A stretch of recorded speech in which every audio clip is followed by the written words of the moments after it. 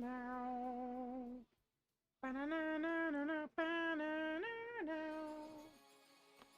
yo! It's me, zztopandahalf, also known as Panda. And welcome to the Xenoverse's Way Too Loud Simulator. I had a really bad day yesterday, so I got myself some good food today, and here I am. And this time I come with a plan. We got 3 things to do today, as you can see from the title. There's a raid currently active with a super soul I don't have. It's useless, but I don't have it, so it's worth getting. Just to complete my collection. After that, I'll be moving on to try to finish Orzammar in Dragon Age Origins. And if Seer shows up today, we might play some Wonderlands. I experimented with every one of the classes, and they're all really solid, honestly. I wasn't expecting to say that. They're all of the classes are actually fun to play, surprisingly. There's one that's, the one I thought that was going to be best. It's the best one. It's the best one, bar none. There is no competition. Best class. Period. Question mark. Period. Exclamation point. Punctuation.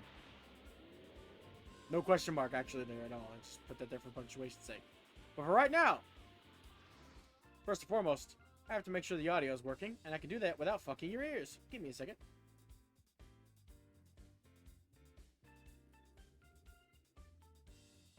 Good.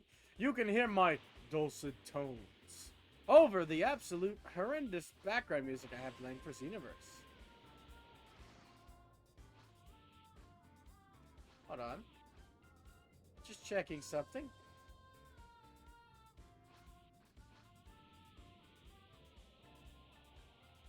Man, the difference in frames is pretty damn solid. Not big, basically. Alright, let's go give Jiren a new asshole, shall we? If he even has one to begin with. Maybe we'll give him 3.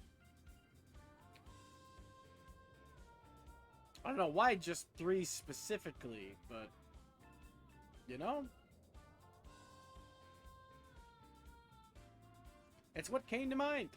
What could I say? Except my brain's fucked. Alright. Hi guys. Very excited for today's video. God damn it. Every time Jacksville started using that as a meme, I can't unhear it. Every time I hear someone say, hey guys. Hello, random citizen. I don't know why I'm randomly getting added by one Flipper Cave. I don't know you, but your name sounds like an Xbox original. I remember mine. It was something Cloud. No, Seismic Crowd. Which is hilariously ironic if you think about it. For my own sanity's sake, I'm going to be at full blast this entire time. I have the number of viewers hidden. So that way, if someone shows up, I don't have to feel very discouraged if they just immediately up and leave like I did yesterday. It made me so sad how during my horrible scuffed portions, people would show up and then immediately leave.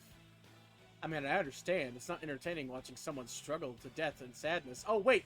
Jump King is a thing! Ah! Anyway. Whoa! I'm going gold! Perfect! I'm going gold!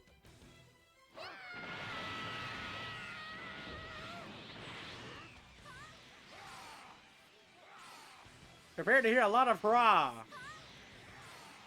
Oh, he's got super armor. Oh, this is one of those raids, huh? He can instantly kill you. There it goes! There it goes! Yeah, pause him for a briefest of seconds.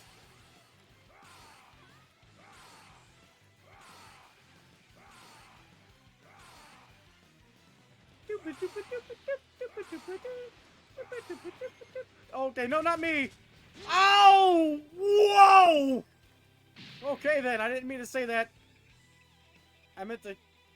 Shit, I did the wrong thing. Whoops. Hold on, where am I at? Okay, down. No, wait. Sideways? There we go. Okay, Jesus Christ. Accidentally said good job. Didn't mean to be toxic. I'm sorry. Man, if only we could break his stamina.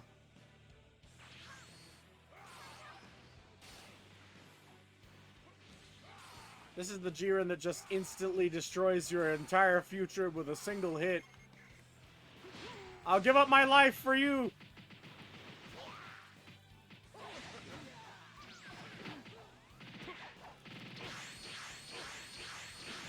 That won't save me!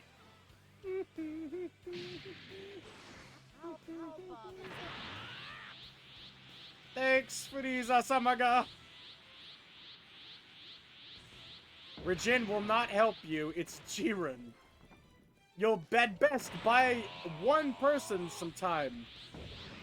Griff, buddy. We're not playing Griff ball here. Don't worry, I'll get you guys back up. My life is sacrificable. I'm going gold!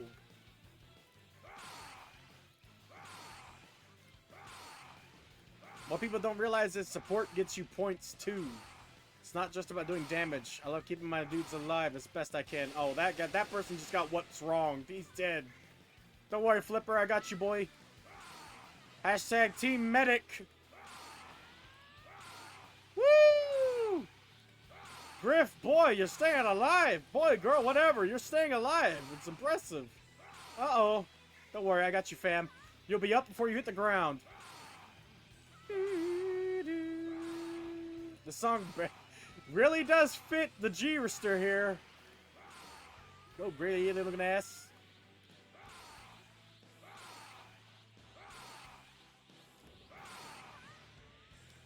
How are you surviving hits? Lance the man, you're not even a Namekian. You're just a basic Frieza. What hacks did you do to get that? To survive more than one hit from the Jiren Meister here. They'll fucking destroy your ass. And then some. I thought this was the easy Jiren raid, but nope, it's the be warmed. If he does that, you're dead, Jiren character. Oof.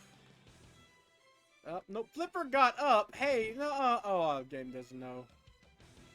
It's okay. I'm number 2, apparently. Ooh, I got out damaged. Okay, maybe we aim too high. Yeah. Fighting Jiren, definitely aiming a little too high, let's be honest. Let's keep it real, fam squad. Probably not our best ideas. I'm starting a special class soon. You don't want to miss it now, do you? Alright, if I had known, I would have been focused more on surviving with a character meant for surviving over everything else. So that's what I'm going to do this time. I thought it was just easy. This was going to be like 2 or 3 tries. We'd be done. We'd be done in no time, but woo! This one's going to take a while. This is a one spicy meatball.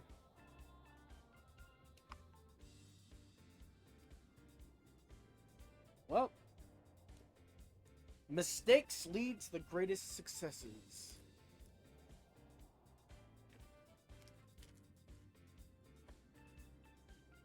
Unless you're on the battlefield, in which case, you're just fucked.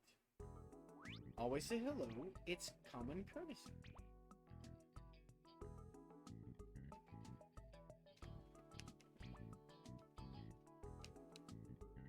We're gonna need at least 5 guys. An AI here. Yeah, perfect. That's fine. In this kind of raid, you need at least 5 guys.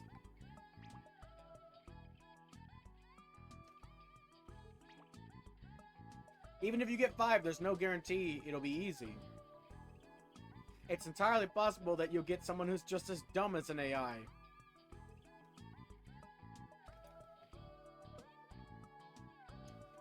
All you really need to do is get the multiplier for finishing in this type of raid. It doesn't matter if you do a lot of damage. What matters more than anything else is actually finishing, because your damage will be multiplied times 3 on the raid rewards, but only if you finish, as far as I understand. I could be wrong about that. That one thing in Xenoverse, I could be wrong about that specifically, because I heard about it basically. I don't do raids often, so I only do them when there's something new, and since I've been raiding since the beginning, I'm only missing one raid reward, period, out of the beginning raid rewards. I have them all. I'm missing something that's not even available as far as I know via crystal raids, but even if I had friends to do a crystal raid, I wouldn't want to bother with it, honestly. No guarantee you'll get anything out of it. It's a waste of good crystals you can use to make QQ bangs, so.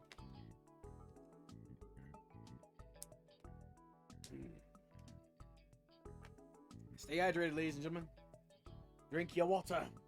Especially if you have a light shining in your face. Is that even an option? Can I say that? Strike a funny pose.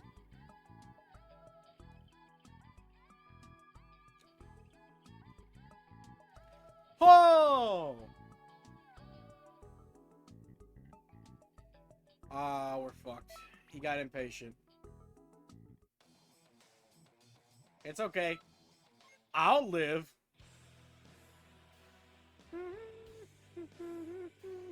Well, for precious extra seconds. But still, I'll live.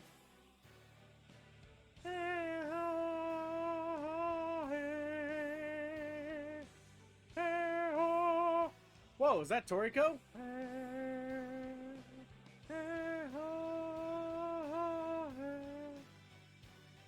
Kyokunen Senkuki Punchi! Boom, max key. I love that.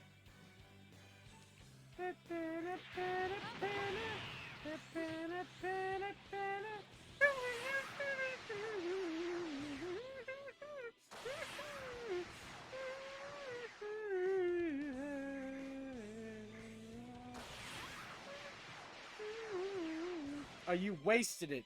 That would have been our saving grace. I can literally revive everybody at once, and you decided to go for damage in the opening scene where we're just gonna get creamed and bodied. I can't revive you guys with this much health that fast.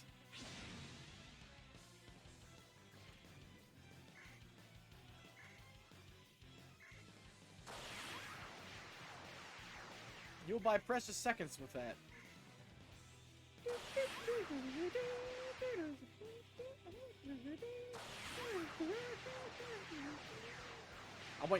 I was gonna wait till I was the last one standing, and then use Godbreaker to revive everybody if they were all dead.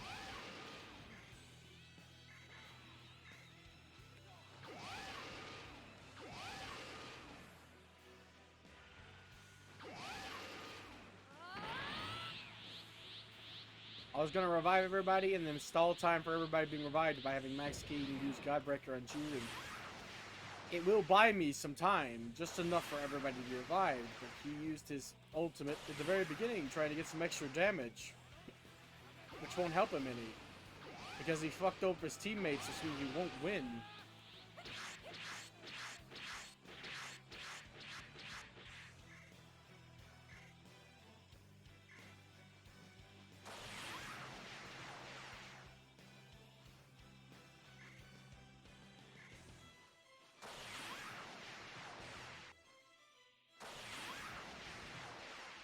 I mean, I'll live for an extra amount of time.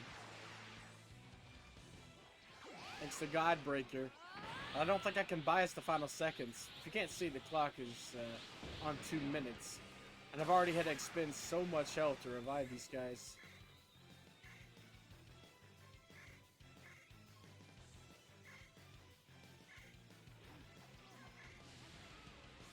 I mean, sure, I can just use a fucking launcher here.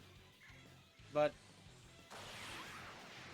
I'd rather save that to get away from Jiren to revive, because he seems to be moving incredibly slowly.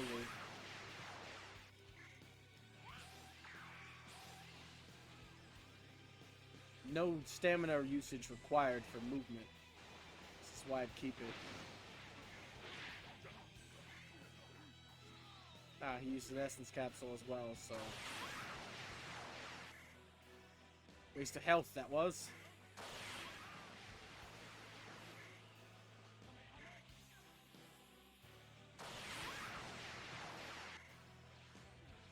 For as long as I can revive you guys, you'll be revived. I can guarantee you that.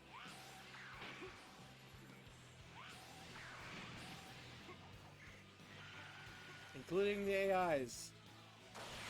They are seconds of a distraction, after all. The more he targets the AIs, the less he'll target us. And the more points I'll get.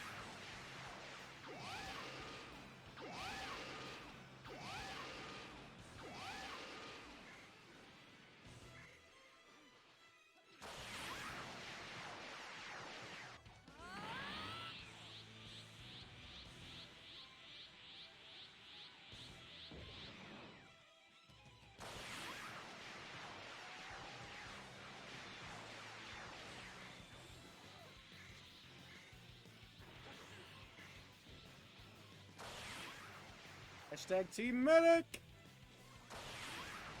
We'll get through this and get the multiplier. Or die trying!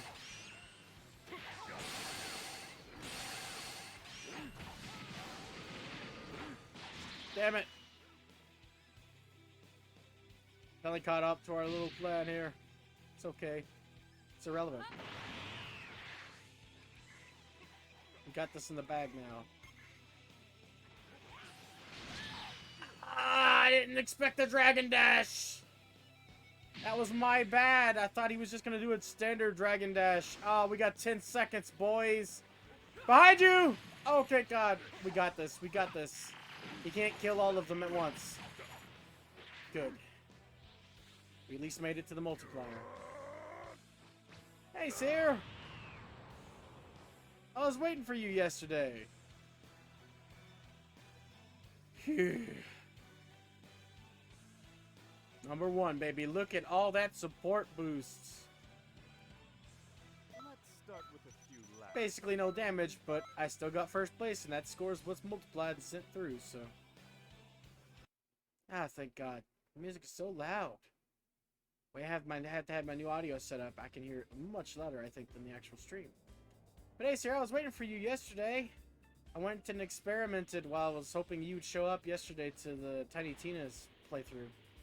Off stream, I did a lot more experimentation with the other classes, but I was waiting to play the actual game with you. I just wanted to see what their abilities did. And needless to say, I found my favorite, and I think I know what yours is going to be. I have 2 guesses.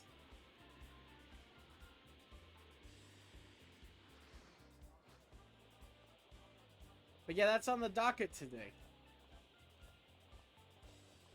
No. Like I said, I didn't play through much because I offered to play with it, play with you to play it. So I didn't go very far in. I got to literally the last gate in the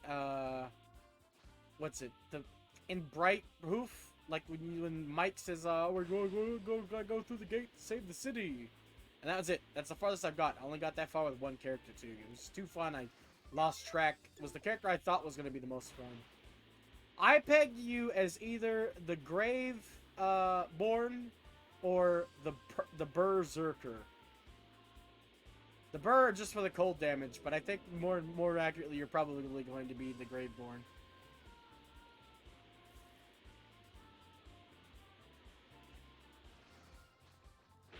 Huh, which one am I right about? The one I said more accurately, you're going to be the Graveborn? How did I know? Maybe it's because it's the hardest class to use? Question mark?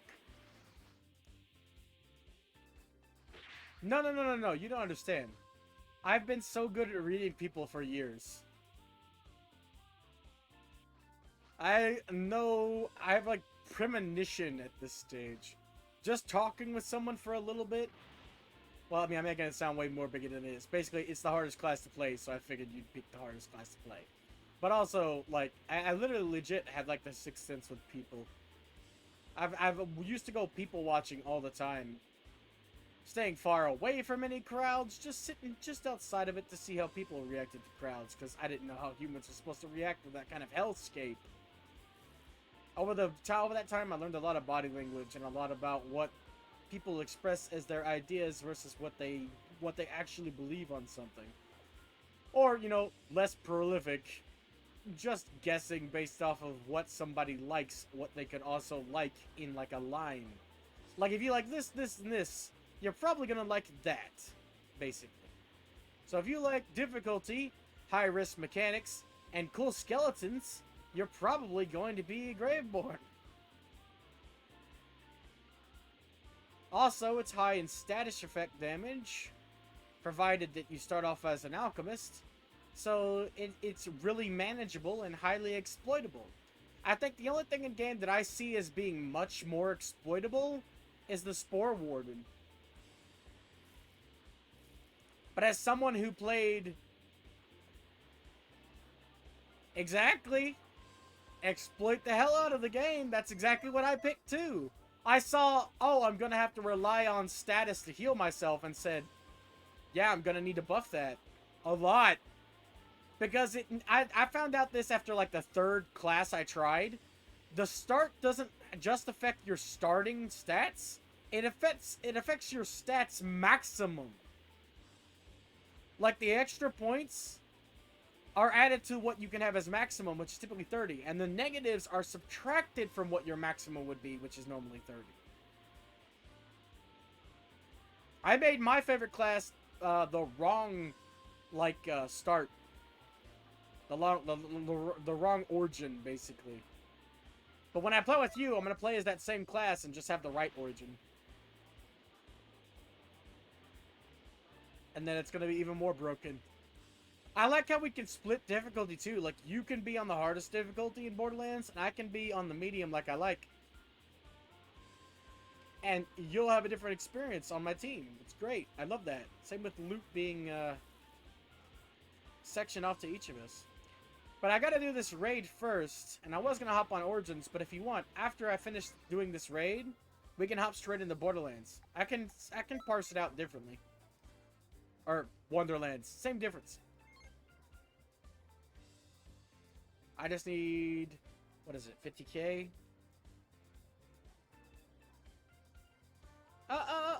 You're the one that I offered to play with. You said yes, so you get to pick. I have to do this raid first so I can get it out of the way. Okay, 15,000, 50,000 for more Chili's clothes. Okay, I'll go with 50,000. I really only need 15,000, which means one more anyway. Okay.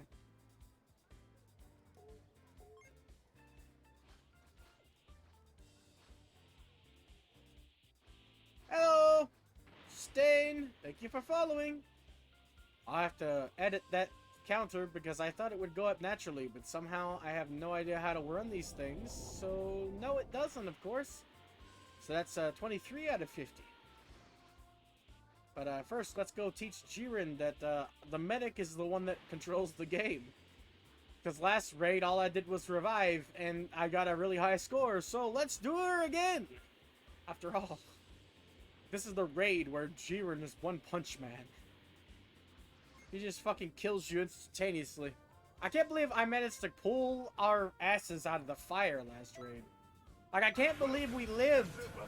The Super Vegeta's Big Bang Attack! Welcome to Oblivion! I love that. I love setting that. That was the best thing I could have possibly set. I'm glad someone else appreciates that line.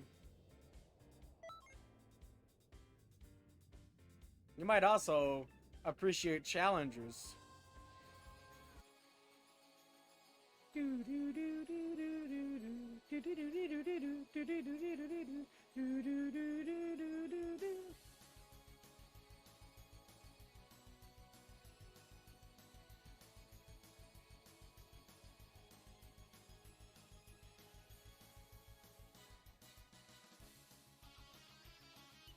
Budokai 1, baby! Something better to listen to while I wait for this raid to refresh.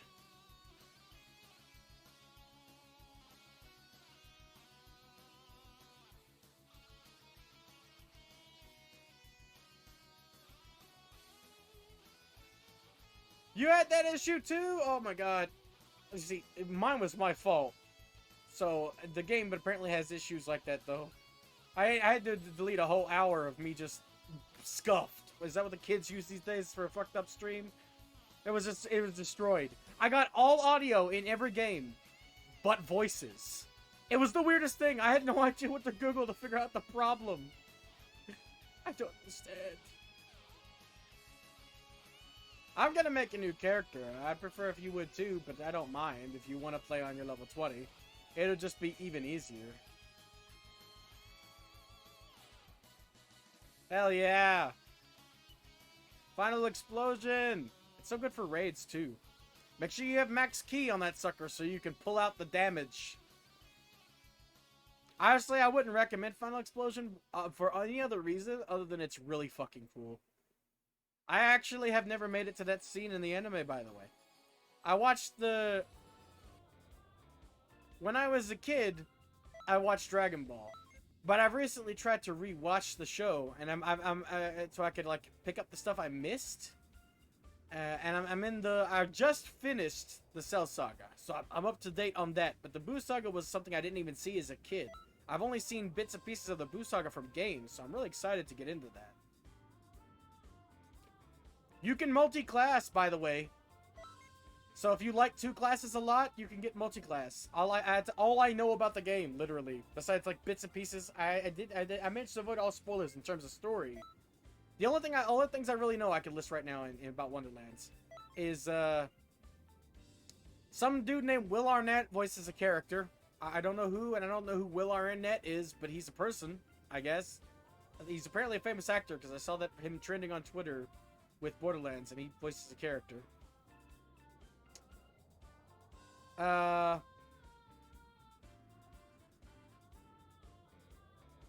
Did they balance that out? I'm still thinking in twos.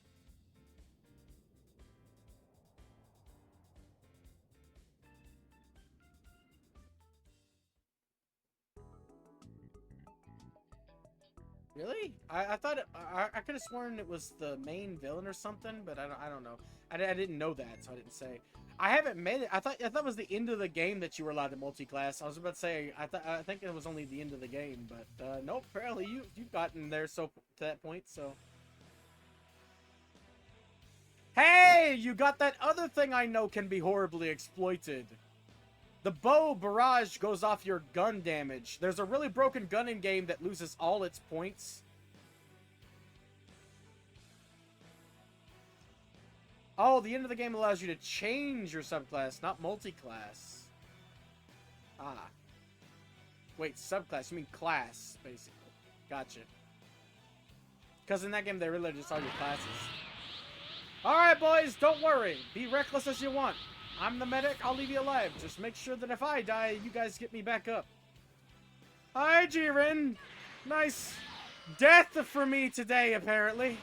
Jiren just wants me to die. I'm sorry to disappoint you.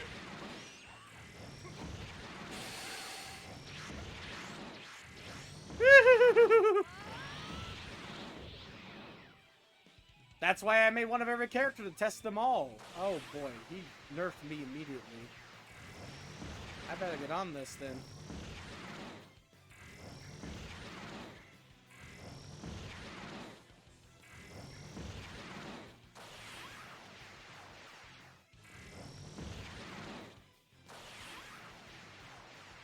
I got ultimate charge on this character because I have max key. But that's a DLC skill, so you might not have the DLC. The more key you have, the better maximum charges. I need to regen. There we go. Hey, everybody, would you like to reach in? No? Do it anyway. Oh, boy, oh, boy, oh, boy, oh, boy. I don't have the... Okay, there we go. I got the health. Get up. Woo! Don't worry, you'll be up before you hit the ground.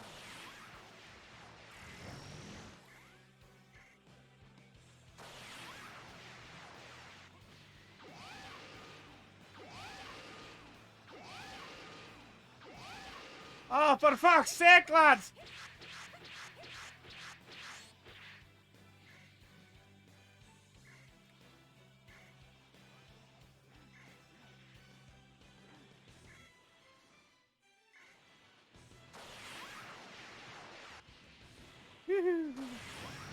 Maximum charge is a good middle charge move, though. If you don't want the slow start of ultimate charge. Why do they always do that? My fucking ability is the best for raids like this, because I can bring everybody back to life. But then somebody always pops an attack booster. Why?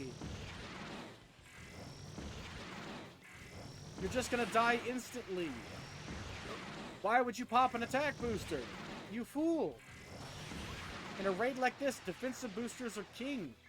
Instead, I can't bring you guys back to life properly without wasting one of my healing items.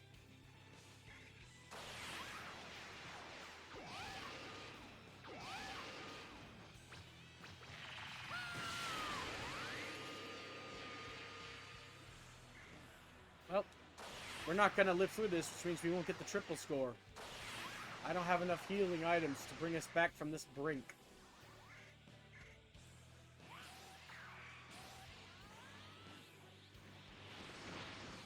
We're not gonna be able to revive everybody in time. This is the uphill battle. Especially when he's got them all in this location. It's over. We're dead. We're all dead. That's wrong. And that's still only got second place. Okay, maybe we aim too high. Why? Why did I get stuck with the guys who were as smart as AIs?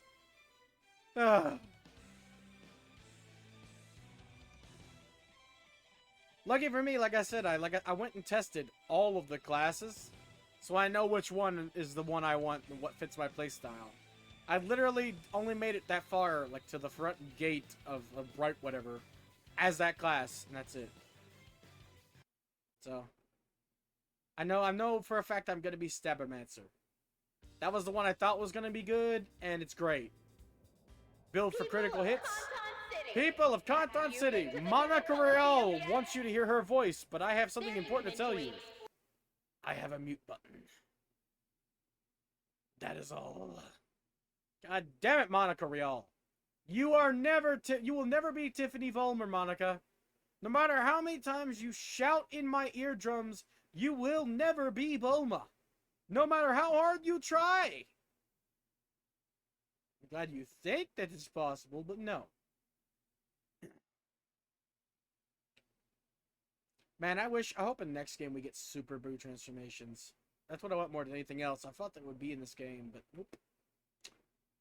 Oh, we got a full team, boys. I don't know why there's actually this many people doing this raid. Because, like, we don't get anything from it. It's a hard raid that doesn't give you rewards that is worth it. Like, it's not, this raid is not worth it. We get a Super Soul that does basically nothing. So, it's unfortunate. Hey, that guy got kicked. Whoops, we don't have a full team anymore. Well, hopefully, I can keep them alive for longer this time. Going for a defensive style in this raid is the best we can do because... Sure, I could play as my main dude and get a shitload of damage out of him because he has super armor. Every single time that Jiren moves, his hitbox moves with him, and his hitbox can move through attacks, which means you can get multiple hits. So any kind of attack that does all of its damage in one hit, like say Giant Storm or Special Beam Cannon. Special Beam Cannon's harder to use because it's too precise. But like Giant Storm will hit multiple times doing the full damage each time. Oh, hey, look, Jiren's standing right in front of me. We're definitely going to win because somebody decided to pick Jiren to fight Jiren. That was sarcasm. This one's going to die first and do basically nothing the whole round because it's Jiren. He's one of the worst characters to raid with. Why would you do that? Do you know something I don't? Look! What did I say? There went Jiren!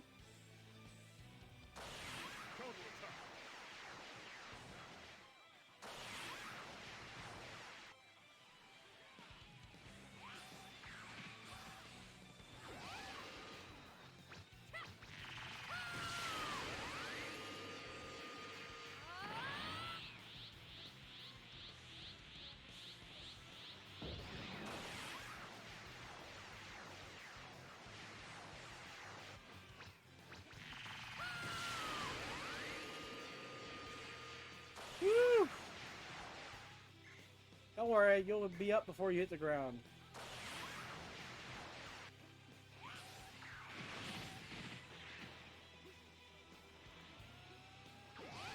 Running around can't save you for long, unfortunately. But don't worry, the second you die, you'll be back up. Until I run out of health, I will be the team medic and sacrifice my existence for yours.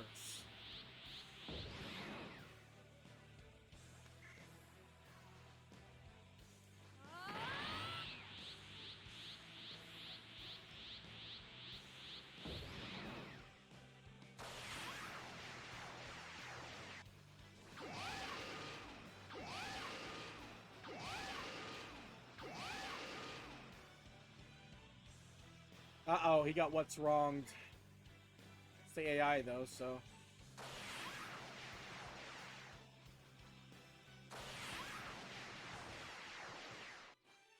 Phew! The sudden realization that raids in this game are just the same thing over and over again until hopefully something else happens. This is why you shouldn't pick Jiren, Mr. Dripsmith. Counterattack. I added an S in there, but... Excuse me. Drixif. I know it's supposed to be Dr. Zip Motherfucker instead of MD. But I'm not gonna humor him with that. He's Drixif. And it's gonna change almost every time because I can't be bothered to remember somebody who decided to pick Jiren and is over there trying to punch the fucking raid boss. Is this your first time playing the game? Did you buy the game in the DLC and just decide to go raiding as the first thing you do? My god, you're just a fucking genius. I'm normally not this salty about this game. I love this game, but for some reason, this guy showing up like that just really triggers me. He expects to exist in a realm where he does not belong. I may die, but I will hurt you first!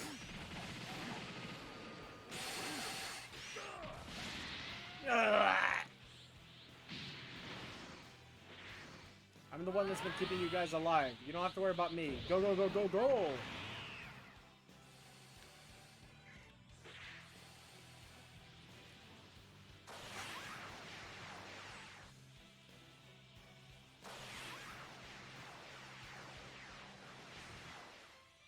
Don't mind me, I'm just gonna Vegeta the shit out of him for the moment.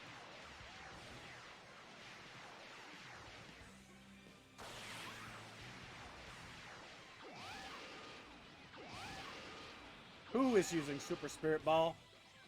That guy's smarter than the one who picked Jiren. I'm not even being that sarcastic. That hits multiple times. You can get some damage out of that.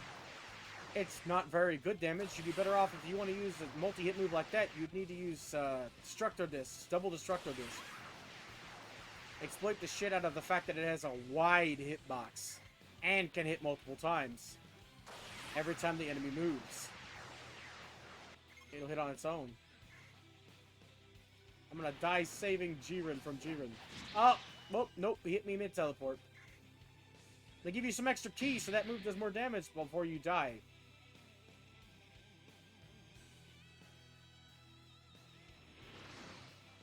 Hell yeah! Get that perfect Kamehameha, it's unblockable. Not a lot of people don't know about that.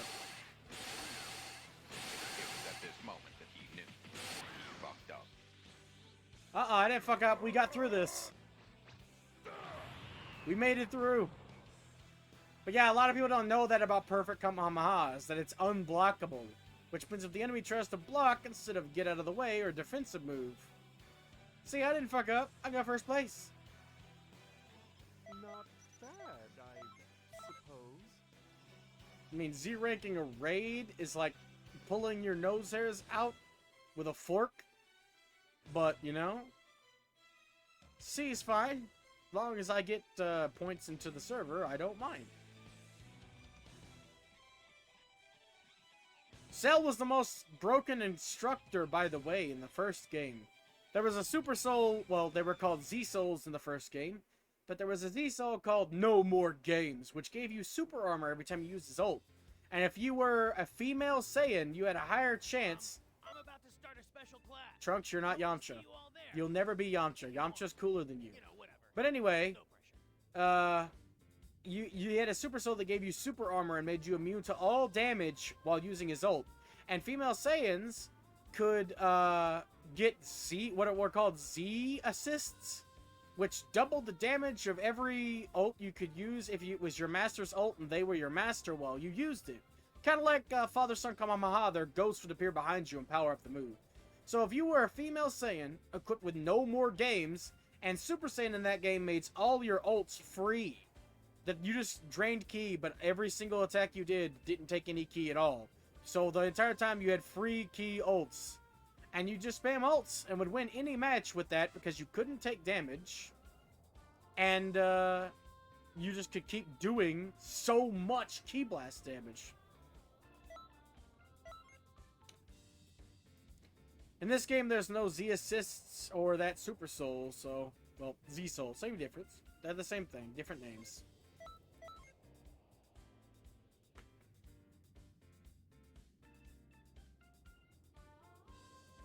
My favorite instructor in this game is just Whis, because I like his dialogue when you win.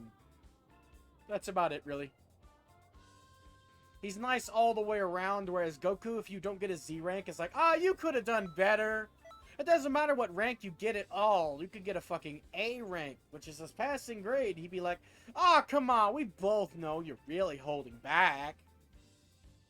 My dude, I beat you in Ultra Instinct by myself in nothing but potential unleashed. Basically, eat my horns, damn it.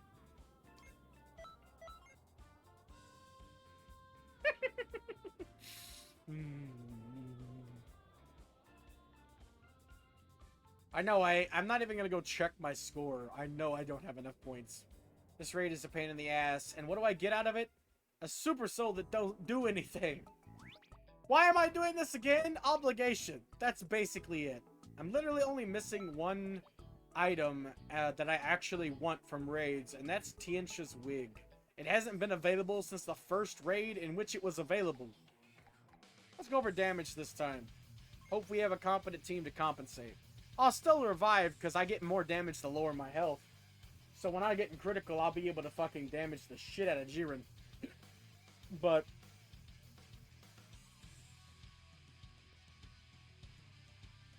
I won't be able to revive as much because I don't have as much health.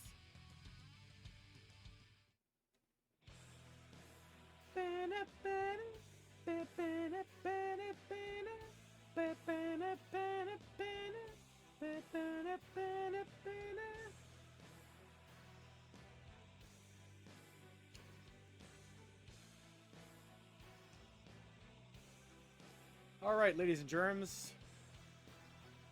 I'm in the front row, so I'm gonna back up so he doesn't immediately kill me and void my warranty on my existence.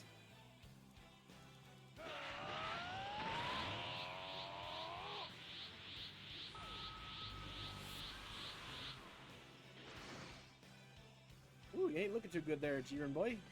Perfect! I'm going gold! Oh my god, someone died immediately.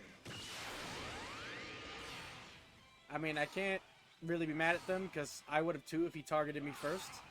I could survive maybe precious extra seconds and hope that he does not target me for long. He will always target you for long. It's Jiren. He's an asshole. Last time I survived by just hoping and praying, and he gave up on me after, you know, not being able to hit me for a couple solid seconds. Perfect. Rip Hunter, thank you for your generous donation to my damage.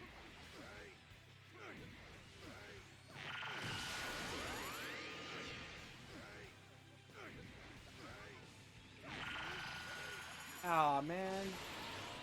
Both of you nerfed my damage at the same time. It's okay. Rip Hunter is donating to me again. Thank you, Rip. You can take my health in exchange for damage output. It's okay, buddy.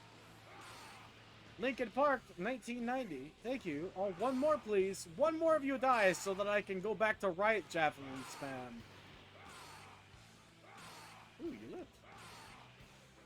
Not for long, but you lived. There we go.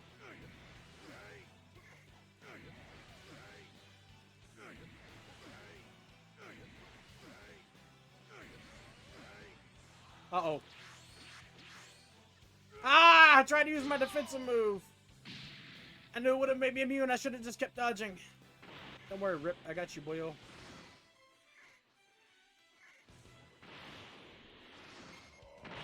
Uh-oh.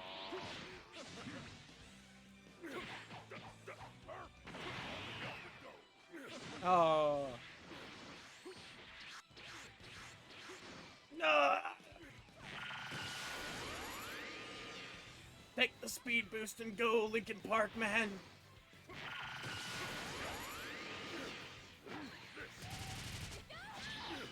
Alright. Take the speed boost and run! Take the speed boost and run! I'm giving you a speed boost! You have maximum speed! Run! Phew. You have literally the highest speed you can achieve. Run!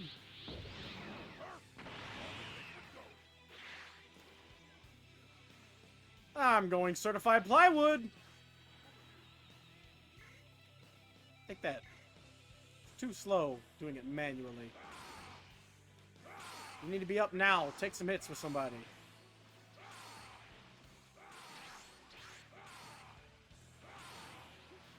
Yeesh. This time I'm getting the fucking damage. That's for damn sure. Thanks for the damage boost. I just wish it was an actual damage boost and not a half damage boost. If I was in crit right now, I'd be ridiculously good.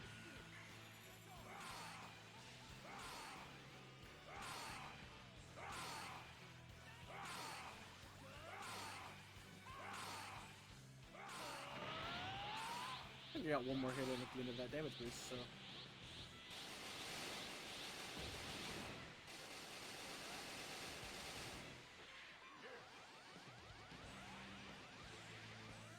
Ooh, Spirit Bomb would actually be really good here. Not the regular one, but that one specifically for the multi-hits.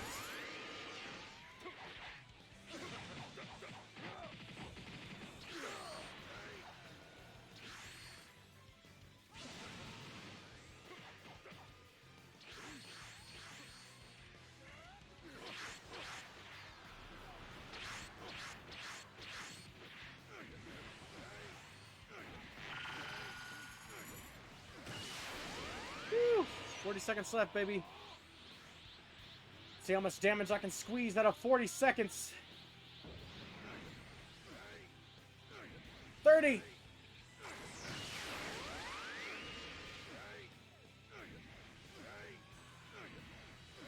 Trying to get this over with as fast as possible so I can play something fun and not depressing Jiren Raid Simulator 5000.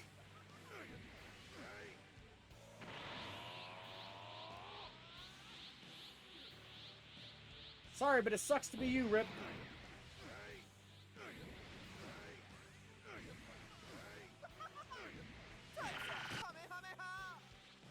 Whew. Don't get mad at me. I've never been able to get that many riot javelins off on anybody, not to mention any double hits. Let's see what kind of damage I'm looking at. I swear to God. If somebody leaves or I get booted and don't get my points for this, I'm going to be one salty freezer race. Why is there a sun on this map?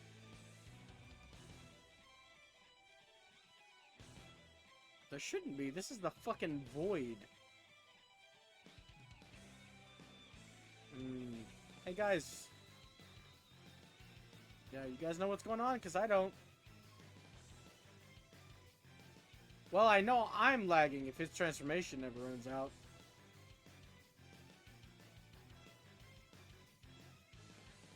Oh no, he got booted. What about me? Am I in still? Poor guy. I mean, he did die a lot, to be fair. Anyone else? Or is it going to be me? Because someone else needs to lag out for this to transmit to servers, so it's probably going to be me, let's be honest. I won't even get to the screen to see how much damage I did.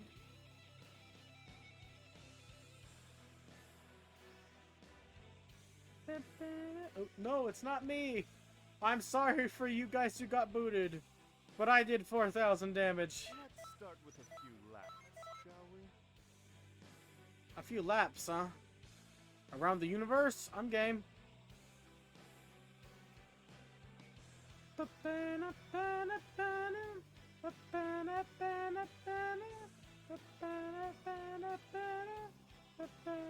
Who else is gonna lag out? My shit was sent to server, so you can lag me out all you want. The most it'll bother me is now I just have to fly back up. My score was... No, we succeeded. We succeeded. We didn't fail. Those poor bastards got a failure, but I'm good. We're good.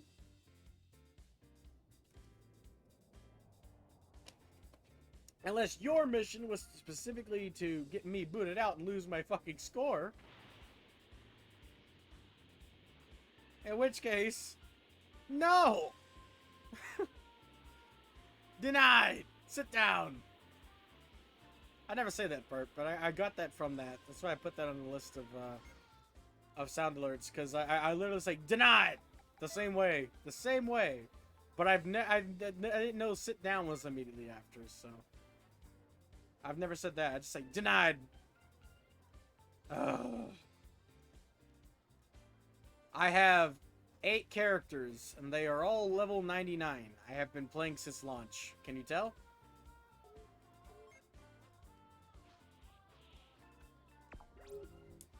This is just my main. Quake. The original idea was to name her after Edward Newgate. I had just made it to Marineford at the time. But I didn't want it to be obvious, so I kind of made her half black, half Native American with the initial idea. So her name would have been pronounced Kawake. I gave up on that, and now I just call her Quake, because she's named after the Quake fruit. And the design is just, what if Yororichi Shihoin was a lolly? Exactly. That's just a rough draft, really. Alright, so after a certain part of the story where you fight him specifically versus Boo, he will literally be flying right out here. You have to go battle him, and after you battle him and come back to the area, so go anywhere, parallel quest, inside the time nest, come back.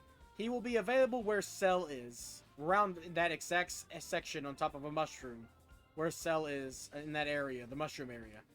But he'll fly around over here like Dodoria did. If you've done Dodoria, he'll fly around over here. So after you beat him in the story mode. Once you battle him here, just like Dodoria, he'll be available.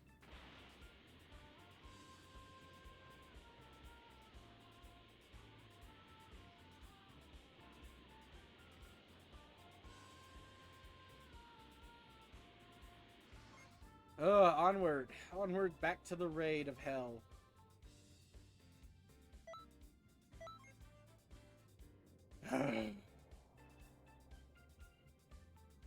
But you have to make sure you beat him in the story. It's in the booze section, so... I'm pretty sure you probably would have already done that if you're 58 by this point and haven't used any of the level up tricks. You're probably already beaten that part of the story.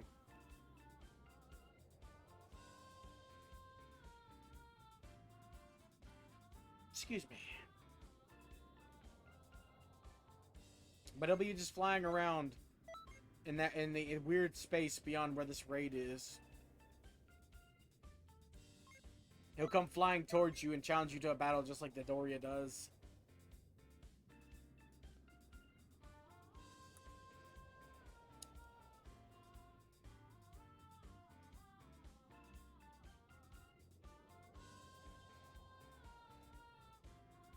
This raid is so hard. And what do I get from it? I get another set of Chile's clothes. Cool.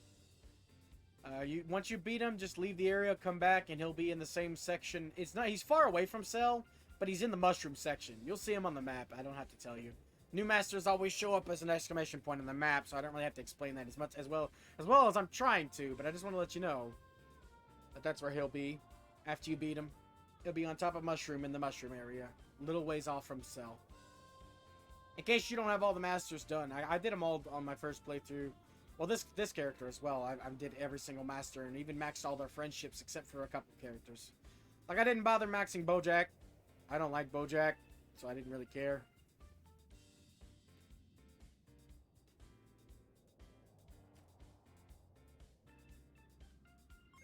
His ultimate isn't particularly that good, but he does give you a good strike super in Gigantic Omega and Blaster Shell. If you don't have Blaster Ball, which is a DLC move, Blaster Shell is actually really good. You can, if in multiplayer and against the AIs, if you tap the button, you just shoot it faster, and it does slightly less damage, but you can shoot it really fast. But if you hold it back and do it slow, it does more damage in exchange for taking that much longer. But if one of the balls hits, all of them will hit. It's really hard to get out of it once one hits. He only shoots like 5. He just goes, doo, doo, doo, doo. If you do it slow, and then doo, doo, doo, doo, doo, doo, doo, doo, doo, if you do it fast. So, it's still really good fast if you can take the less damage.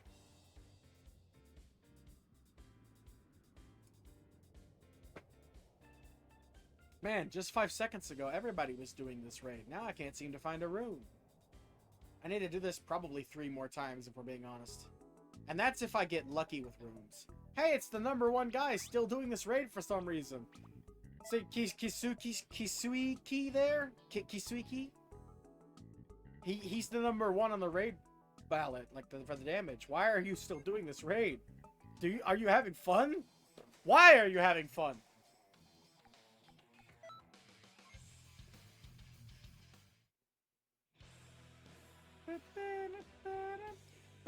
I'm just gonna go for another damage grow.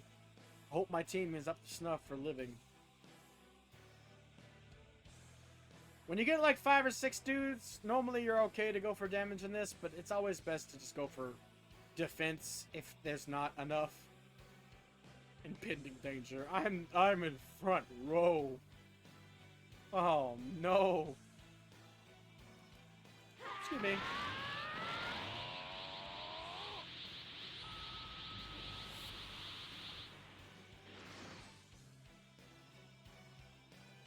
Perfect! I'm going gold!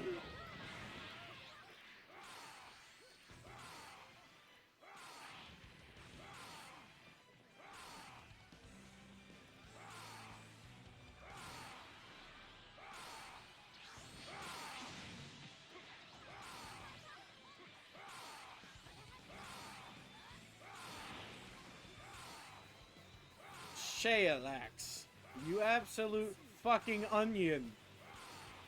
You inanimate fruit / vegetable.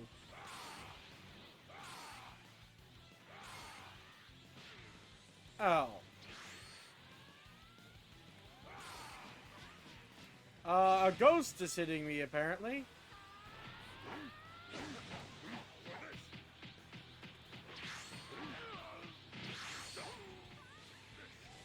Ow.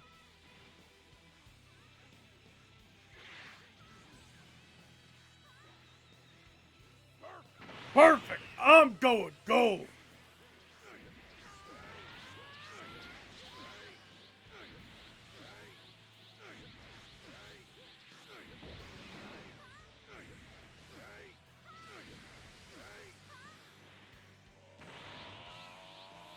Ah, come on, who healed me? Which one of you is...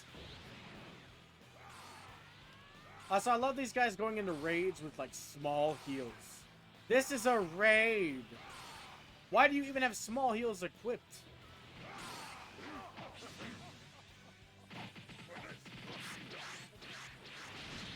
I love how that never works!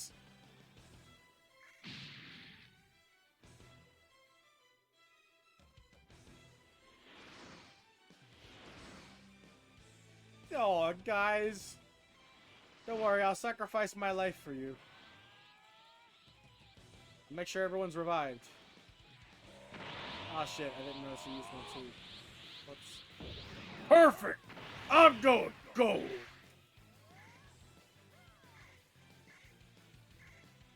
Where's the other one? Far away. Where are you?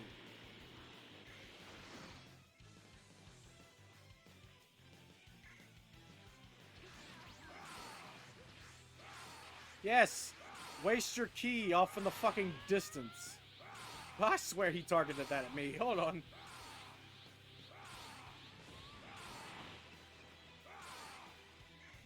Don't worry, you'll live. I won't allow you to die. One more before the heals kick in, unfortunately. But it's okay. Now I got a couple more. Missed them both, but whatever.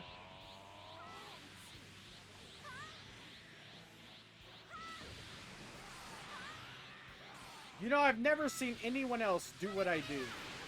It's like they forgot that you can expend health to revive somebody. Or maybe they're just too selfish. Oh, shit.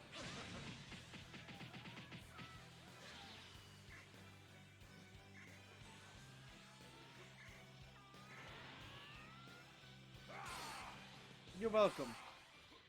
That could have wiped our entire team, so that warrants a good job, honestly.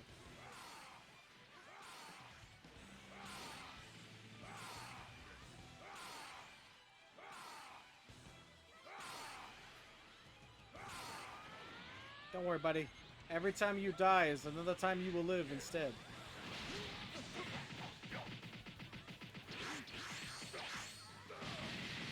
Ow!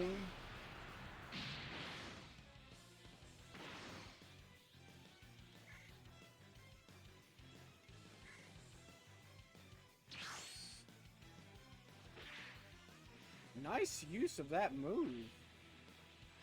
Takes stamina and key, which is why I never used it, but that was good. Let's use instant transmission. It didn't look like instant transmission. It looked like the Gogeta move, the God Gogeta move.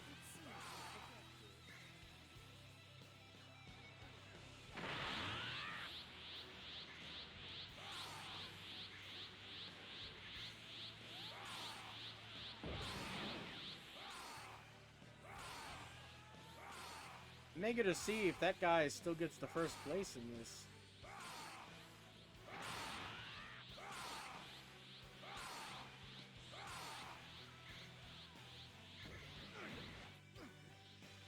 Out of time. I was close too.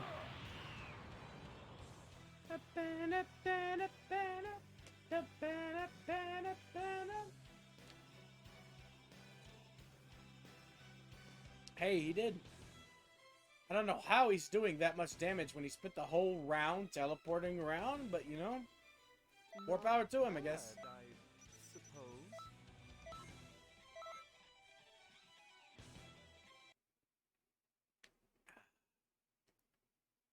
7,000 damage to go. Oh, hell yeah! Yatcha! Wolfang Fist! Hey Oh! everybody, I'm starting a special class soon. You aren't Curlin. No matter how much you try to be Curlin, you're not. Why do you not have the proper voice clips for the proper characters this many years after launch, huh? Also, I've done that to death. I'm never fucking looking at another milk bottle ever again. It's not worth it. Dragon Balls all the way, baby. Explosion and Namek. Easiest way to get the Dragon Balls. You get a chance to get 3 each time. Some people get 3 each time. Oh, hey, this guy and that guy are battling for top score. Ah, for fuck's sake! 1 more! I gotta do 1 more if I succeed, and 2 if I fail. And then finally, I can move on to something fun. You still here, Seer? I know this has been taking a while. I have my viewers hidden for my own sanity on Streamlabs, so I can't actually see how many people are here anymore. Cool.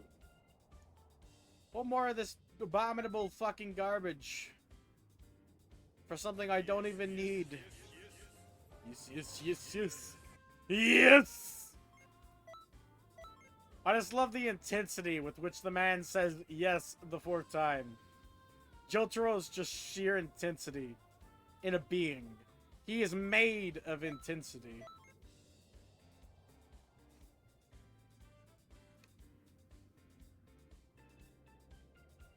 Cool. My character last game had Beerus's bottoms on and Broly's top. That's ended up what I imported, gear-wise.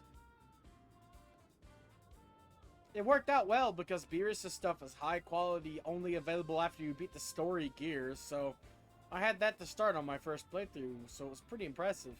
Though I split it into 4 pieces and gave each of my 4 starter characters a piece of it. But...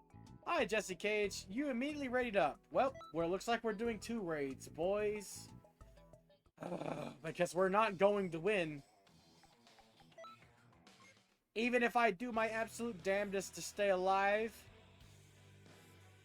there's no way in hell. This guy's probably going to pick a roster character too for a raid, which is the worst thing you can do, unless you're just that much better with that character, which normally that isn't the reason why people pick roster characters.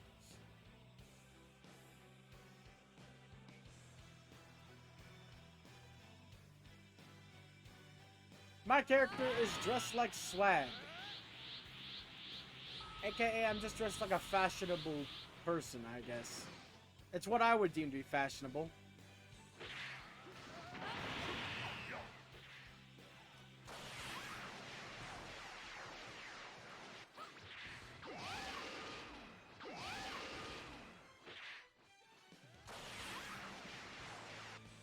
Jesse Cage here doesn't seem to understand that when the AIs fall, the first one after the AIs to die will most likely be him.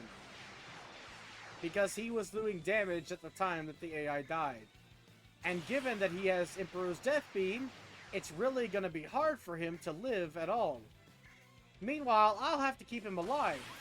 And I won't be able to do that for long. And he has a small regen capsule thinking that will save him at all. And then he uses his Sense of Essence capsule immediately. Like you do only if you have full ki. But he's gonna sit over there and charge. Because he doesn't have full ki. He fired 1 Emperor's Death Beam and hasn't had time to charge yet.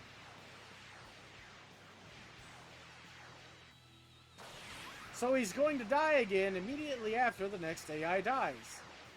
How did you Emperor's Death Beam? You must have had... No, you must have the Emperor's Soul. Never mind. Which means he has 4 left. Enough to do 1 Death Beam. Or not. He must have unlimited ki or some shit. Well, he's got unlimited. He's dead now. Unlimited dead. I don't know where you're getting all that ki you don't have. Whoa! Yep. Looks like we're doing it twice.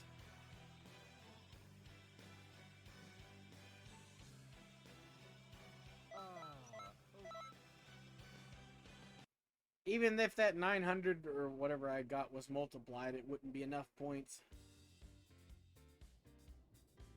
But I don't think they're multiplied if you don't win. There has to be some punishment for failure. Isn't that right? Chaozu.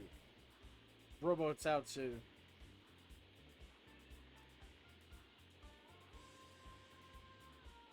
Let's check and see, though. Because if it is multiplied, then I'm close as hell. So let's feel some pain together, shall we?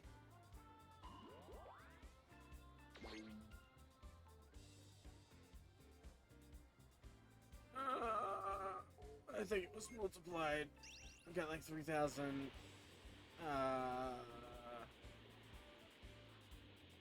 Pain, Pecco. For fuck's sake!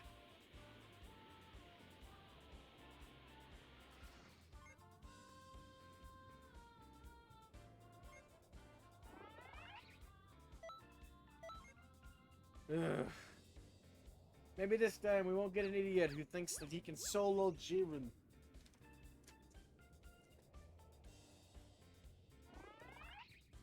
With, like, 1 good guy and luck, you might be able to get it through. But with the guy who decided to do that genius maneuver that the guy that I just had to team up with did, you're not gonna win. You could be the best player in the world. Jiren one-shots you, it doesn't matter. Unless you have some sort of plan to get around being one-shot, which I don't have any builds designed to get around that. My hope is that he pays attention to other people and I can keep them alive. But when you have somebody who just doesn't want to live, like the guy who just previously had to raid with me, just gives me a headache and a hernia and everything. My brain is currently in pain.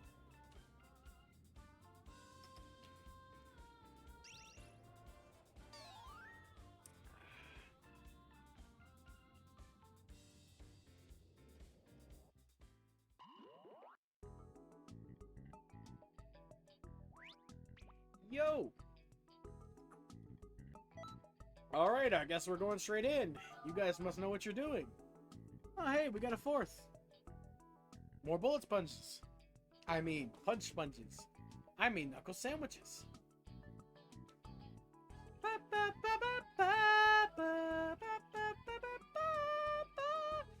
As long as I do damage and or revive, I can theoretically pick anybody this round. So I shall. I might as well have some fun.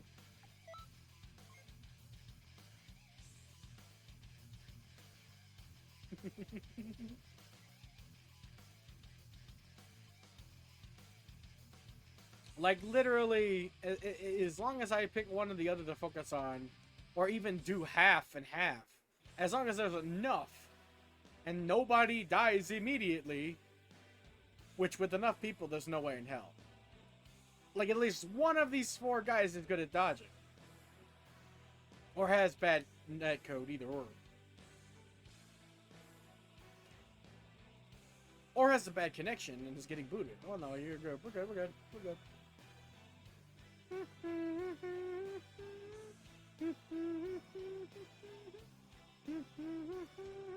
Oh, I'm not running.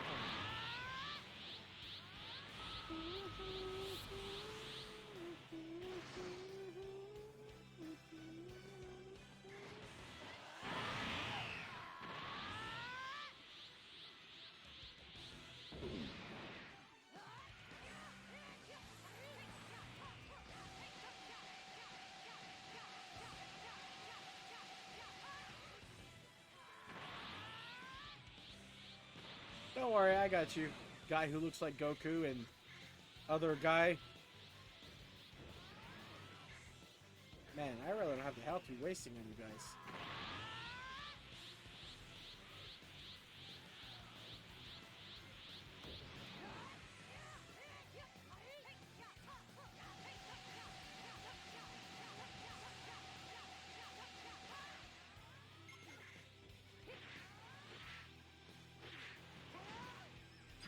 Eat my ass! Eat my ass! I don't have enough stamina! Hey, Blue Booty! I'll call you Booty for short. Eesh. I'm all banged up.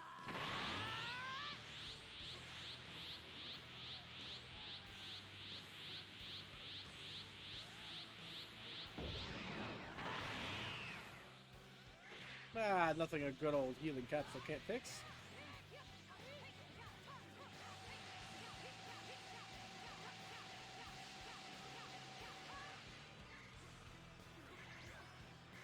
You didn't need to use a Sensu Essence capsule, buddy. I had you. But okay, sure, whatever. It's whatever. You can die again, and this time I'll revive you like this.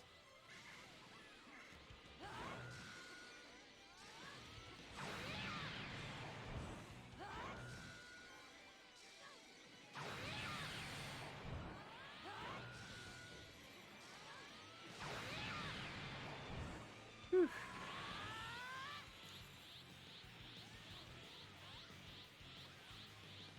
Don't worry, David. Davy boy. From Artificial Intelligence, I got you.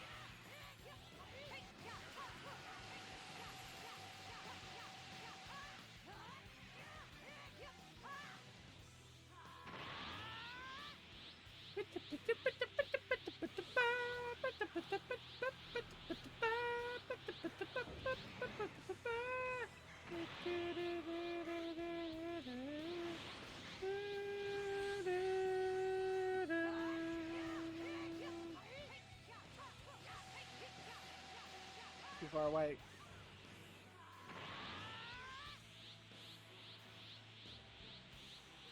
Man, he really doesn't like the Moonscar AI.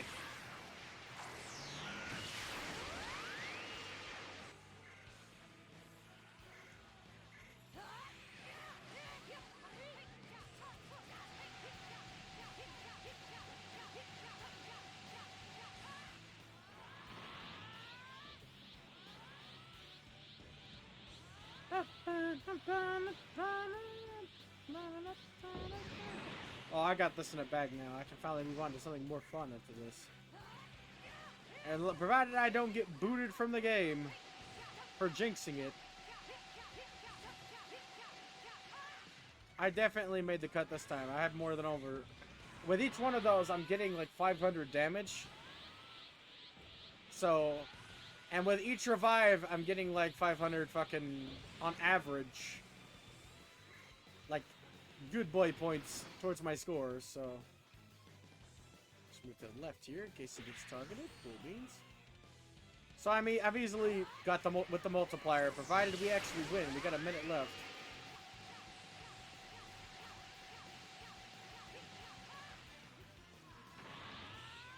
This will be the last raid I need to do to get the good score here.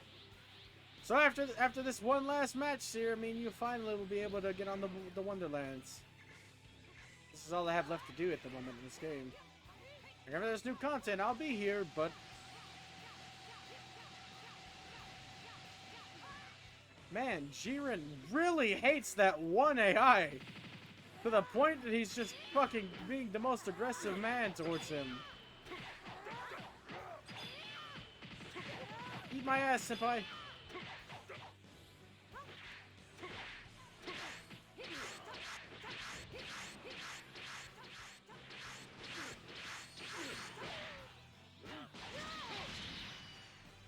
It's over, boyo. Yeah, it's the last round, so I can afford to do something silly. Got 15 seconds left.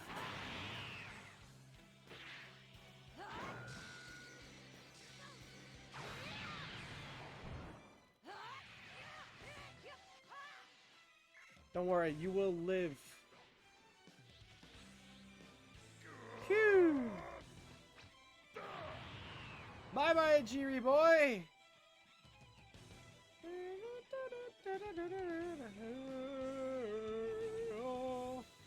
Number 2, but I still got those points, baby. With the multiplier, I literally only needed, like, I could probably have just had 500 points and it would be fine. Maybe a little higher than that, but it's a ×3, so for 3,000, I should be on the ass end of the score I need. 50,000 and something.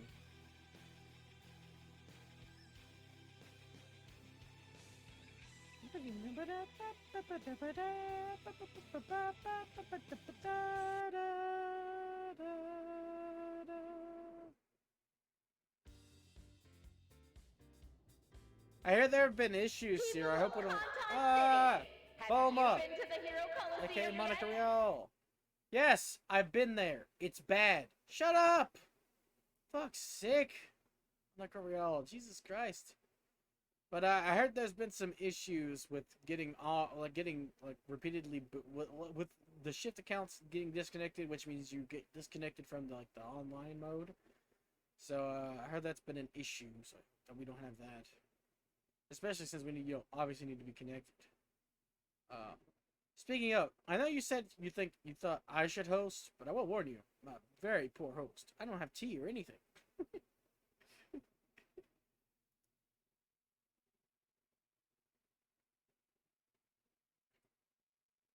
Yeah, I was literally, when I was testing things yesterday, it didn't bother me none, but I kept getting you have been disconnected from shift. Make sure your internet is connected. You have been disconnected from fucking shift. You have been disconnected from shift. Like, it just kept popping up.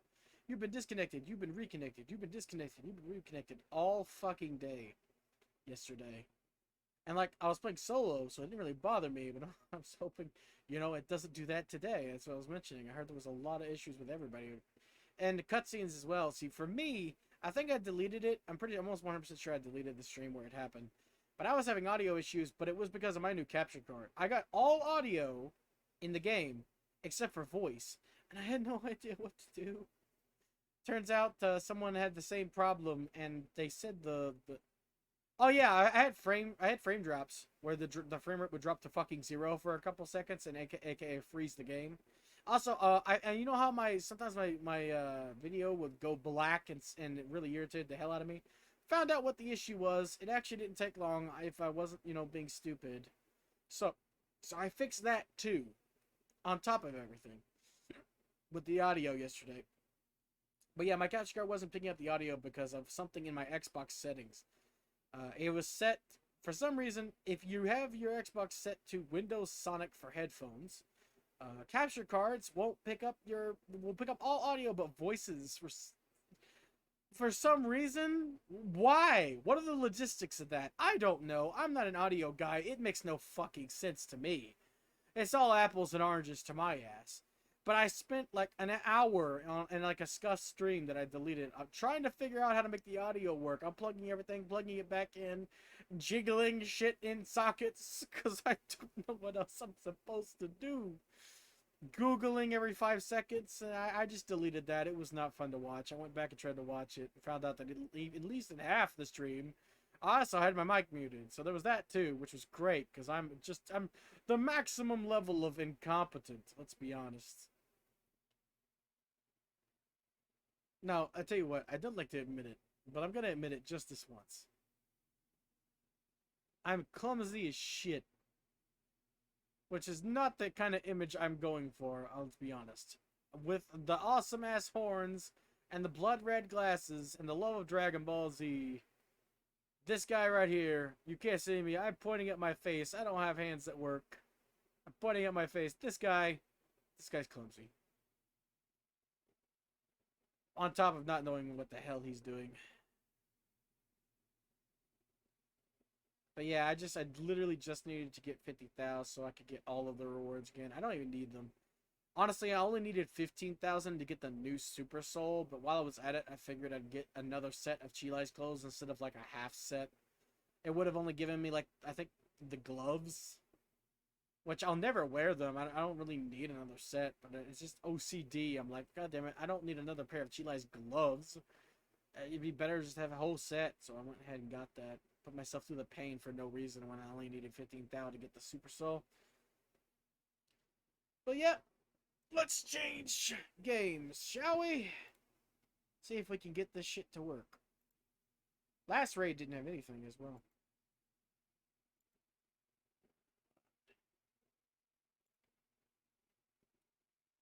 Just go in and swap to Wonderlands. For some reason, I don't know how, what's it called? What's the word I'm looking for? I just was thinking it. Tiny T's Wonderlands. I don't know how that's doing on Twitch because I don't know how the audience works, like or what the audiences gravitate towards or what games. Because I was on YouTube for the longest time, not streaming but making piss poor videos. But I don't know why, but for some reason the Tiny Tina archives got like no views, but my Origins have been getting a consistent like 18 views for people watching the archives. So I have no idea what's popular on this platform. I'm gonna be honest. I just play what I want to play, so it doesn't really bother me what's popular. But I just was really confused because I saw Zentrea playing Wonderlands, getting her usual numbers. So I'm like, what's up with Wonderlands? It just made me curious, like if there's like a stigma towards it or why people wouldn't be watching it. Then I remember, oh yeah, it's because I'm playing it. I bet. Yeah, it's cross-platform though. Wait, hold on, I can only see bits and pieces. I don't know who asked the question for some reason because it's dark. But oh yeah, never mind. I thought it's something else. But yep, I'm the same everywhere. If you ever see zztopandahalf, it's my name. I'm the only one who's ever used it anywhere. You know, unless someone decides to put my account on some weird pervert website for the shits and giggles. I'm say so. There's only like one site you'll ever find me on. I use secret names for stuff like that, so I'm not gonna tell you those. If I ever do go on those kind of sites, which I normally don't. But on every official platform where you see zztopandahalf, it's me.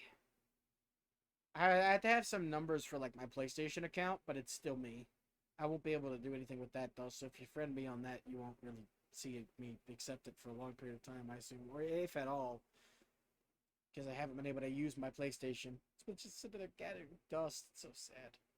But on Xbox, it's full caps, I think. But I mean, it should still pull up if you search it in lowercase. But I'm on that on Twitter. I'm that on YouTube. My archive channel also uses that, but it's labeled as my archive specifically on YouTube. But yep. I don't know how crossplay specifically works, but I figured I know it exists, but I don't know how it's gonna work because I've never used crossplay. So we'll see. But let's see, did I change it? I changed it, right? Yep, I changed it. Okay. Just want to make sure. Don't want someone accidentally stumbling on the stream labeled as Xenoverse only to find that we're playing Tiny Tina's Wonderlands. I'd feel bad.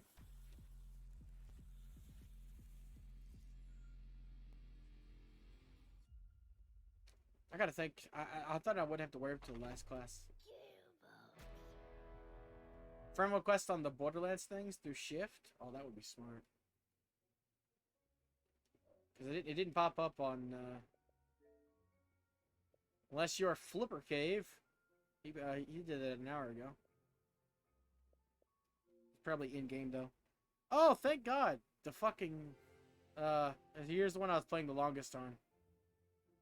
But anyway. Yesterday, signing into this game took 12 years. And would it be Shift Friends?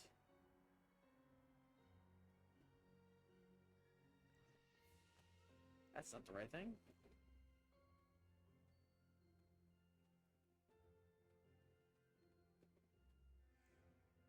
That's not the right thing either.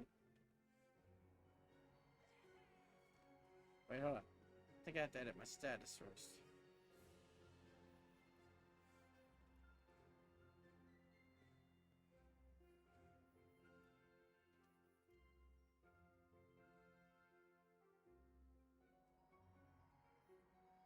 How does this work? Default shift player is offline. No. Also, why does Steed OJ?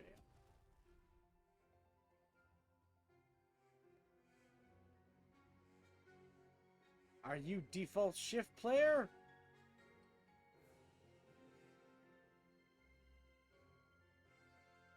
Ooh, how many people I got blocked? Ooh. A lot of people. I didn't think so. Nobody on PC here.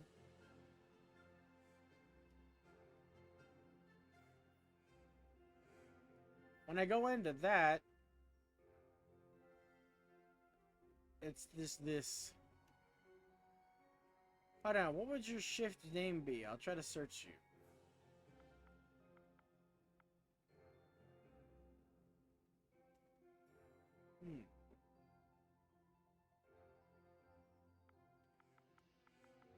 Nice.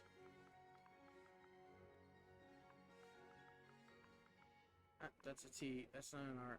I pressed X1 too many times. Whoops.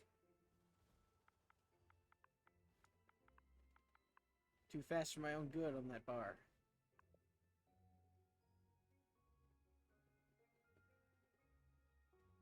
Man, there's really no indicator that it's searching at all. I don't think it is searching. I did click search. I'm clicking it multiple times. There's really no indication that it's searching at all.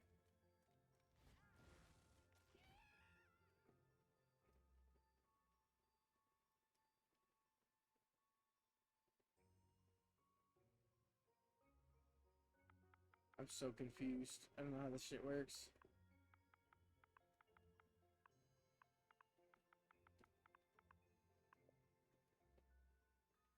Hey, there it is.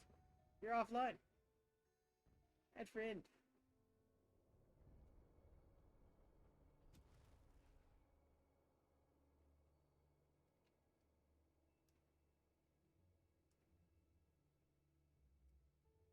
Oh, manage friends. So you're there now.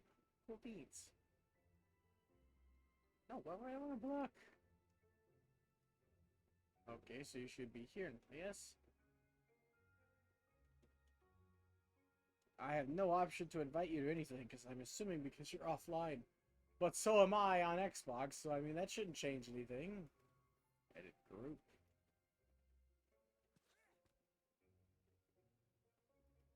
You can now go to the main menu and try inviting. It says you're offline. Hold on. Storage online. Why is that a different name for some reason? Anyway, I can invite him because he's online. How do you get online? Wait, do you see my name on there too? Searching me up? And am I online? If not, I could try and see if I could put myself online changes anything. Also, just for the record, in case anybody wants to know. Okay, I am not online. Got it. I exist.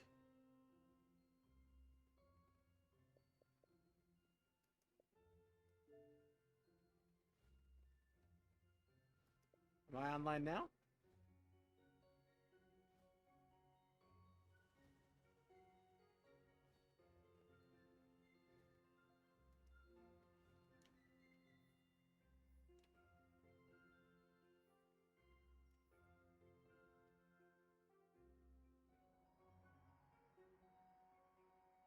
Hmm?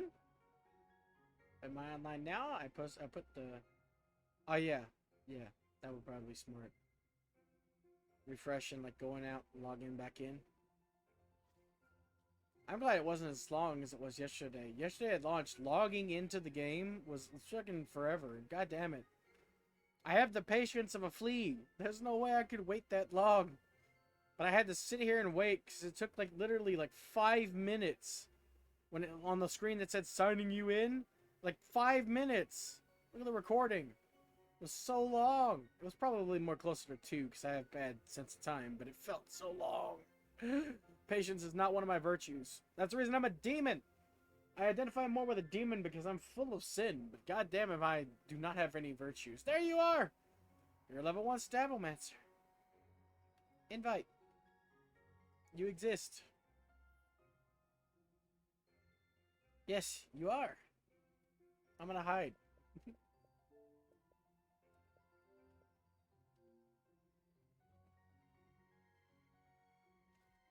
I prefer hiding in my little shell.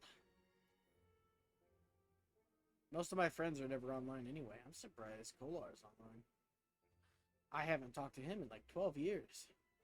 Almost literally. It's probably been more closer to 5. And I think the last time I talked to him, I said hi. So, Dirge has been literal years. I'm not really friends with anybody on my friends list anymore, if we're being honest. Yeah, I am, but I invited you. You should still get that, right? Or did the invite say that I'm offline and you can't join? Because god damn it, I'm inviting you because you told me to host, but I go in. Yeah, I'm a bad host for some reason. Every match I've ever hosted, there was no invite. What? It didn't even pop on the side of the screen. I'll do it 12,000 times.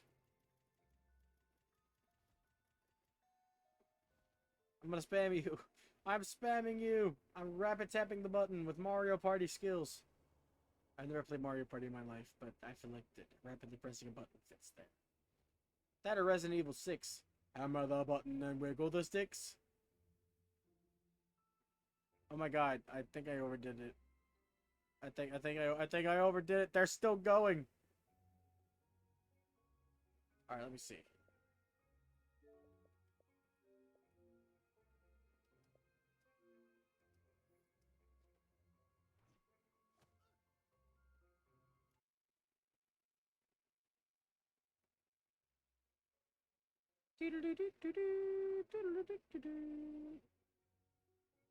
Tiny Tina's Borderlands spin-off.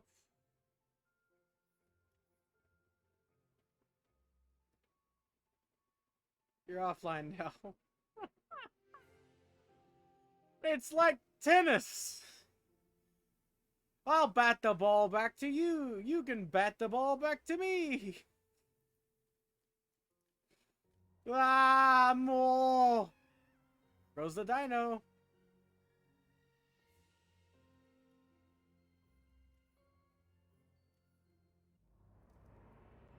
Ah, shit. I forgot that it automatically starts in this one. Hold on. Let me just press the... I accidentally did that. In Borderlands 3, you can... And 2, you can, like, select a character before starting. So it's like... I'm just gonna go ahead and set this up. But then I forgot that this game, since you have to build your character, it just automatically throws you into the story. So, my bad. Gearbox! Which is weird, when my voices weren't coming in. That came in. And certain sound effects voices came in. Like, I did the Freezer, for Dragon Ball form. Yeah, I'm still set to online, so... Just gotta sign in here. I don't even know how to begin. Players on other platforms can now join the game. Oh yeah, you gotta turn on crossplay. I forgot about that. Do you have crossplay turned on? Because I do. Hold on, I gotta take my meds. My alarm just went off. What day is today? Today is Saturday. Bottoms up to life and living.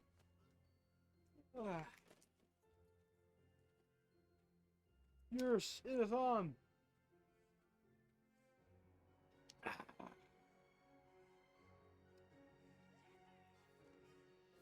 Also, you're offline. Dennis!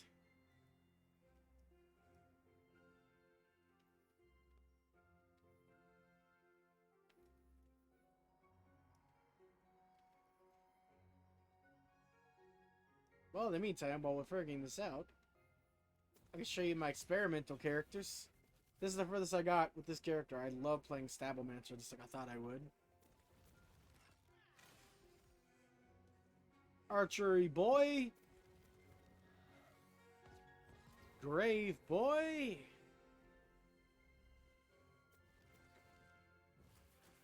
Sheep man. The dude in pajamas.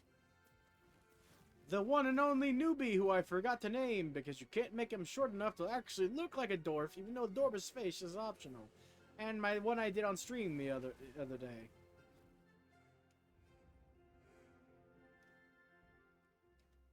And then my Stablemancer. Watch out! You might die! Okay, hold on. How do I refresh this? Hold on. Can I refresh this? I can't. Oh, sort by friends. Sort by recently met. Sort by blocks. Sort by friends.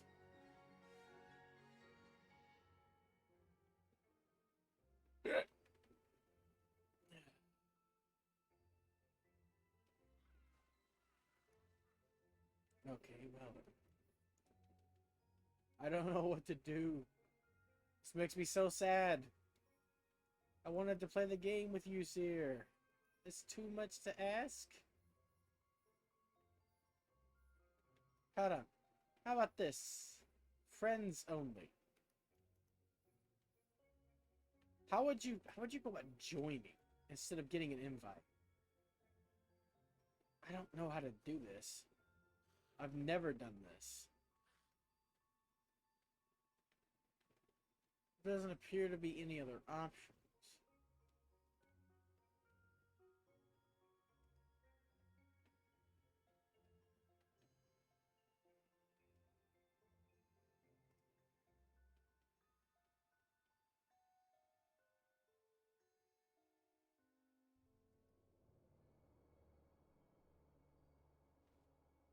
Did I get an Xbox friend request? No, I didn't. It pops up on the screen and makes a little chime when you get one. Apparently I've got a chat request by a bunch of randos.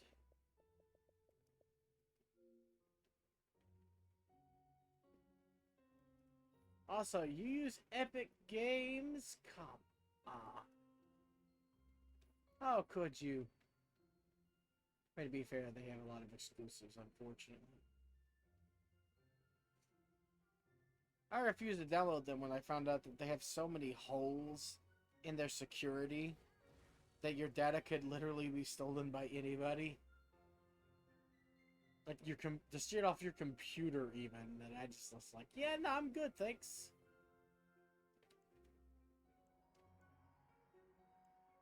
Let's see. Find players near your level. No, that's matchmaking. Shift.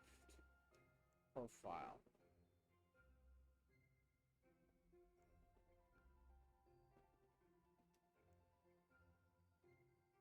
I hope my shift ID wasn't important.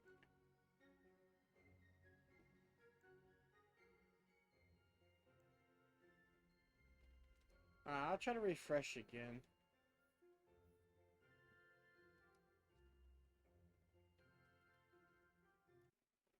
So confused. I'll have to Google it real quick while I'm refreshing to see if I can get you online. Let me see. Tiny Tina's Wonderlands. How to crossplay. Wonderlands. Wonderbar.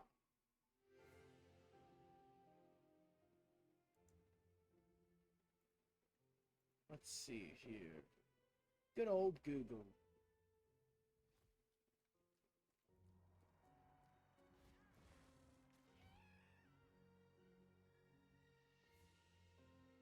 Crossplay guide. Ooh.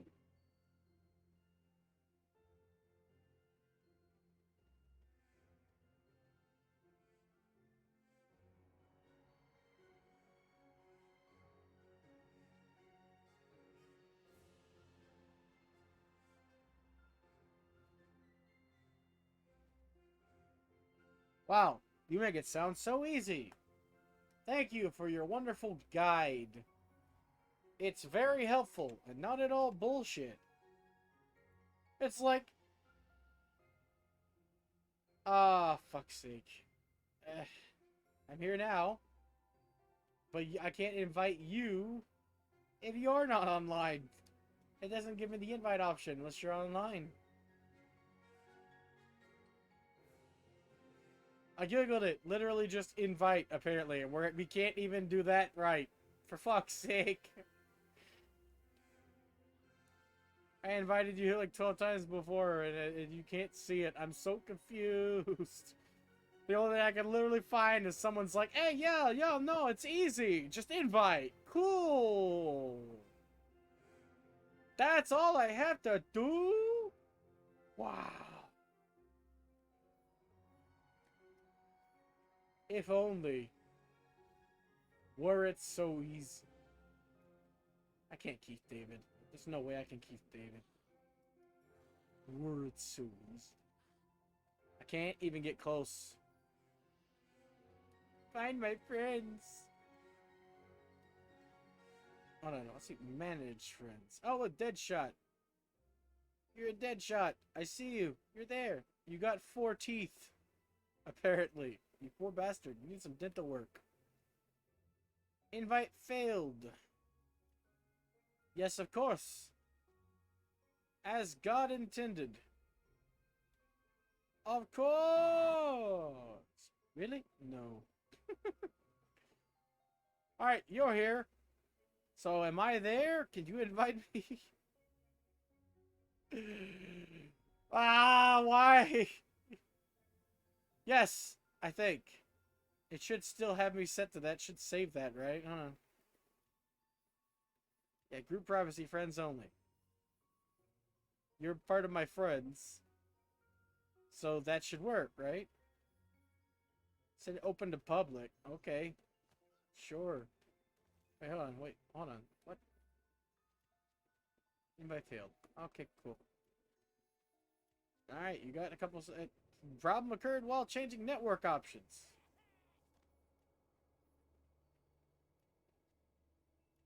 Also, click play.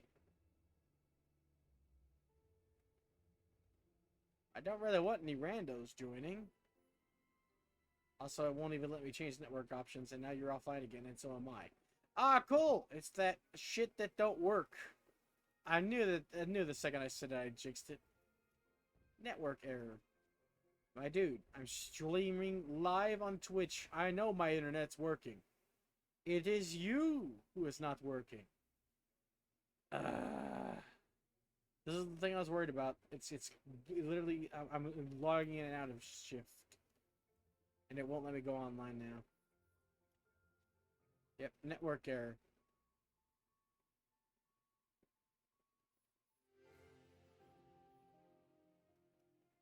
Yeah, I gotta keep trying going in and out. So, great.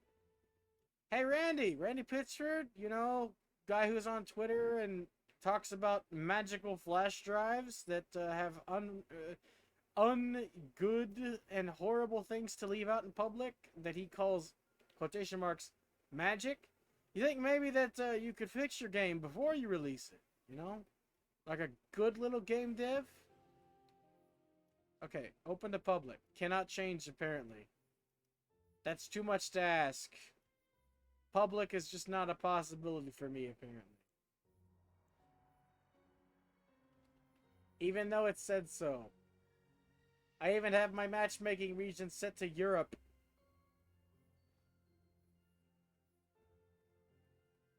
Hey, wait. It said it. It said error, but it still said it. I can join you now. Connection failed. Cool. That's exactly what I like to see. Hey! Wait. Oh, no, please wait while you're connected, but it says I'm playing locally only. It says I'm joining group, but over there in the corner it says locally only. I'm so confused. Is it working? Is it not working? God damn it, it's the audio all over again. Ah! I want to die. Someone kill me. Shoot me with a spork.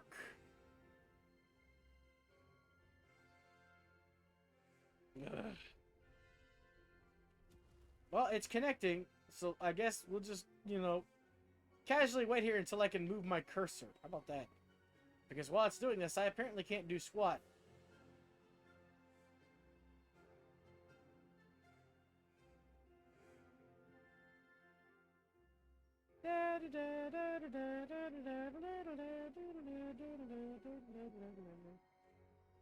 Yeah, there we go. Connection error.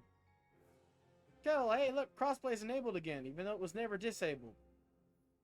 Hey, look, it's enabled again, even though it was never disabled. I sent you an invite. Let's see if that works. I don't even know how you would go about accepting invites. Like, there's no, like, mailbox or something that you can access in this mode. Where do you go to accept an invite once you've got it? I'm so confused with some of this shit. Like, this layout shouldn't be this hard. It's like when Dragon Ball fucking Fighters decided to have their lobby a miniature, like, like, a little figure dude lobby. Like, why? Why make it difficult? Just have a room, you know, with people's names. It's so easy. A caveman could do it. Why do these people insist on making things so damn difficult? Just another invite, just in case. I don't understand. Anyone can join anytime, yeah. I can't move my cursor for a second. No, I can't go up, apparently. Up is just not on my list of options in that menu, apparently. Alright, so I have it set to public. Which means you should be able to join me, right? Like, when I go in here, I can... It says I could join you. I mean, obviously it doesn't work. Connection failed. The game session no longer exists. Which, there's a new error, but it's still an error.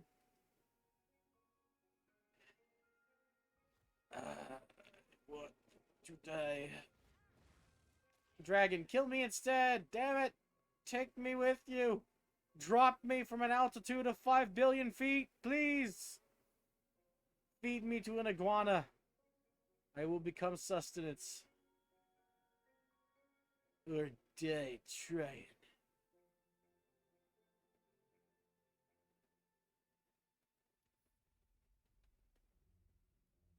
Also, what is a dead shot?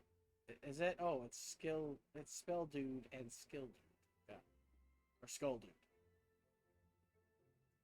Honestly, multi-classing spell shot seems like a terrible idea.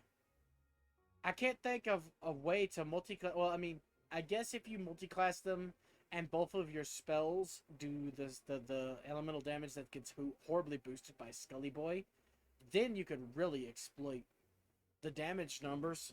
But like his action skills will be moot because the spell shot has the best action skill in my opinion out of the two, out of all of them. The extra spell slot, invaluable. The spells in this game are so much better than the Tiny Tina grenade versions, like the Tiny Tina Dragon's Keep. Like the fucking, I found a version of the Cataclysm that's just a literal fucking Madara meteor on my own playthrough. At first, I thought the basic one looked like Madara. Yeah, but also it has a lot of damage boosts to, I think it's dark energy damage.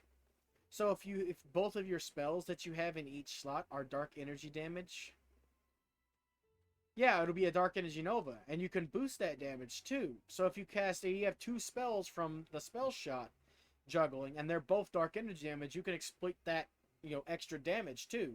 If you get something like a Cataclysm, or an eradicating Cataclysm one, which is just a giant meteor that's literally just Mushoku Tensei, I think is what it is. It's literally like fucking planetary devastation. Even one of the voices literally says something to that effect. Extinction event imminent, I think is what he says. But yeah, I didn't think about that. Hey look, crossplay just keeps getting enabled. I literally think this is busted for now. Also, yes, there was another one that I found that I overlooked because it doesn't look like it would be useful. Sigil. The sigils that say they are self-casting and spawn Hydra, they will automatically cast. I don't know what makes them automatically cast, but you can have like 20 different domes around you, all spawning Hydras. So even though if it does low damage, there'll be so many of them. Yeah, and you can spawn like 8 Hydra, but in like each dome you spawn like 3. And I had like 10 domes during, I don't know what triggers them. I think it's action skill, because every time I used the sheep action skill for spell shot, it would trigger. And they would just be everywhere. Every time I would shoot the sheep as it was flying, they would just spawn on enemies all over the place. And I had domes of protection basically everywhere, each with like Hydras out the ass. So yeah. That's actually really good. Is that the sheep's effect, really? It doesn't say anything about any effect. It just says it turns them into a sheep. When shot. Okay, so when shot, chance to cast a free spell. Oh my god. I thought the most overpowered part about the spell shot would be the fucking extra spell, but hell no. It depends on the spell, of course. Like, that sigil is really good. Try going online again? I mean, I am online. I didn't change it back. I kept it on. It's on. I'm here. You're offline now, apparently. Cool beans. Love to see it. I legit think it's a connection error. We might have to wait to play together.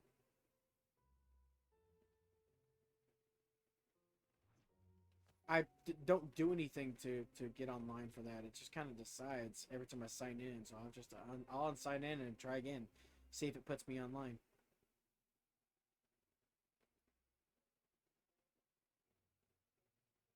The top right didn't do anything. I don't have a LAN only option. You mean local only? Oh, really? It does? Local and then invite. Network error. Oh, now crossplay is enabled. Friends only. It's set to. I have no friends online still. Okay, so locals will work for the same time for it. Okay, cool. Did I pop on? Because you're not on. I legit think we're not going to be able to do it. I think it's still a bug. Because people were having this issue yesterday as well, and I was popping on and off, so I think legit it's just fucked right now. I basically just resigned myself to failure.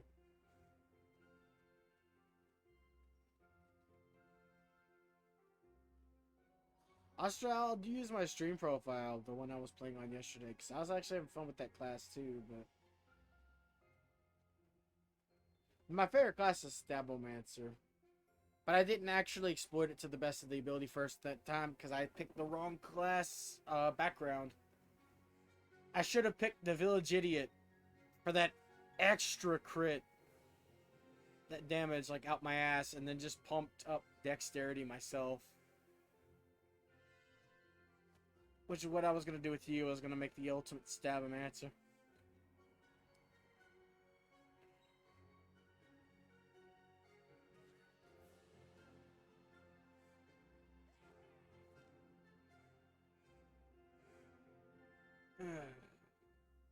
Yeah, but, like, I want the maximum. You see, like I said, it affects your cap as well. I can reach 38 with Village Idiot. 38 points. 38, like, instead of just 30 for crit damage. And you get that huge crit increase to crit chance. So Dexterity and Strength buffed up means I can have a chance to just do... It's basically Megavore. Crits in this game work that way. You headshot, you always get a crit. So that's always, like, crit damage right then and there, okay? But then, with the crit chance, you have a chance that any hit becomes a crit, right? And you have buffs to crit damage as a Stabomancer. In addition to, you know, the strength, which ups your crit damage. And with Village Idiot, you have a maximum of 38, which normally people only get maximum of 30. And all I'm sacrificing is spell regeneration. Which, if I'm not going to use a spell-based class, and it's just a secondary thing that hangs out there... Let's see. I'll log in. I'll just play as this character, because it's not like it really matters all that much. I'll just pop onto local until this gets patched. Hey, you're on again. It just likes being a cock tease, basically. So I don't keep, so it doesn't keep popping up. Oh, you're on again. You're off again. You're on again. You're off again. I didn't actually look at all of the numbers yet and commit them to memory like I have in other games. So let's just go ahead and check real quick, because I can. Let's see. That needs to be moved. I'll just make it smaller. It's not really viable. Anyway. It's not in the way anything, right? My health bar. A little bit higher then. There we go. That works. Shouldn't be in the way of anything.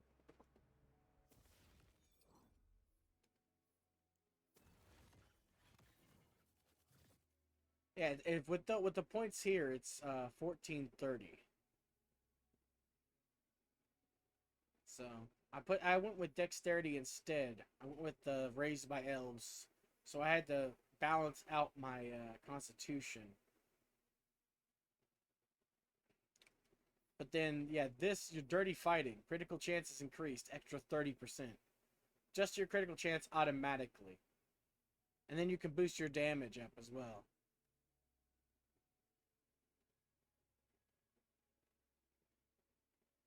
Do I have it on? Does it turn off? Clicking it. I don't think it does.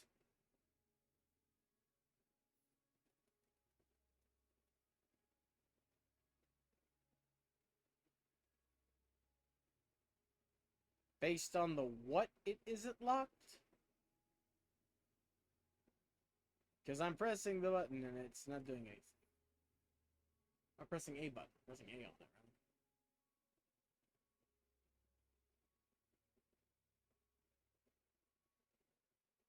I'm not a math person. You are asking the wrong person.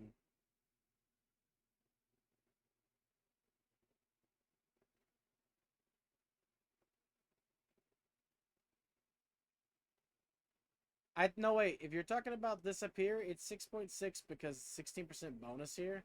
It doesn't, for some reason, it doesn't calculate Dirty Fighting in.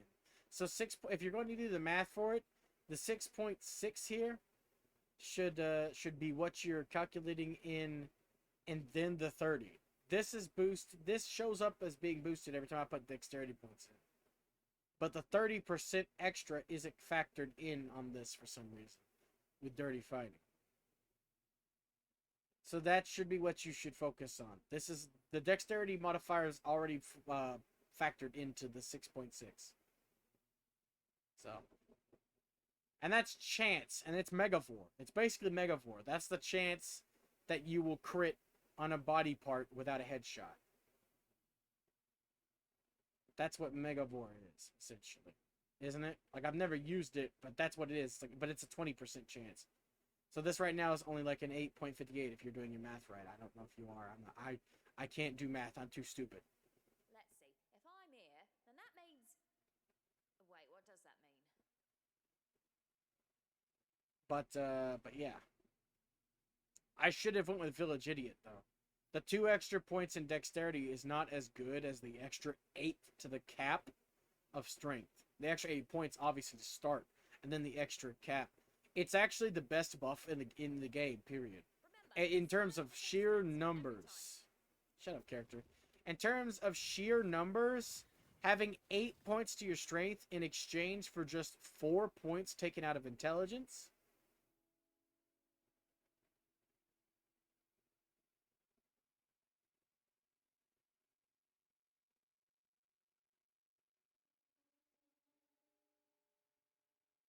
I mean, that works if that's what you want to do. I'd rather play the whole game together, but I guess we could just play it side by side. You could since you've already gotten pretty far, you could tell me about some shit.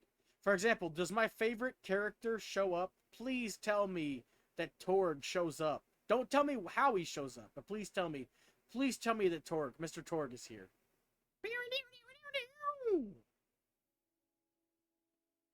Did you see him? Did he show up? Please tell me he showed up.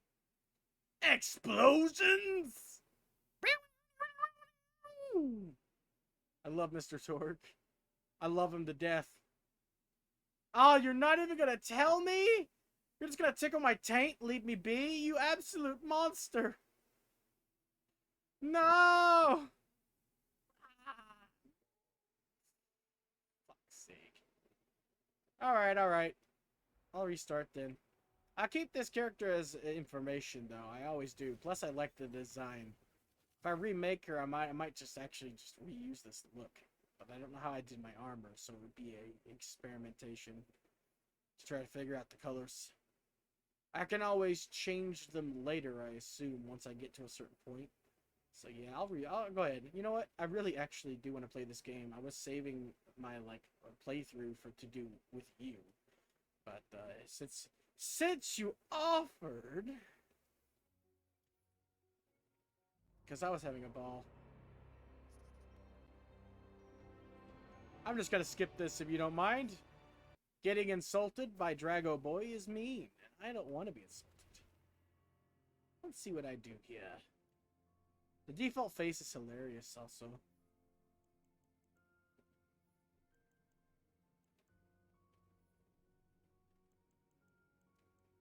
I also want an excuse to use strange A. Something has to change. That's the insane voice, basically.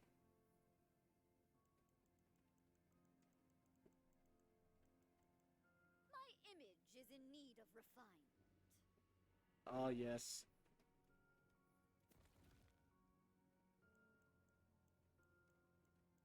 Trixie. Yeah, I'm just gonna reuse that look actually. Because I like it.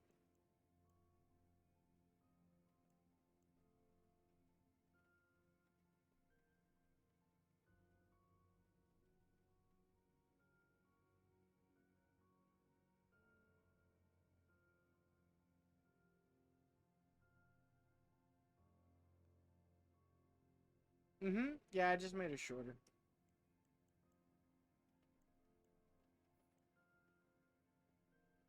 True, but also waiting isn't that bad. It's anticipation. I don't know if the height affects anything, honestly. I made a maximum short character and maximum tall character, and honestly, it doesn't even feel that different. Is Gruff B? Isn't that Christopher Sabat? Isn't that the Christopher Sabat voice? Hold on. Let me see. What? Vain, get over it. Yep, it's Christopher Sabat. Even the fearsome get gussied up.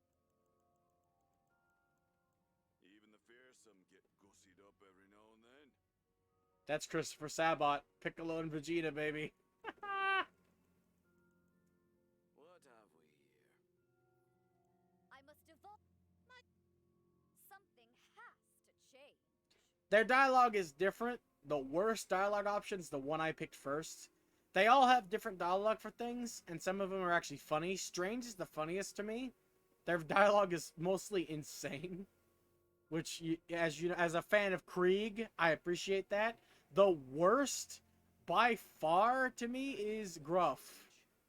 Gruff A is actually the worst one. This one's at least Christopher Sabat, so it's okay. But this one, they're best described not as Gruff at all. They're best described as the stoic option. They very rarely talk, and when they do, they are short and to the point without really making a joke. This character's dialogue is one big joke. You are the ultimate hero.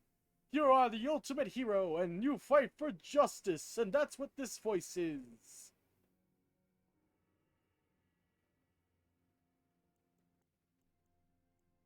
I must evolve yet again. I must evolve yet again. Something Yeah. has to change. Yeah, that's the funny, insane dialogue.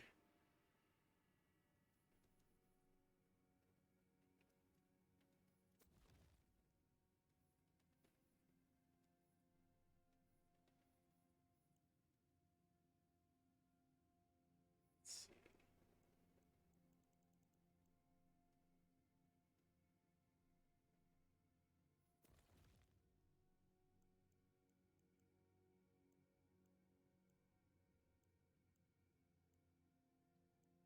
I really like this design because there's not a lot of options for females, honestly. Most of the options look absolutely horrendous.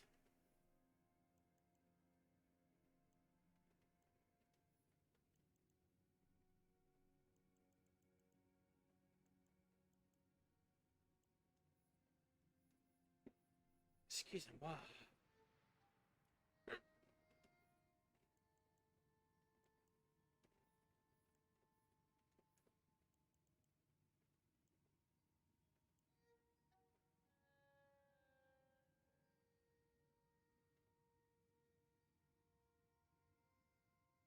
I don't think Christopher Sabat. Wait, no. Does Christopher Sabat voice Mr. Torg as well? I don't think so. That can't be Christopher Sabat, is it? Did they change his voice actor?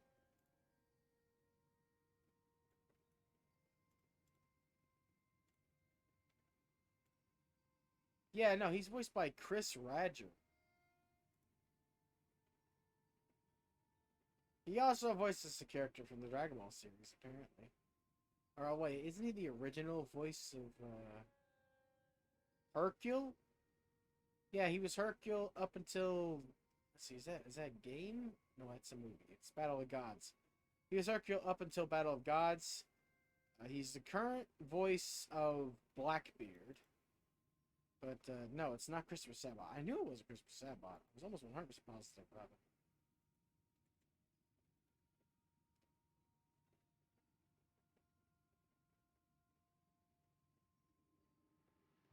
One of the player character voices?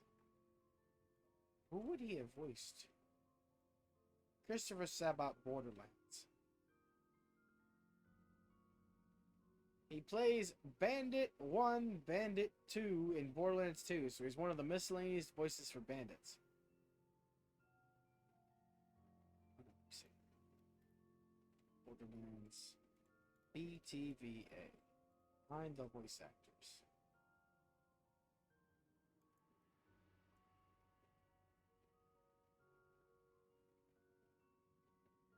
Let me see. Oh no, yeah, I should pop that up just in case when I'm Google searching. There you go. Yeah, player voice in Borderlands or Wonderlands. Yeah, he's playing. I thought you meant in Borderlands itself. But he doesn't voice Mr. Torg. I know that for a fact. So wherever getting that information doesn't fucking know at all what he's talking about. Or what they're talking about. But yeah, he is Gruff B in this game. That is Christopher Sabat. Hands down. Apparently in the pre-sequel, he voiced a character named Tog. That's the only other thing I know of here. I know that's Christopher Sabat, though. I recognize his voice anywhere. Even though he's trying to do an accent. He is 100% Gruff B. I can guarantee it. I would put actual money on that. Like, there's no way in hell that's not him. He's one of the most recognizable voice actors for me. That man is everybody in Dragon Ball at one point. He voiced my childhood. I would never not know Christopher Sabat when I hear him. Though I did mistake his name while half asleep. My brain immediately went to David Lodge for some reason.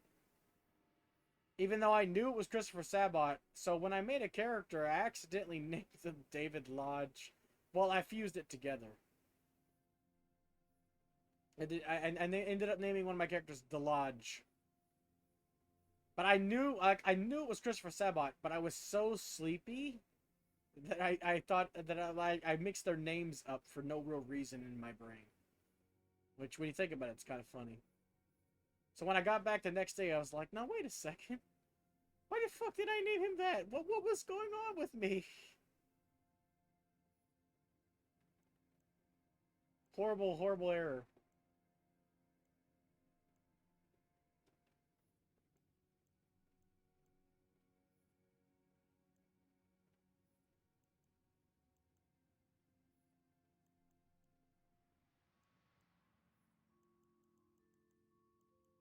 Making a character is my favorite part of any RPG. I'm basically reusing the design, but not using the tattoo I used because it's bad. I just did it for the sake of using a tattoo on one of my characters. I ended up using a better tattoo somewhere or elsewhere instead. Anyway, let's see what that looks like. I will still use a tattoo, just not the one I had. It's like the idea of having one on a shifty roguelike type.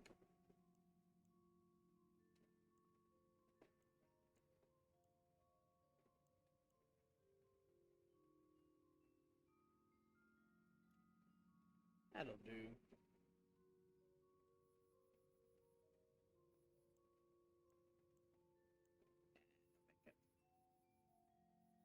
Natural beauty all the way. Plus makeup fucks with your skin.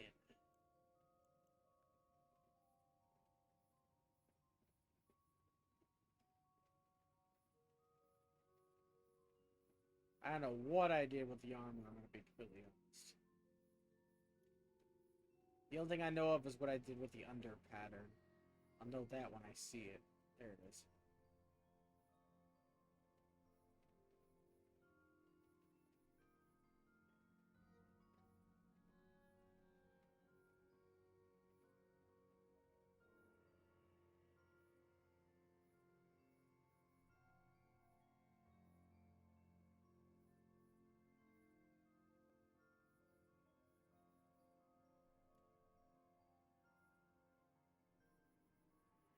Take a wild guess. I'd say it's that, but flip-flopped.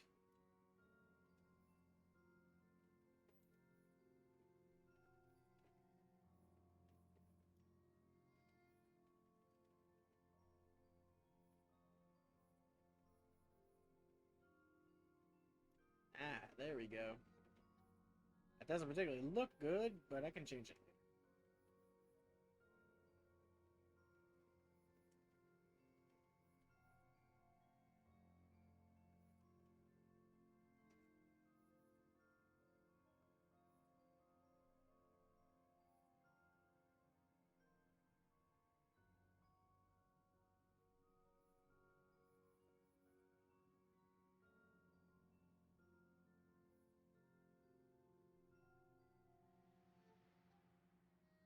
Half and half, baby. I also want to know what slider override or overdrive is. Why did it mess up? I look different at a distance, so I think I messed something up here. Mouth height definitely needs to be changed. It needs to be a little lower.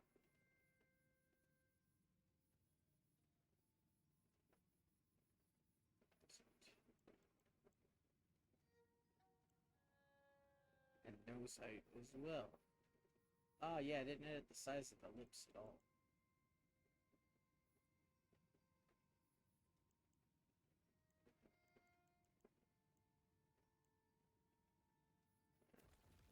I'll be smooth down a bit. I got an eye for these things. What can I say? Where's the eye? Eye for these things. Eye height.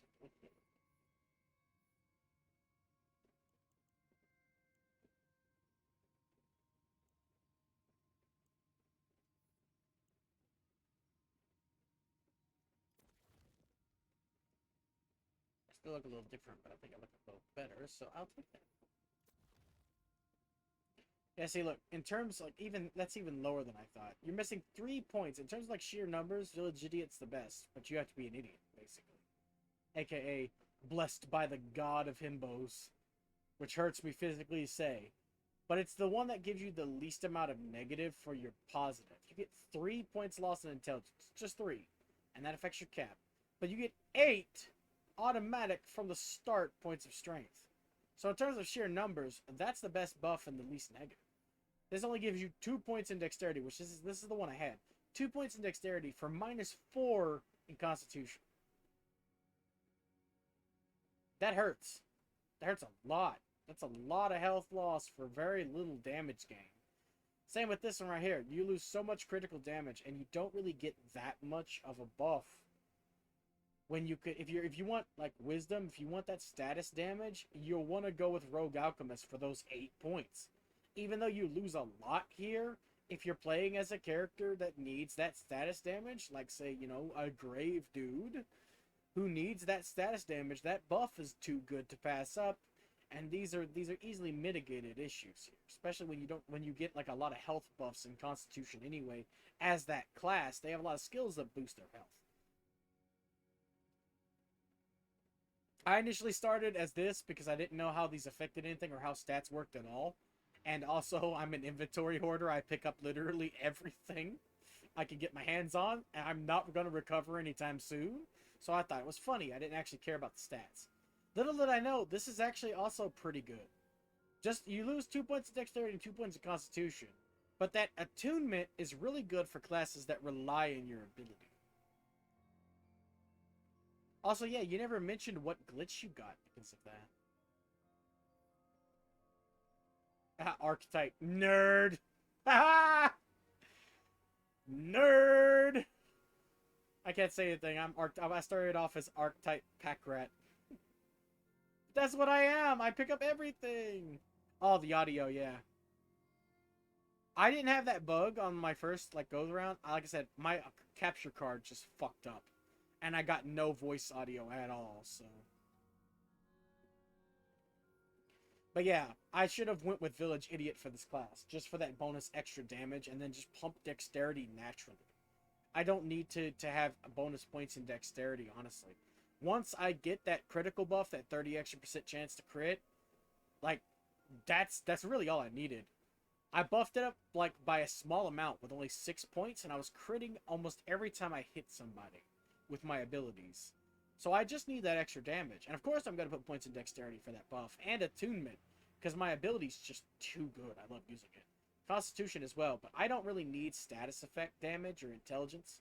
So what I'm going to do is I'm going to fix the nerf in intelligence. Maybe put like a couple extra points if I get a good spell or so.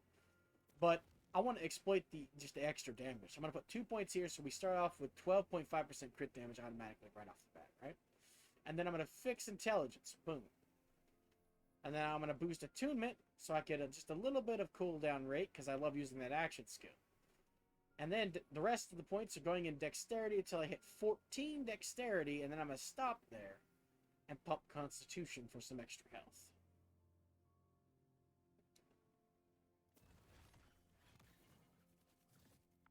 Now the hard part.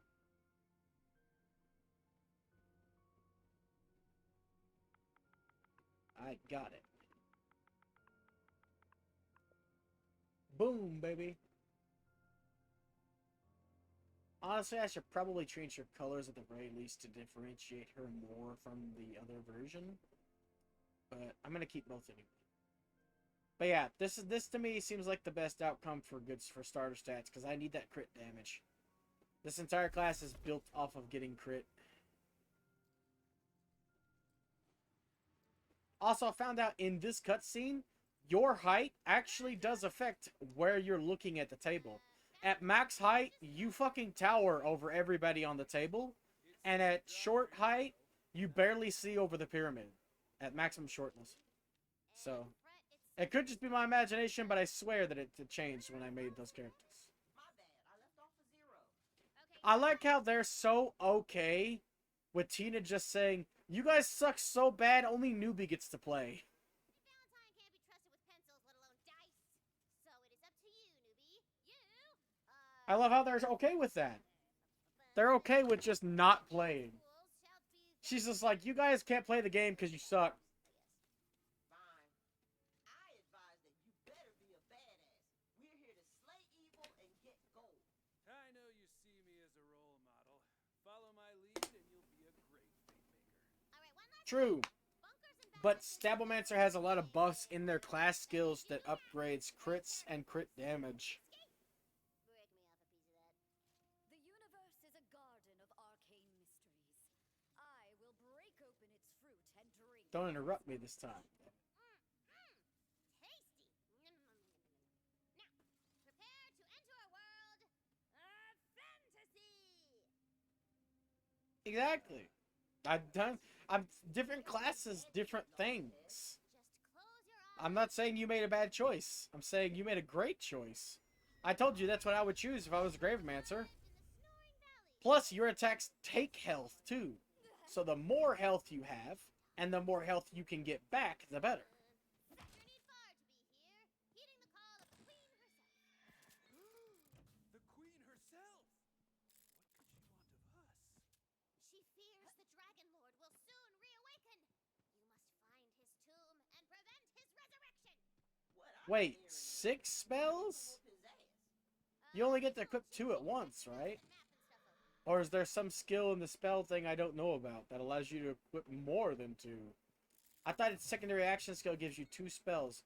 Oh, wait, no, you got ones that have multiple charges. Yeah, I was just about to say that before you said it. I forgot. If you have multiple charge spells in both slots, ridiculously good. But normally they sacrifice damage for that. Did you know that if you slide into an enemy at full speed, you knock them down? Fun facts for your day. You can knock them over and then immediately melee them, and it's really cool. Also, did you know if you hold the melee button, you can combo? I mean, I don't have a melee weapon, so it's just punch. In this game, too, I didn't know you did that in Borderlands 3, though. I've never been able to do that in Borderlands 3, but yeah, you ragdoll them in this game. That's what I meant by knock them down. Like, you straight up knock them over and can flip them. I do it to the crabs multiple times in the beginning here when you only have a melee weapon, so I'd knock them down with squishier classes and then immediately melee their head for that crit damage. Fun fact, you can get melee critical headshots. But you have to be at full speed.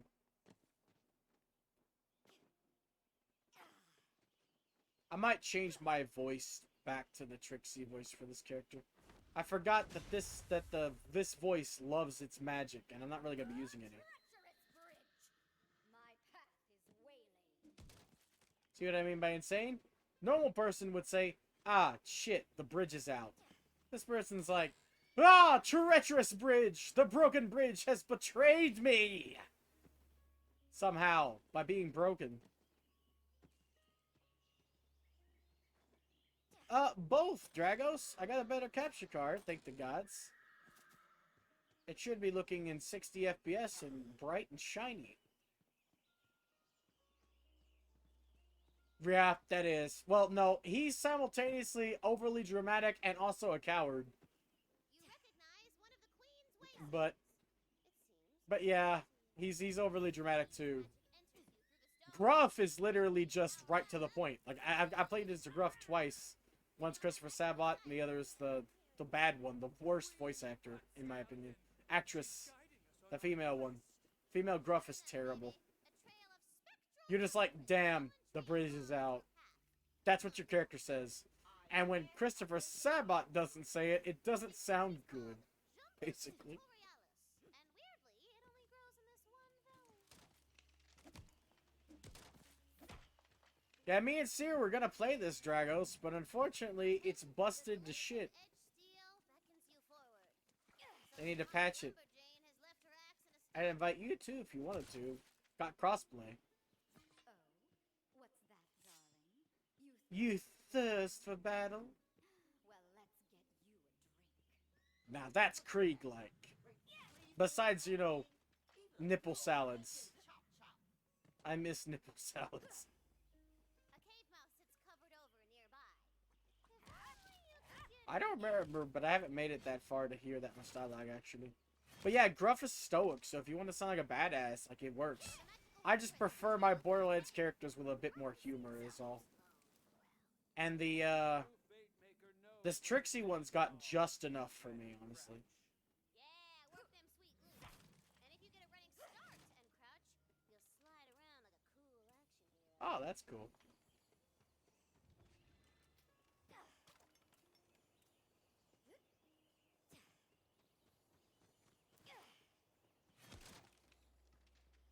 I was really disappointed when I found out everybody gets access to the axe.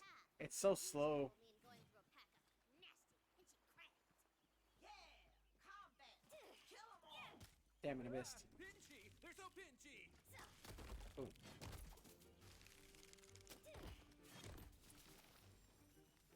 They were carrying their life savings. You have defeated the crab. Critical. Luckily, Instantly evaporated into dust. savings. For some reason, all yours now. I think we killed everything down here. I love using that because I never got to use Megavore with Flak. And with multi-hit moves, and including being able to use your skill to use Megavore.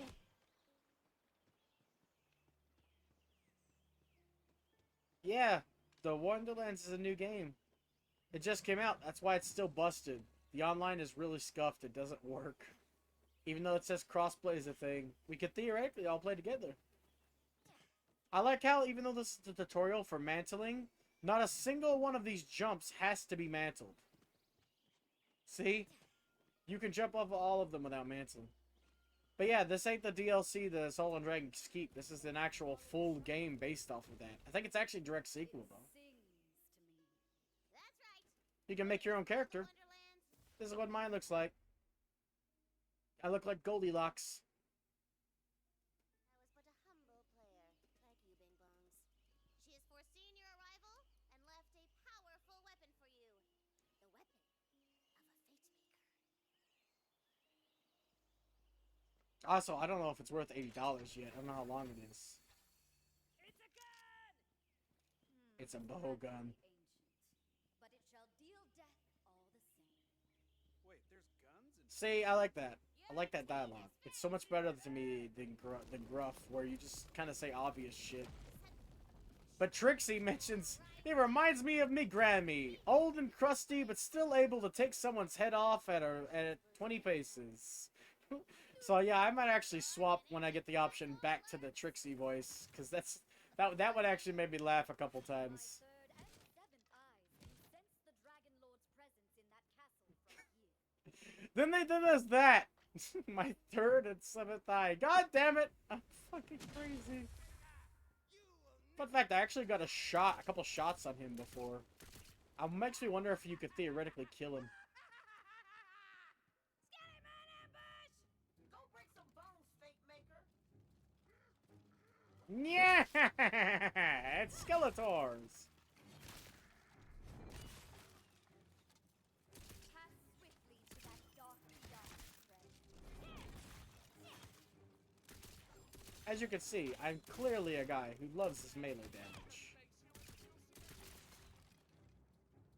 All those bones just makes you a more explodier target. Yeah, yourself. Where'd you go? Holy crap, they might reach the Dark Master. I gotta. Uh-huh. Yeah. Whatever he's talking about. I found out her name yesterday. I knew who she was. It's Wanda Sykes. Faithful servant of the Dragon Lord. No. Tell me where his tomb is, or I'll make you a skeleton too. I absolutely hate. Also, I missed dialogue because I've been paying attention on my TV screen. Hold on. Or not dialogue, but chat. Let's see.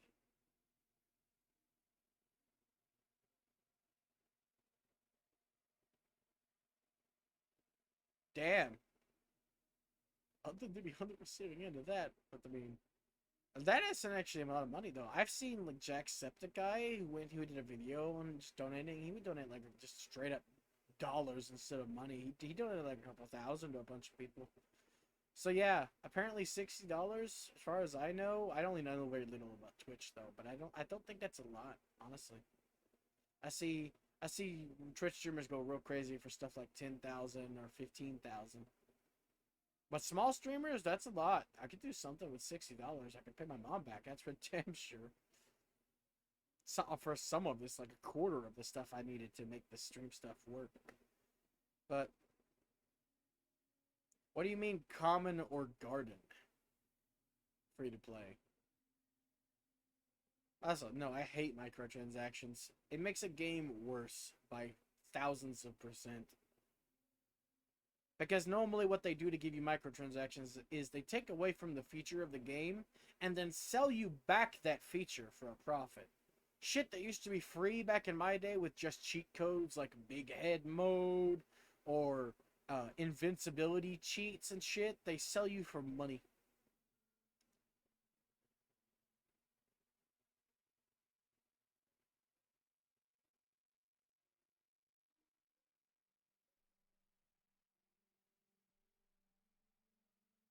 Well, I mean, streamers are providing a service. You're technically our boss, essentially. I'm providing entertainment. What you're getting back is what they take the money and put into their entertainment to make it better, right? Also, you know, you have to live. Like for example, I have to live. I have floors that need fixing.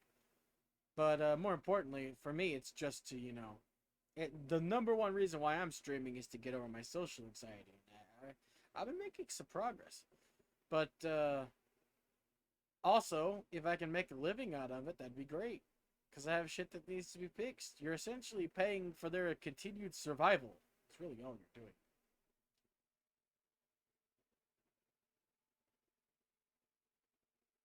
Ah, not where I'm from. That's the first I've heard of that.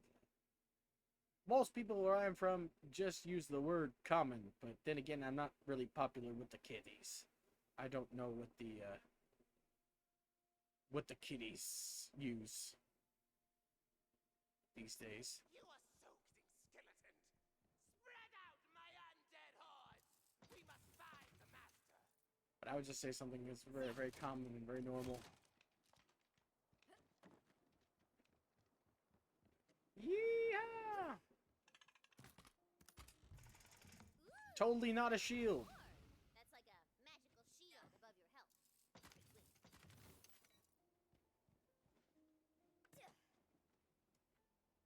Ah, shit. Almost made it.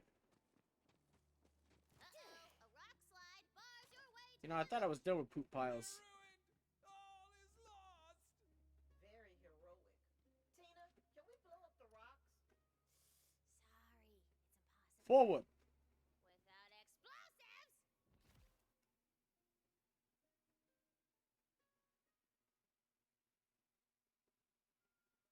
I don't keep up with the memes anymore, but it's not low through lack of want. They just stopped being funny to me after a while. Like, I love the old ones still.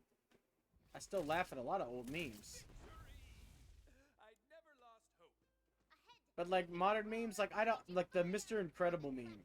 I don't think that's funny. We're here to It seems like a version of a meme that was around a while back that wasn't funny as well, but it's just here again in a different form, but not as good. But I know what SCP and Rule 34 is. To my jargon.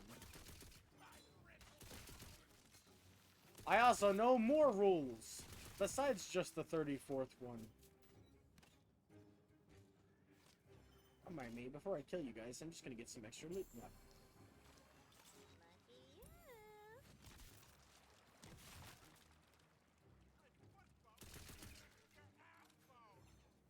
My foot bone's gonna be connected to your ass bone. That's the kind of dialogue the pre-sequel just didn't have for me. Also, I want to donate my body to science.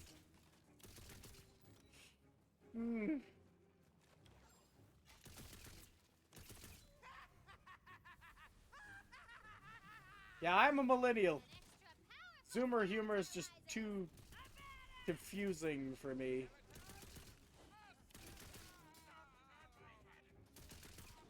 Don't turn my head into a goblet! Don't worry, I will. A single villager remains alive in the carnage. Also, that peasant ass. Might as well Peasant ass peasant. ass. This joke made me laugh too, the peasant ass peasant.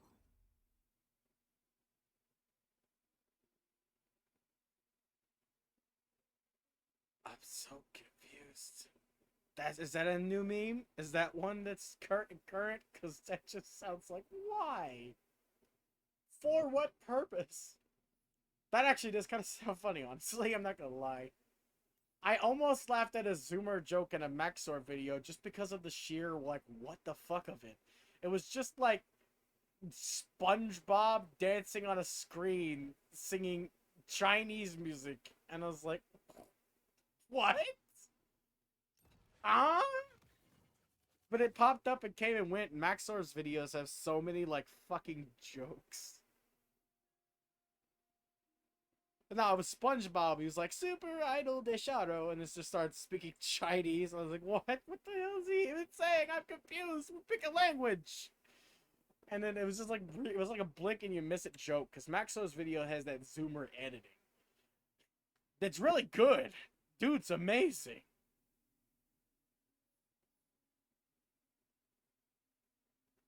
Okay, they didn't change that. Good. Need that sweet, sweet movement speed increase.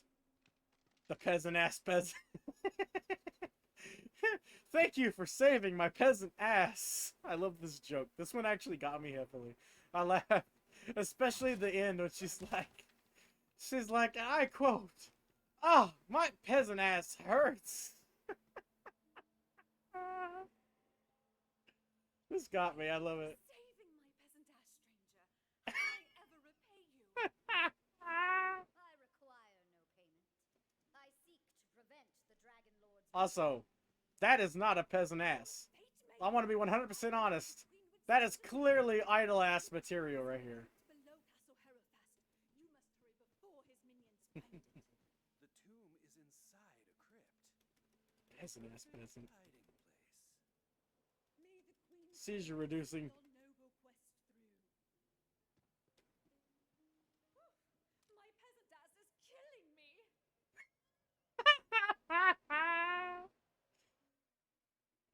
Polygons, am I right? Yeah.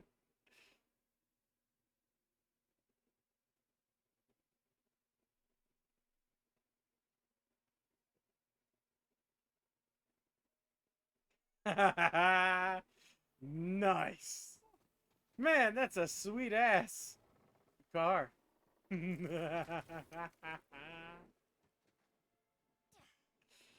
Ah, whoever said that, whoever XCD37 is, dude's got some fucking sweet ideas in life. He's got some sweet dialogue options in his brain. I can't speak right now. Basically, he's awesome.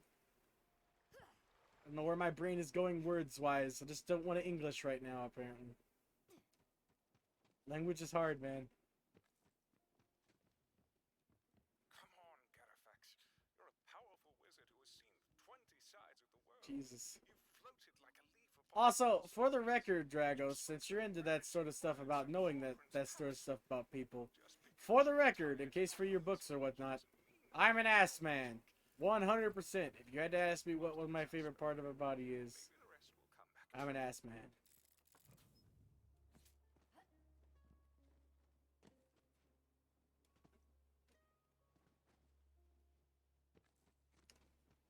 Whew. Wait, hold on. Is that the better machine gun out of the two that draw? Oh, I got a weapon. Hell yeah. Give me that. Better in every way? Of course. Trash. Moving right along.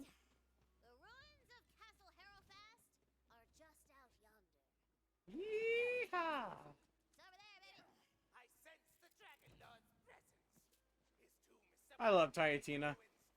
Whoever thought, hey, we need a little blonde girl who's been traumatized, really fucked up mentally, and also talks like a black lady.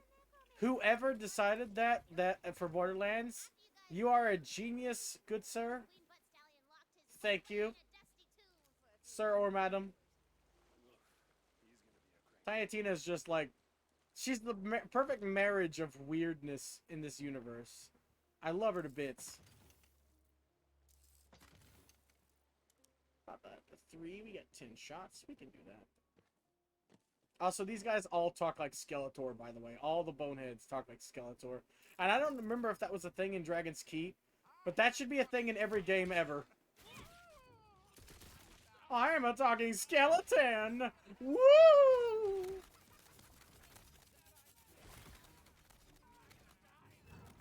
Not even worth talking.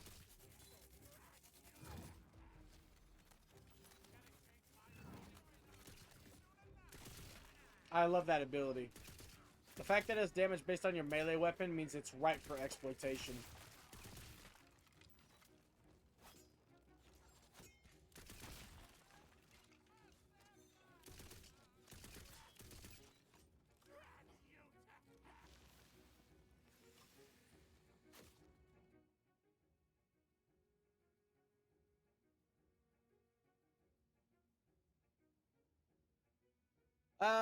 Yeah, basically, I just let him, because he writes, like, fan fiction and such, and stuff, I just let him know it.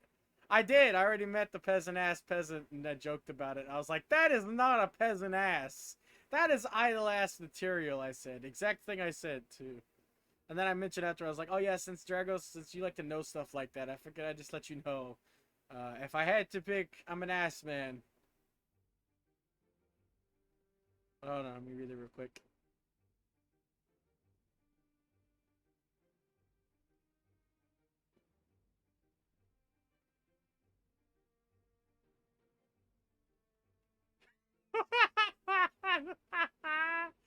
Oh, it's that good? No!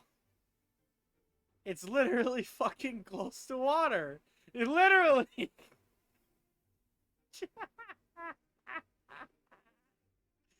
Ah, dad jokes are the best. I love the way they use the language. God damn it.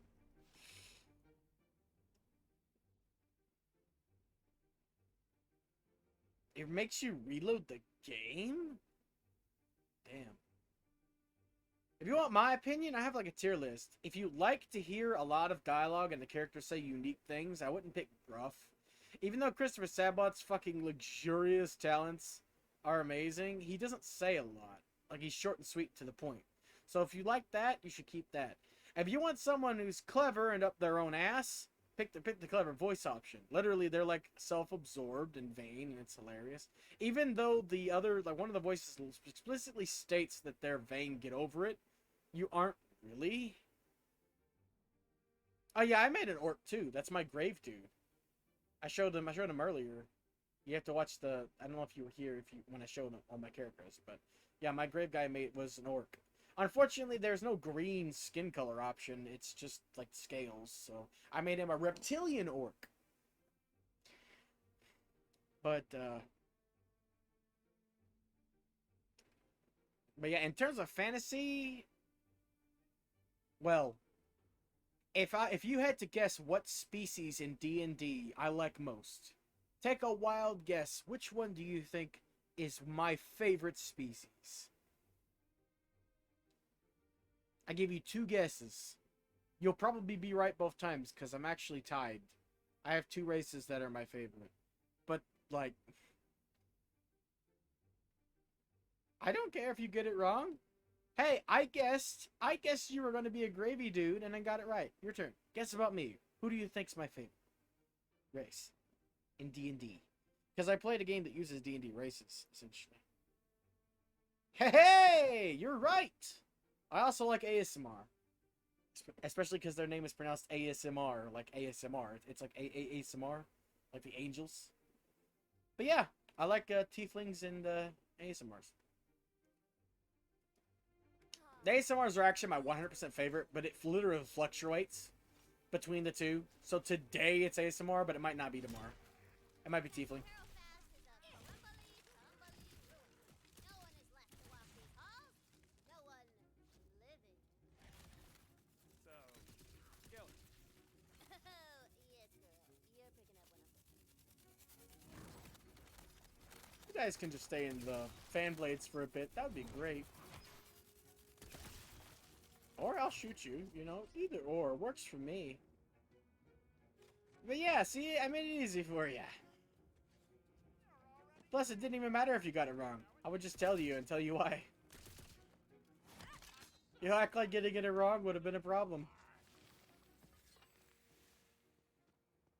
You guessed right, so I don't have to explain why.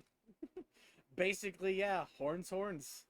But also, they're demonic in nature, but they don't have to be evil. And they come in different bloodlines as well, which is really cool. I like the different bloodline options. But it's the same can be said because it's the same options for the angel ASMRs.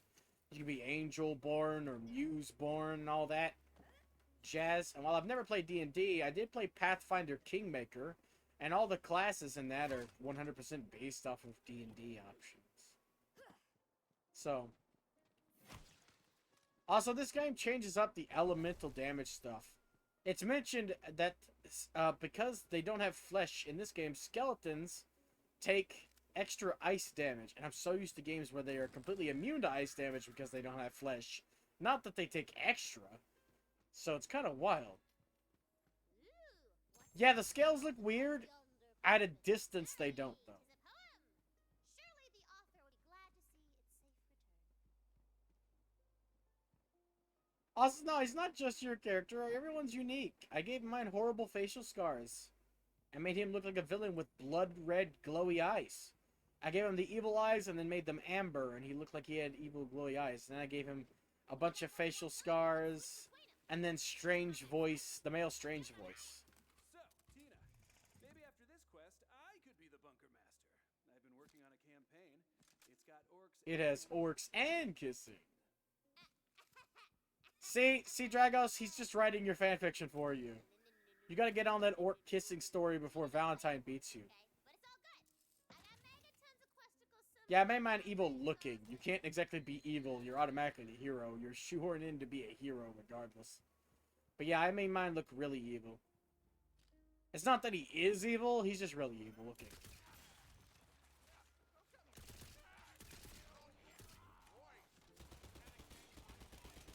Also, I'm killing skeletons with guns again, and I feel happy about this outcome, honestly.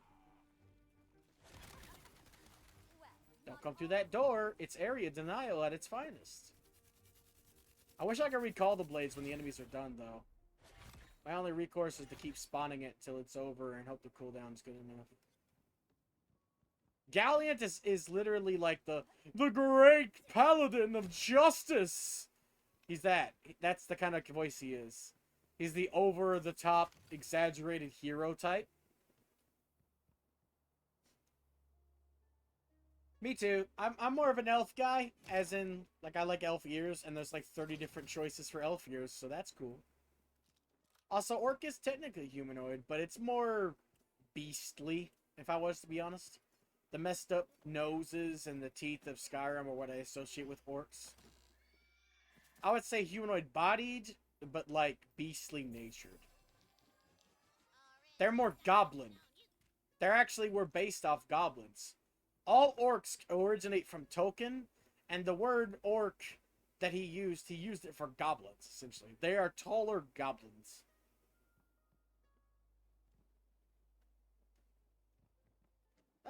Yeah, I think so. However, the angels can get wing skill, and it's almost exclusive to them, which grants them a passive automatic AC of 3. So that's another reason why I like playing as them.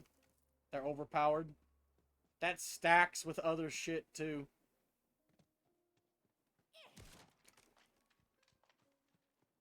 Orcs get to use orc weapons, though, and in Pathfinder Kingmaker, the orc weapons are pretty good. You can get some early on that no other class can use, except for, like, the people who can use orc weapons. And orcs start out with the ability to just use anything with orc in the name. Like, dwarves start out with the ability to use anything dwarf or elf in the name of the weapon. Scatter them to pieces!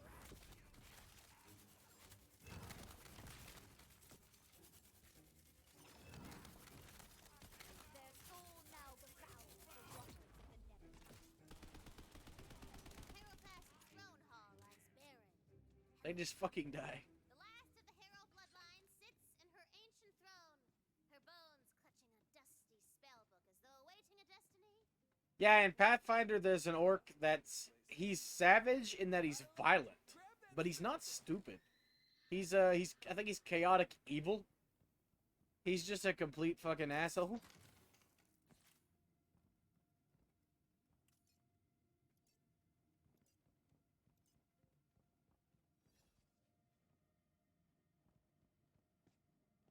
Oh, yes, he is. Have you not heard him talk about disemboweling people?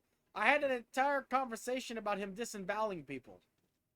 He literally just had an entire conversation with my chaotic good character about the fucking quality of disemboweling. Though I didn't get very far in the game, to be fair. I didn't try to make an enemy out of him, but I was chaotic good, so we were kind of clashing in the first place. Ah, yes, that's something a sane person would say, and not a savage.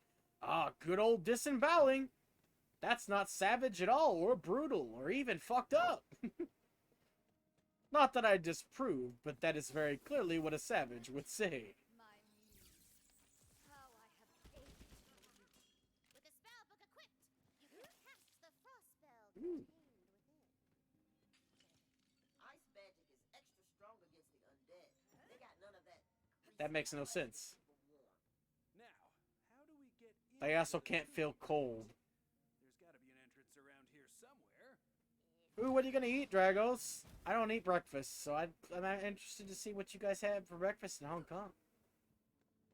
Or are you just gonna go eat and not even tell me?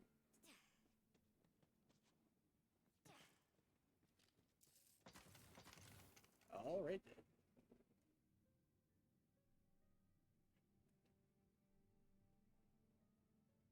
Ah, he did Maurice. Maurice. Yeah. Hey, I don't mind Maurice's voice. The strange voice is funny to me. That's why I picked it. But I think I'm going to swap the clever for this character type because it just felt right.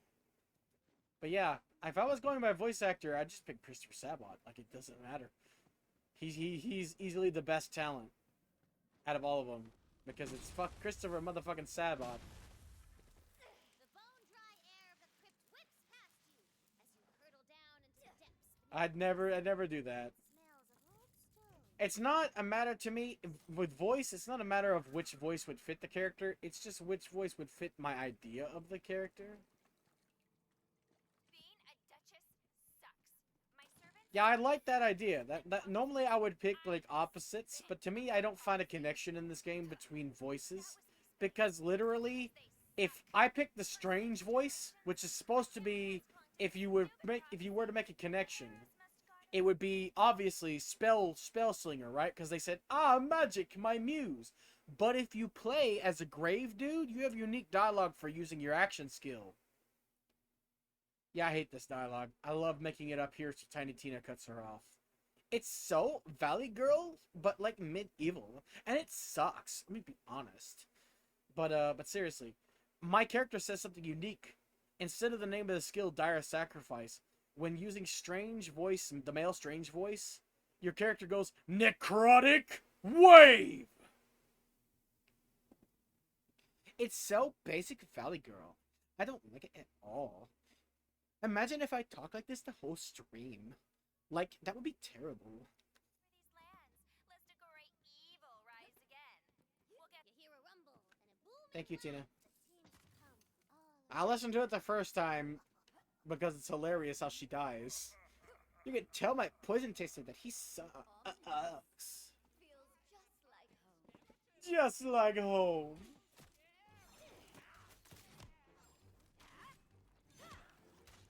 I like the range attack you do if you try to melee at a certain range. Like, I love that. That's cool.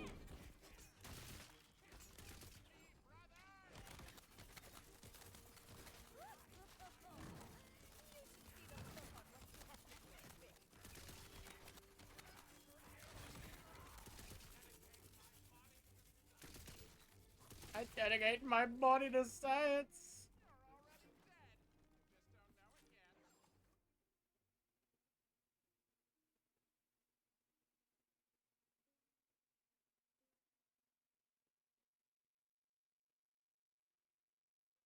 Yeah, the class powers is what I'm saying have actual unique dialogue depending on the voice, which is the only real unique thing I've found about them so far.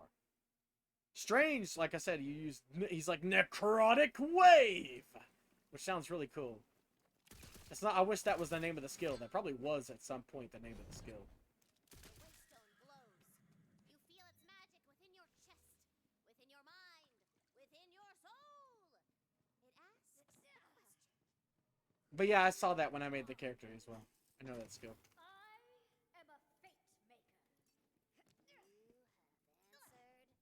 You have answered smartly, baby! The carven door to the Dragon Lord's tomb crumbles! The resurrection ritual has I missed this jump my first playthrough.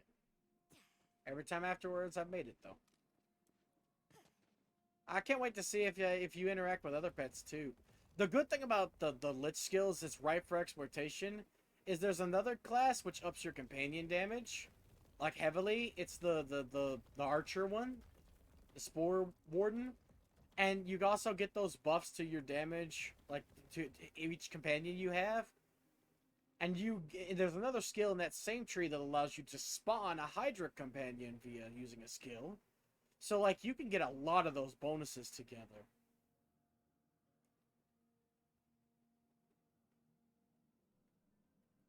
Yeah, cross-class dialogue too, which is really cool. Let me just skip this. I've seen it a bunch of times.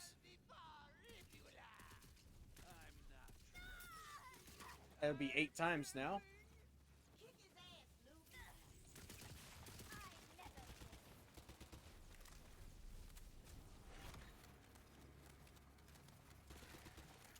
Thank you for the health potion.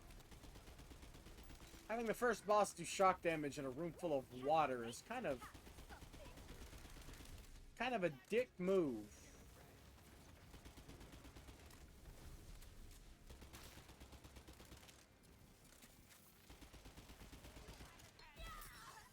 Say what now? Hold on, I have to kill this guy so he doesn't kill me. Like that. So I'm kind of focusing here. I shall not be denied. Plenty of minions around at the moment, but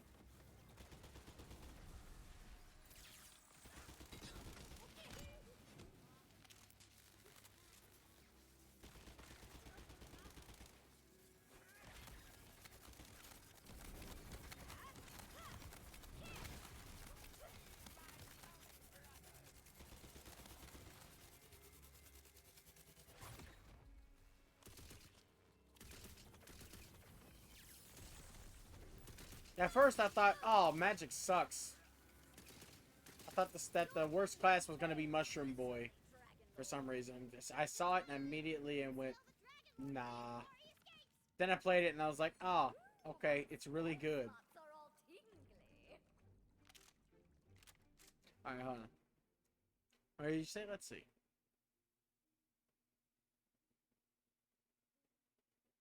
Yeah, the double pets plus all the bonuses.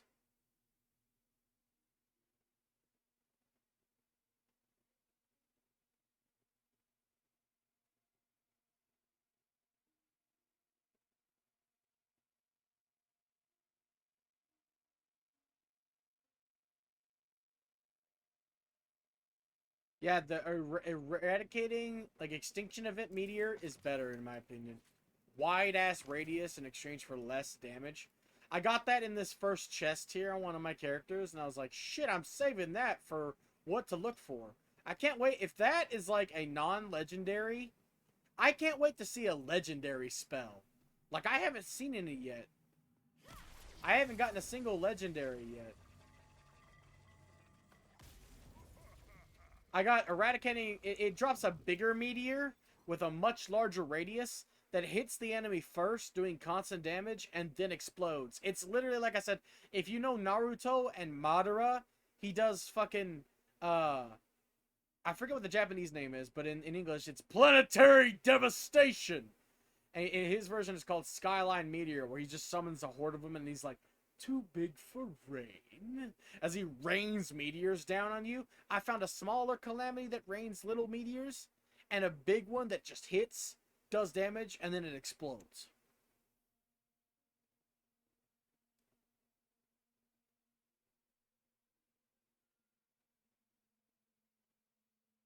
It, for Berserker,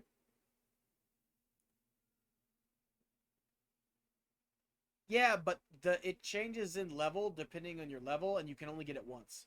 I still haven't claimed my free weapons I got in Borderlands 3 because I'm still waiting to make sure that they don't raise the level cap.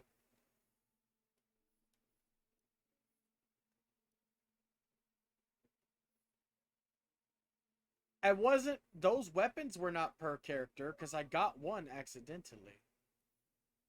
Oh, hello, Dirge. I need to pause offline.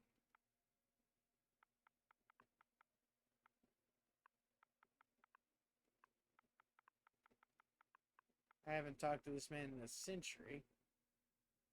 And he's playing Fortnite.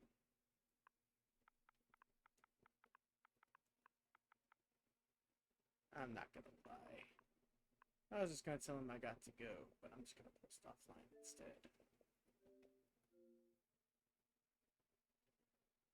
Yeah, those are, but they're better the higher your level. But I also have like a conference call shotgun and a couple weapons that are not like mercenary day weapons, I think, that are not. And then there's some armor here that I really don't want to get early because it might be really good. I got all the good pre-order boxes, like the gold armor. I got the expensive ones. That's why I took up my whole game thing for a little while. I won't be able to get a new game for a bit.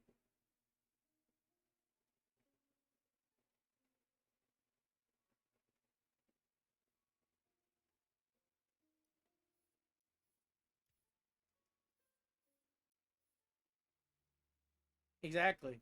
Like the Super Soul wasn't nothing to write home about even at max level. But having one, I like collecting stuff. So just having one at max level was nice. That's basically what I'm looking for. In Skyrim, I'm the type that to grab weapons and shit, even though I'm never going to use them. Like, I'll grab and collect weapons that are rare in the game and just keep them. Like, I'll get, like, data artifacts and such that I'll never use, and I know I'll never use. Or even stuff like Valder's Lucky Dagger I always get. Even though Valder's Lucky Dagger is absolutely worthless. This time, yeah, we need 16 decks, so 2 more levels, and then I'll start putting points of Constitution. That's good. Yeah, not happening. Come on, the Fate Maker never beats the... The problem is, for me, I don't know which ones might be. Like, is this stuff, or is the armor here leveled? Because if the armor here is leveled, I won't want to get this until the end of the game when I'm max level. Or, you know, when I'm at the end of the game when they up the level cap multiple times. And then this golden character armor preset. Is that actual armor, or is that like a look? If that's a look, I'll grab it. Same as this here. If the armor is like a look, I don't know if it's armor or actually, if it's like armor you use, or look armor. And then this spell here. These, I assume, are legendary spells, or a legendary spell and a legendary weapon. I want to get them as late as possible, even if they're character bound. So I'll wait till max level because I don't need them right now. It would just be nice to have them. First quest. Still, you're stronger than the ones she sent before. Also, on your because I've forgotten a couple things. I was gonna, I don't know what I'm gonna make as my secondary class. I wasn't going to plan for it until like the end of the game because I thought that was when I get it. Do you know which class has the most melee damage bonuses besides the Stabomancer? Because that's all I'd want is melee damage. That's all I'd need, really, is melee damage. The ability is too good. I don't really care about another class ability unless I can equip two somehow. I don't think you can. You get to pick between the 4 different class abilities for each class, and that's it, as you only get one of them. I'm assuming, anyway. So which one? I know the Berserker has melee damage bonuses, and I'm pretty sure the Claw one does. I'm not 100% sure. I should go through, since it's sooner than I think, I should go through my other characters and look at their skill trees. All I really want is melee damage bonuses. I want to be able to get like a really fast melee, do shit tons of damage. That's my goal. That's my goal in this game. Also, if Dragos comes back, I want to know what he had for breakfast. I want to know what like a Hong Kong breakfast is like. I imagine our breakfasts would be pretty similar, right, Seer? Like just like eggs and toast. Hey, Dragos, what'd you have for breakfast? What'd you have for breakfast? I really want to know. I was thinking about it for a while, and I asked you before you left, but I think you were too fast to get in that breakfast. What'd you have for breakfast? What's a Hong Kong breakfast look like? Yeah, McDonald's. God damn it, your breakfast is no different than mine. Actually, I haven't had McDonald's breakfast since I was 16. And now I'm an old man. They used to get like their bagel with like bacon or something on it. And a hash brown.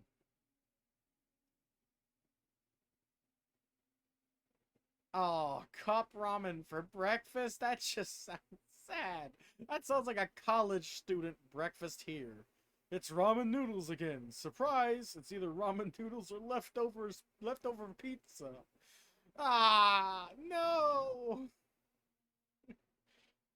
Also, I just found out something the other day that pains me to this day to know about. This is so sad. Someone played Despacito. Alexa played Despacito. No. Anyway,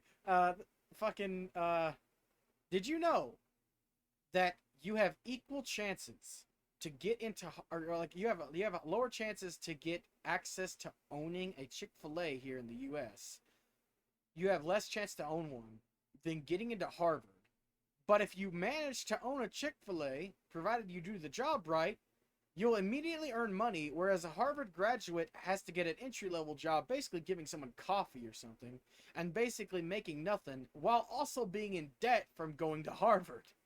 So, even though you have a lower chance to run a Chick-fil-A, it's actually it's like better for your life, because it's an immediate entry-level job that makes you more money than actually getting access to one of the most prestigious colleges in the U.S.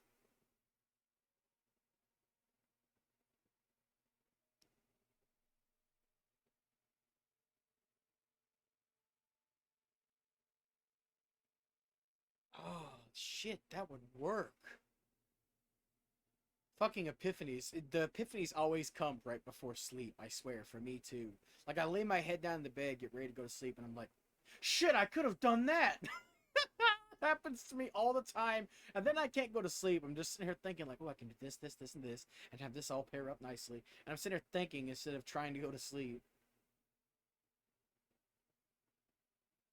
Ooh, what's kanji? That sounds like actual kanji, not the writing. I mean, like, Congee. What's that?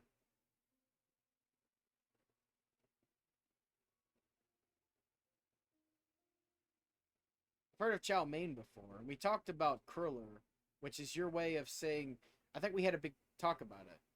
Yeah, it's either well, I would pronounce it as kanji, but the Japanese kanji is pronounced like the same way. But if I was to pronounce kanji in the way you'd pronounce it in English, it would be just be well, actually, it would be kanjai.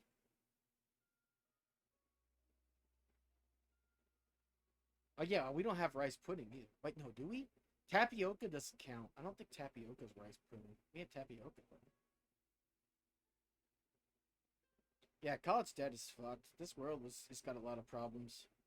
As long as people can be happy, though, I think the world's worth existing. I've never seen it.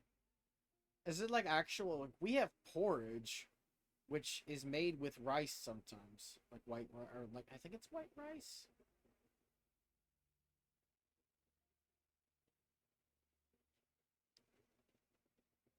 Yeah, up here, my typical breakfast, if I was eating breakfast, like just typical, for me, I typically have waffles with some maple syrup and some sausage links, maybe some egg. Like, all my meals are big because we Americans are fat and we eat a lot, and that's just the way it is. Though I only eat one time a day, so that's why I normally don't have breakfast. Instead of eating 3 meals a day, I eat one big meal a day. And that's it. Like, normally, sometimes, mostly 2 plates. You know, and it's always 3 things. Can't eat something if it isn't at least 3 things. Like, for example, fried chicken, mashed potatoes, and corn. Just a briefest of examples. Or baked chicken, baked potato, and yellow rice. I've even made up some of my own recipes, like what I'd like to call reverse subs. Instead of making a meatball sub traditionally, like, you know, marinara sauce meatballs, put them on a nice hoagie bun. Instead, you make the meatballs with brown gravy and take some, I forget what the type of cheese is called. I had a lot. It's really gooey. Provolone. That's it. Provolone cheese. And you take them and you put the cooked meatballs on the hoagie buns. Cover the hoagie buns in provolone cheese on the top, and then oven it for a bit until the buns are nice and crisp. Then it's a different type of meatball sub. Instead of being marinara based, it's brown gravy based, and it's really good. I got the idea after having poutine for the first time, which I thought was going to be nasty, because I thought brown gravy and cheese was going to be disgusting. But actually, it was really good.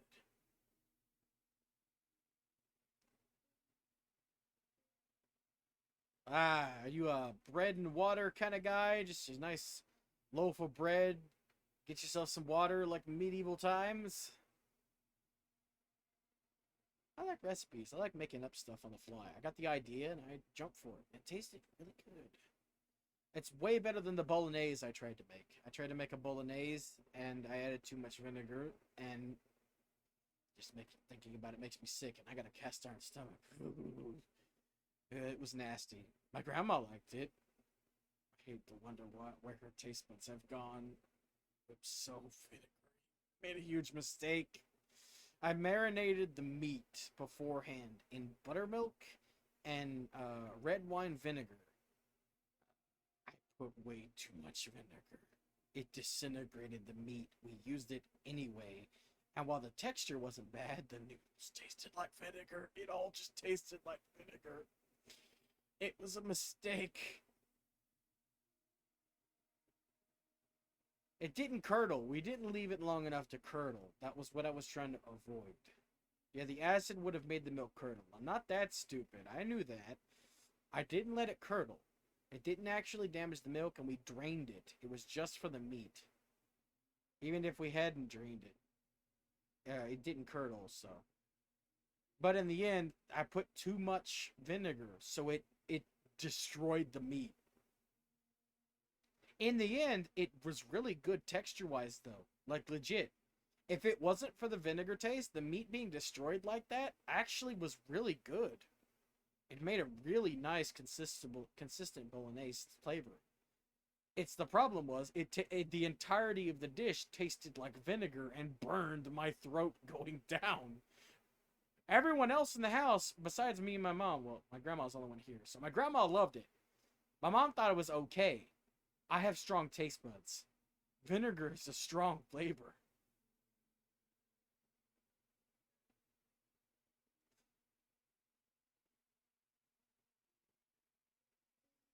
I don't like soy sauce. It's way too fucking salty. I love salty food too.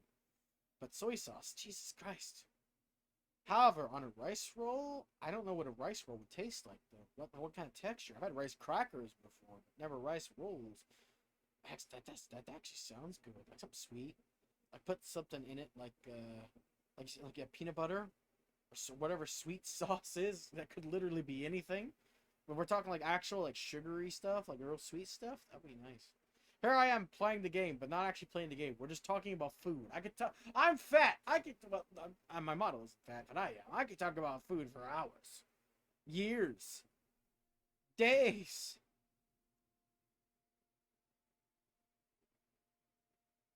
Exactly. That's why most shit you get at fast food restaurants tastes better than most gourmet food I've had. I've eaten at one gourmet restaurant in my entire life, and McDonald's was better. And that's really bad, but considering the gourmet restaurant costed us $300 a person, and McDonald's cost me a solid fucking $20. And that's on the high end where I live. My meal's really big, so it's $20, but normally my mom could go there and eat for like fucking $5 and get full.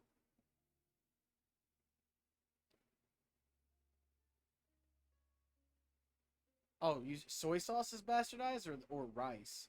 Yeah, everything in America is bastardized. Literally, the Chinese have their own American restaurants, and in the American restaurants, the only thing they serve is American Chinese because it's that much different from actual Chinese food that they literally have American restaurants in China that sell American style Chinese.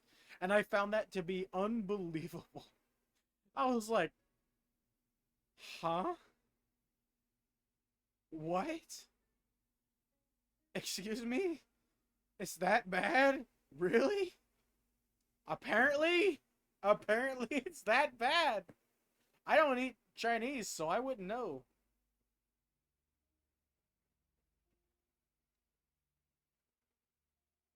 Well, yeah, we make sure that everything we eat is the maximum fat. I tell you what.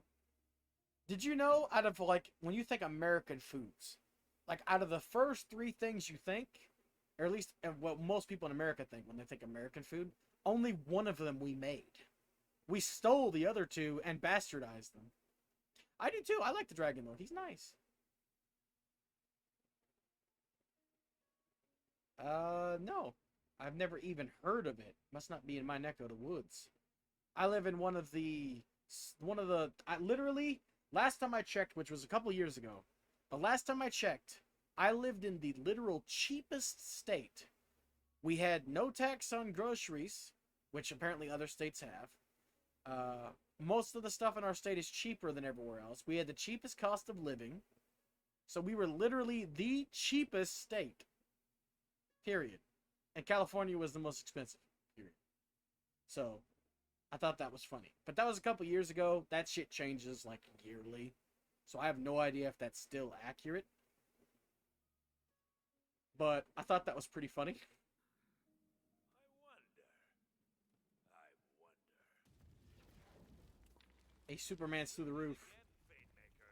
But for now, I have to go pay an old shiny friend a visit. See you around the neighborhood. Damn it, he got away. We gotta track him down. I want that big bad boss kind of loot. I mean, I can talk about food forever. I don't particularly need food.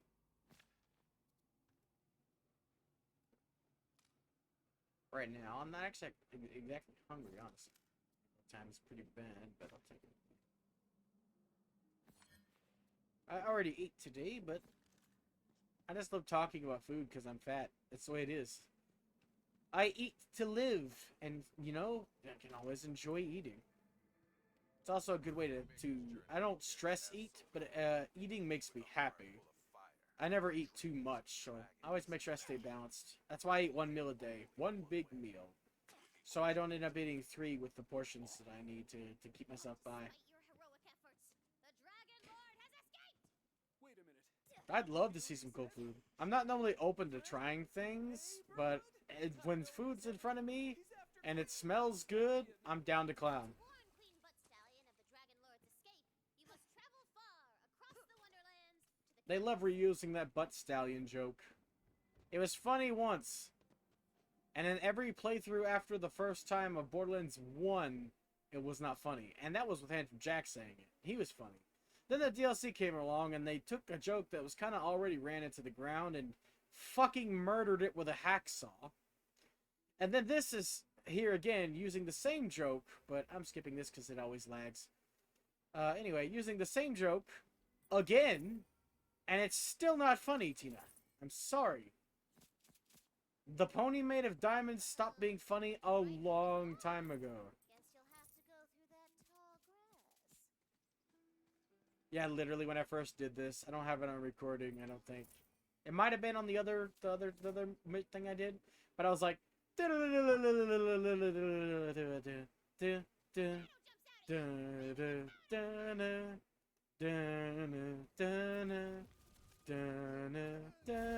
just Pokemon music.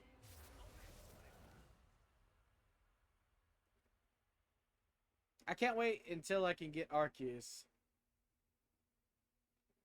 and play that on stream.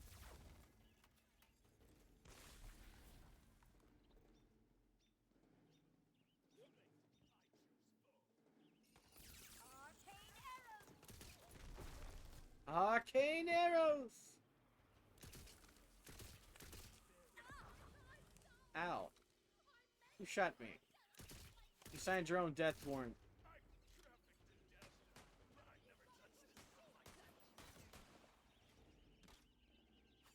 Ow.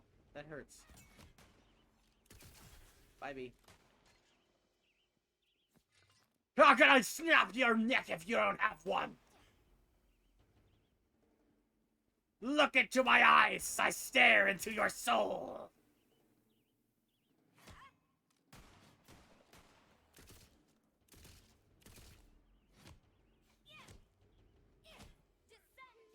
I love Krieg. I miss Krieg. I still miss Krieg. He was the perfect Borderlands character. There was nothing better than a psycho playable character in Borderlands. The only thing we were missing in terms of playable characters, like for the next game, is a Goliath. But I don't know how a Goliath would work. Excuse me.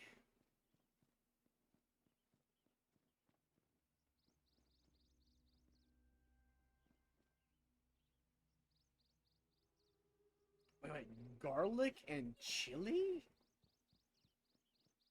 Like, I don't know what, like chili pepper flavor?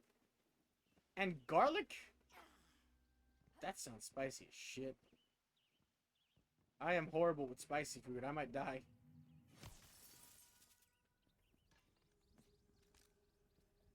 I got really strong taste buds, basically, is what it was. What it ends up doing is fucking me up royally. Let's take a look at the map, shall we? Map. Yeah, me neither. Like I said, It's a bit dull. spicy food destroys me. Something else, like the tapestry of worlds.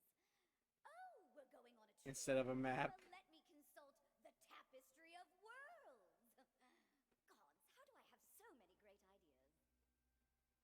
Shit, I can't. If that was a unique thing for the sheep, then I can't utilize these as any other character. Because the only thing that really makes them that useful is the being able to spam them across the area. I thought self-cast was what was doing that. Like sometimes it would work, but no, if you were right, Seer, and it was automatic, then yeah. Because that sheep actually changes things. It's actually really useful if you just spam that out. Drop those. 75, 41. Trying to get the maximum amount of money I can get out of this situation. All of these are 16 except for one right now. If I can't take all the loot with me, I can at the very least take the maximum amount of money I can get off of the loot with me. So I can organize that out. This game is like 90% loot management. But yeah, I'm a savory kind of guy. I like my food typically salty, honestly. Which is what savory is. It's the salt flavor. It's the dry flavor if it was Pokemon toys, or not Pokemon toys, Pokemon like flavors. I already stated if I had a Pokemon nature, my nature would be Rash.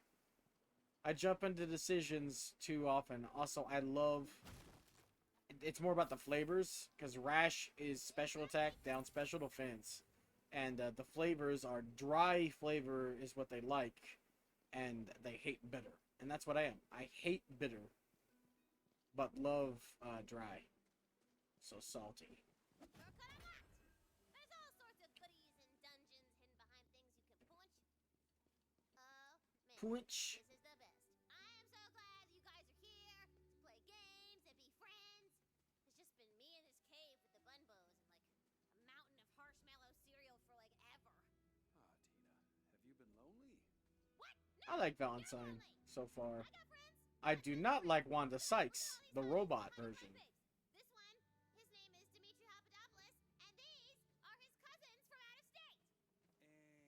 And why are they taken? I'm so glad you asked because they are also moms. Great. Nice to meet you, Dimitri. Yeah, see, to me, savory is salty, but sweet and sour pork is also considered to be savory for some reason. I don't get it. I guess I misunderstand the flavors. But I don't normally eat pork at all. The other white meat is my least favorite meat, one I don't normally eat. I'm more of a chicken kind of guy. That's my favorite. I love chicken. Any kind of chicken, really. I've had baked, grilled, fried, obviously. I'm American, for Christ's sake. And I live in the state that is known best for its fried chicken. Barbecue is so messy to eat, too. Despite the fact that I'm American, I don't like messy foods. The most I'll eat is like some barbecue pulled pork.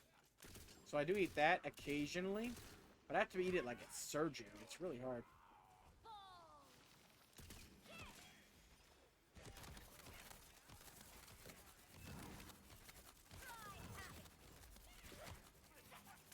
Cry havoc and let's slip the blades of war.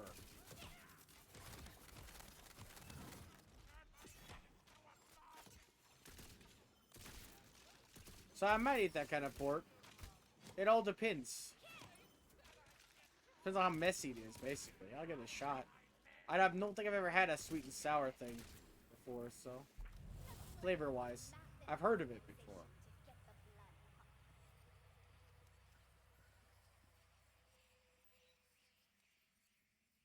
Ah, I get you. I'd be down to clown. Anything's worth a try as long as it doesn't stink. Though even that doesn't apply, because one of my favorite foods I had the other day, and it was really good. I forgot how good it was. Yeah, everyone's a kid. You know those foods you typically hate as a kid, but you really like as an adult? Like stuff like broccoli. For me, I had something that I really liked as a kid, and I still like to this day. And I can't explain it in any way. Like, I can tell you what it is, obviously, but I mean, like, I can't explain why I like it. Like, if I was to try, there's just no way. I can't explain it. As a kid and as an adult, I love sauerkraut and sausage. I absolutely adore it. To this day. I don't really particularly hate or like sour food. I hate sour candy normally. I say normally because there's one exception. Jolly Ranchers are sweet enough, except for the apple, which I can just give a pass. That they aren't like too sour, but they are basically sour candy. For the most part. That's what they advertise themselves all as. So. But I do enjoy those. Yep, sauerkraut and sausage. Ooh, is that a new thing you haven't heard of before? I'd love to introduce people to new things. Sauerkraut is essentially cabbage gone bad. That's a piss poor explanation. But here in America, we eat a lot of weird shit like that that's gone bad. Just don't look up cottage cheese. I still don't understand why people eat cottage cheese. Yeah. My mom likes to eat it with tomatoes. But yeah, sauerkraut sausage is, I think it's supposed to be a German dish. That's where the kraut comes from. But it's cabbage that's like fermented or something. It's not alcoholic though, so I don't know why it would be that. And you can either chop up like polska kielbasa, which is Polish sausage, into it, or you can get like polska kielbasa or smoked sausage and have them on like a hot dog bun, which is the way I eat it. I used to eat it as a kid, with like sauerkraut and some mashed taters on the side. And I love eating that. I ate that yesterday, and I loved that as a kid too. Which is so weird to say because most kids don't like stuff like that. So, nope, I did.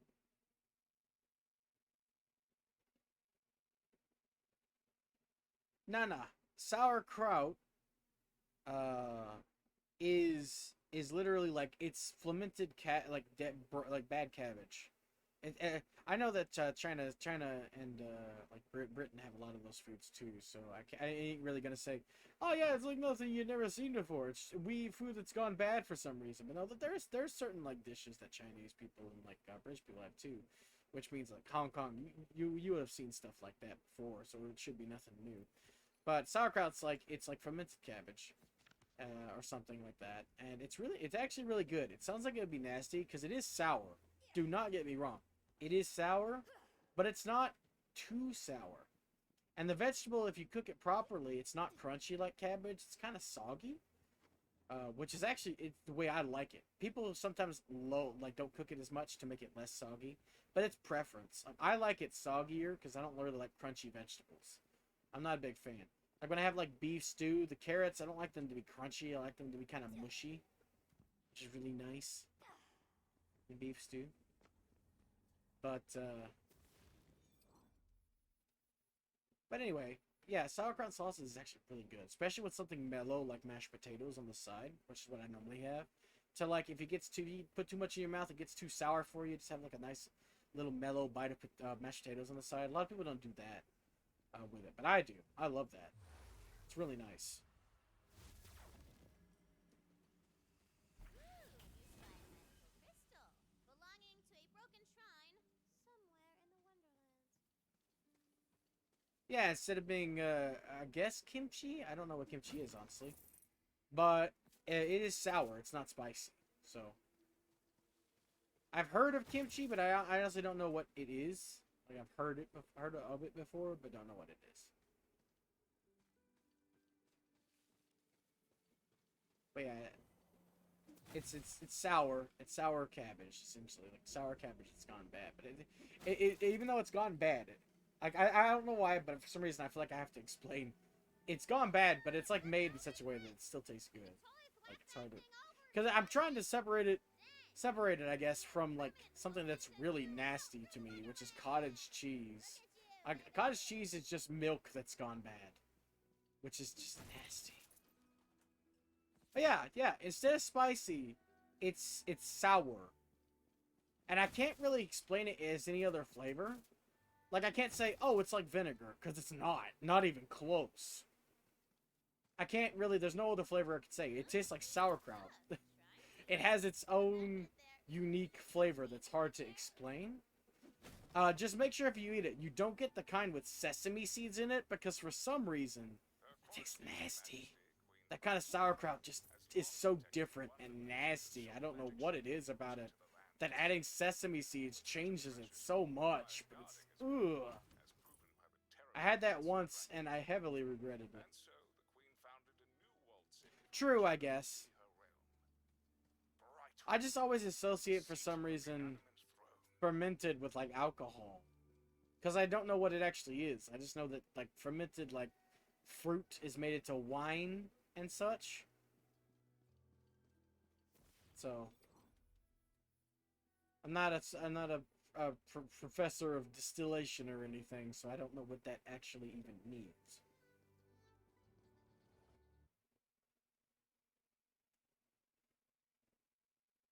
But yeah, like I said, I could literally talk food all day.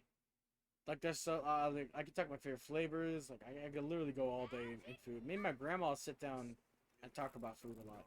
This is the reason why I like the Dragon Lord. If he's legit a nice guy like this is like the opposite of Handsome Jack. Still just wanted to wish you luck on the whole quest thing. Not that you need luck, right? If he actually is being nice and not like trying to be like a sarcastic or different version of Jack, that would be great. I would legit like him a lot. You've gotten further than me, Seer. Is he legit a nice guy? Like just playing the villain? Because that's what he seems like with that dialogue. That's the most dialogue I've heard from him that's like personal, like me to him. He just sounds like a nice guy. He's like, oh yeah, I wish you luck, buddy. It's okay. So yeah, but I've only had one set of dialogue. Like, you've had to have more for him, right? Has he talked to you personally like that a second time yet, or not? I'm not even close. I think that's the only dialogue I heard peer-to-peer. The only dialogue I've heard from him directly is that. That's it. So, I mean, I feel like he's had to have talked to you more than me, right?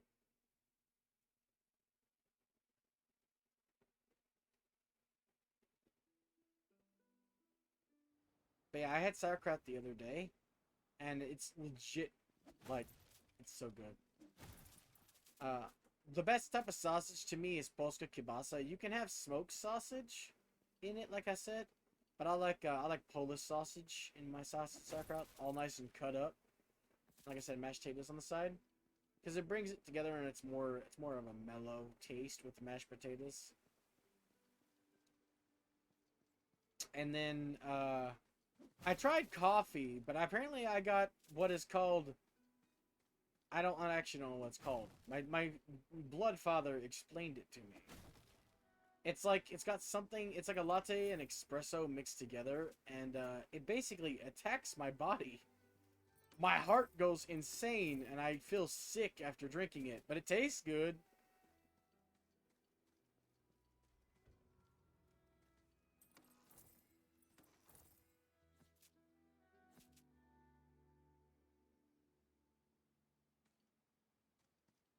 The affiliate link armor. I have no idea what that is. Is that where you attach your account? Because my account was kind of already attached, so there's nothing I could do about that.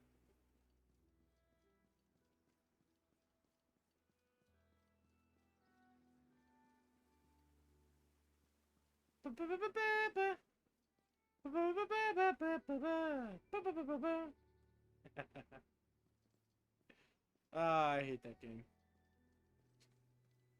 What's that? Who are you? Are you behind me right now? The ruins Yes, of I a am. shrine dot the landscape, though its builders are long forgotten, and its magic crystals scattered. Perhaps who or Ah, what well, too late for me then. results would reward you for restoring it to its former glory. This shrine is dedicated to Lul. Hey, hey! You want to get rich? This shrine behind my well-protected and You can normally call and get that fixed. for some old god that's fallen out of fashion. I figured Don't worry, I got fucked the other day too. it's real nice. With gold I'm going to spoil something because I kind of been myself, and I know where another one I kind of been keeping a secret. So I'm going to be completely honest because I normally pride myself on my honesty, but I've been lying to try to keep a secret because see, I've been having a bunch of people come through multiple times for Dragon Age asking if it was my first time playing. So I feel like people would appreciate games more if I didn't say I played it already, you know what I mean? And instead just let them know it's my first time playing, even if it is a lie. So I was going to do that, but I keep feeling bad every time I think about the fact that I'm lying about it. So I'm just going to come out and say it. I've had Arceus for a while, Pokemon Arceus. I bought that a little while ago. It was last month's game. So I've been playing it for a bit on my own. And I was going to play it on stream and act like it was my first time playing. Because for those people who wanted that. Because I feel like I couldn't provide that. Because I'm not the type to just play a game blind on stream. And I feel bad because I wanted to like give them that kind of content, you know? But it's hard for me to keep secrets because I don't see the reason. I feel bad the whole time and feel guilty, so I'm just gonna come out and say it. But anyway, when I pre-ordered, they gave me a code that didn't work with no way to talk to them about it. That's how I got screwed over. I was supposed to get like 30 heavy balls or something. I was just kind of waiting until I got far enough in to know what I was doing, and then I was gonna get on and Act like I didn't know what I was doing. Flex my dramatic skills. But in the end, I just feel too bad. Every time I say it, it tears at me. I get guilty easily. And I'm very easily caving to guilt. But yeah, I got fucked over a bit too. They gave me a code for the heavy balls that was expired. No one else had seen it but me, so I'm like, I don't know how they could have done that. It had to be a mistake, but you can't contact Nintendo. Nintendo's customer service doesn't work. I tried. Anyway, now that's out in the open. I feel a lot better. Yeah, exactly. They want to watch their first interactions. And as a Twitch streamer, I'm an entertainment provider, right? So I figured for those people who want to watch my first reactions to something, I should at least try to at least fake it, you know? I mean, this game I played, not for long, because I had all those tech issues and I felt bad and didn't nobody show up. I felt really awkward by myself yesterday playing this. That's why I was only on for like an hour. The more like that, and also like the whole point of me playing games on here is for my social anxiety, right? So if nobody's here, then what's the point?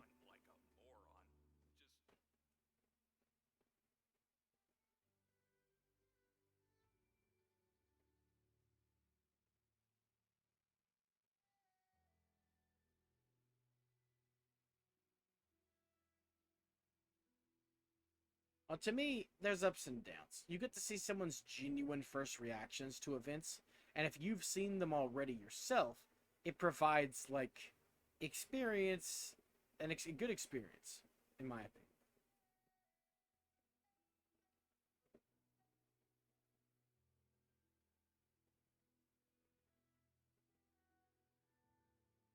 Yeah, for me, I'm here for me first and foremost, but also since I'm here streaming, my obligation as a streamer is to provide what people want from the platform, right? If they want me to stream and want like a specific reaction to some things, I should try my. I feel like I should try my best to provide it because, at the end of the day, a streamer is an entertainer. I'm nowhere near Keanu Reeves. I'm nowhere near. Let's keep going down from that. I'm nowhere near Keanu Reeves. I'm nowhere near PewDiePie. I'm nowhere near Iron Mouse. I'm nowhere near any of them. I'm more like. Oh, speaking of, while I'm saying that, I tried out Pro Jared, Seer. I still don't like Pro Jared. I watched the virtual highlight video, and I didn't find any of his jokes funny. Okay, that's a lie. I found one joke funny. I just remembered. There was one joke I found funny. I don't even remember what it was. I just watched it today, and I don't remember. That's a bad sign for a YouTuber. But anyway, I'm nowhere near him. I'm literally just starting out. I honestly had a lot of growth, if I'm being honest. I'm so really surprised. 22 followers in the amount of time of me streaming. I'm actually pretty proud of that. It made me really happy. Now 23 thanks to Stain the King, but that affiliate thing didn't update. But yeah, I got everything except for the number of people following to get affiliate. It's wild. So I'm really proud of that. But like I said, that's like secondary to me. If I can make a job out of this and pay back my mom for all the money she's put into this, that'd be great. But the main thing I'm trying to do is work on my social anxiety so that I can, live. I still am a danger to society if I leave this house, but at the very least, dealing with my social anxiety will make controlling my emotions in public easier. Because anybody with anxiety knows, when you're nervous or anxious, all of your other emotions just go where they want to go, and that's dangerous with someone like me. I can't afford to put myself in any social interaction without the fear of me getting angry over something small and ripping their head off and shitting down their neck. So I gotta get over that social anxiety. That's a first step on being a fucking proper human. For me, I'm schizophrenic. My emotions, they essentially, well, I feel like I can still be mildly entertaining playing games like Wonderlands. I mean, at the very least, I think talking to someone is entertaining for me, so it should be entertaining for them, right? If you're doing something like having a conversation with someone, right? They're entertaining you. that you're having a dialogue connected back and forth between somebody, right? So it's a momentary distraction from events. I count that as entertainment. If I'm not entertainment and I'm talking to you, what are you even doing here? I'm supposed to be entertaining you. If I'm not, why? Why would you go to an entertainer that isn't entertaining you? See? At least that's my way of putting it. But yeah, for me, I'm schizophrenic and with bipolar affect, which essentially means that my emotions control me, not the other way around. I have no control over myself. If I'm sad, I will cry. I've cried watching a lot of animes before.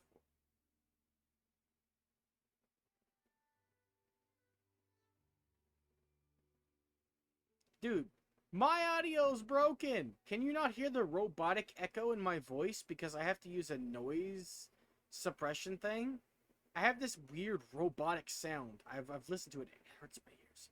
I have this weird robotic sound coming in with my voice, and sometimes certain volumes don't pick up because I have to use noise suppression. Otherwise, my dialogue sounds like this. Here, this is what normally is like with the noise suppression on, okay, right? This is what it's like when the noise suppression is off. Oh, no, that's the wrong thing. I gotta pull up my actual mic instead of the fucking game audio. Don't want to put noise suppression on that accidentally. Anyway, this is what it sounds like when my noise suppression is off. I'm a lot louder, for one, a lot more clearer. However, hear that fan? Hear that air conditioner?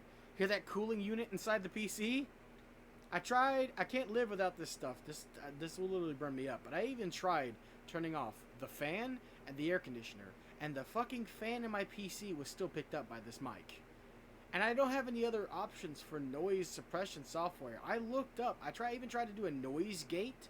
The settings are just, it's either you can't hear me at all, or you can only hear me when I speak at a certain volume.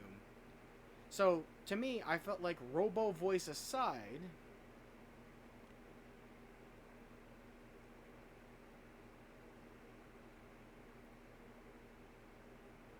well, this is what I normally sound like without this noise suppression. I don't have enough money for a voice changer or anything.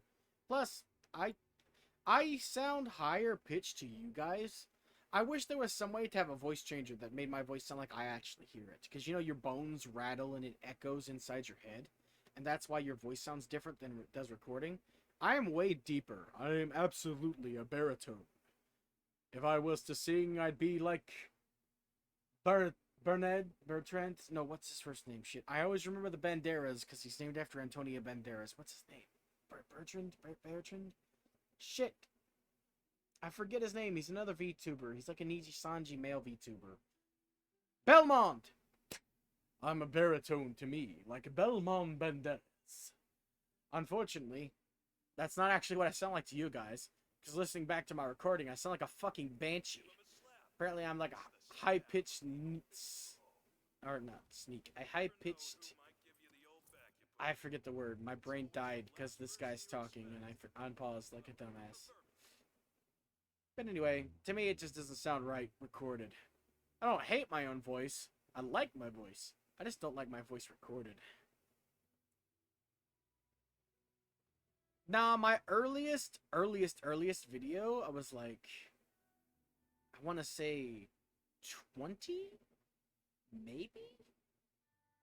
I know I have a picture of me when I was 18 somewhere on my old computer, but I didn't carry it over, so. But I don't think I made videos that early.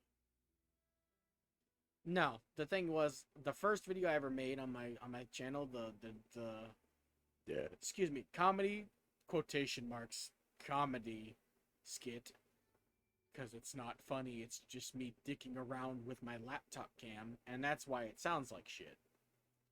London Bridge is falling down, falling down, falling down. London Bridge is falling down, my fair lady. Exactly, but my voice hasn't really changed since puberty. The camera and the mic quality. This motherfucking mic right here, this beautiful bastard, this is a studio quality mic. I could probably sing into this, but I sound like shit, so I wouldn't. Oh wait, no, you were telling me that because, well, yeah, hold on, let me do the math here. It was 20. How old am I gonna be this year? I'm getting to that age where I'm starting to forget. That would be. It's next month. Trust me, you do not want me to do karaoke. Plus, I haven't been able to find any like instrumentals for the songs I know how to sing. So you really don't want me to do karaoke. Trust me. Wait, how do you know my year of birth? Also, will I be 29? Hold on. I need to do the math.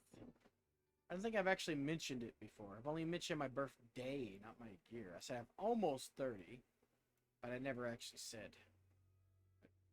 Not that I care, I've just never mentioned it. Let's see.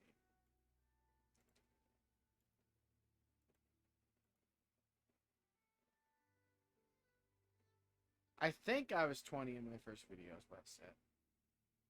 I was pretty sure, but I'm not good with time. That's one of my worst subjects is remember. I can remember events. Like I can remember things happening, but I don't remember when they happened, basically.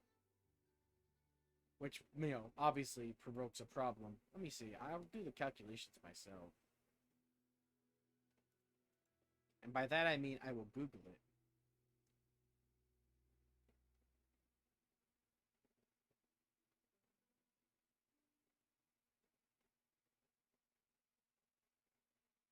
The first thing that pops up, I'm pretty sure that's not correct.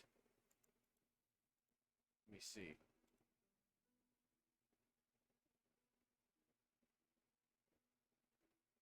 Hold on. Ah! Okay, so I will be 28. So I was 19 in that video then. If it was 8 years ago, I would have had to be 19, not 20. I was in the middle of what I guessed. I said it couldn't be 18. And I thought it was 20, but apparently I was 19 in that. If it was 8 years ago. Because I'll be 27. I was born in 94. Like I said, I don't really care. I just hadn't mentioned it yet. I'm an old man. More old mentally than physically. Because being almost 30 isn't really that old. But it is to the Zoomers out there. I'm a millennial, like I said. I guess that kind of gave it away. I'm literally on the cusp. 94 is considered the last year. I'll be 28. I'll be 28 in April. My birthday on Twitter is correct. April 12th. Might get on here and do a marathon and celebrate my birthday. I'm feeling good. After I go out, of course. Every single year I go out to eat. And COVID or no COVID, I've been going out every single time. Last time, well, 2020 specifically, I was pretty free to go out because it wasn't fully locked down in our country yet because we were slow to react. But in 2021, we went out to a park to eat our food we had gotten from the drive-thru, but still that counts as out. Still ate out, just on a park bench. So I don't know where I'm going this time. Might go to Gaddy's again. It's been a while. God, I love Gaddy's. If you ever in like the Ohio or Kentucky area, there's a pizza place that's only in those two like areas, like Ohio, Illinois, and Kentucky, in those 3 states, called Mr. Gaddy's. And god damn it, it's the best damn pizza you'll ever have, I swear. None of the regional chains like Papa John's or Domino's come close. It's just the best pizza. They even used to have pizza buffets before the whole COVID thing happened. But yeah, that's how old I'll be. But my voice didn't really change. When I hit puberty, it dropped. Like, I hit puberty early. You wanna know when I hit puberty? I hit puberty when I was fucking 12. Can you believe that? My voice actually started to change when I was 9. You looking up like their advertisements? Advertisements are never close to the actual thing. It's always fake pizza they use for advertising, by the way. And all food. All food is literally painted sculptures. It's designed not to look real. It's designed to look like an exaggerated thing in advertisements. When you have their pizza, it looks nothing like any pizza in any of the chains around here. It's pizza, but like their sausage is like with tiny little dots. It's cute little sausage. And their pizza's thinner than most of the pizzas around here, but it's not thin crust.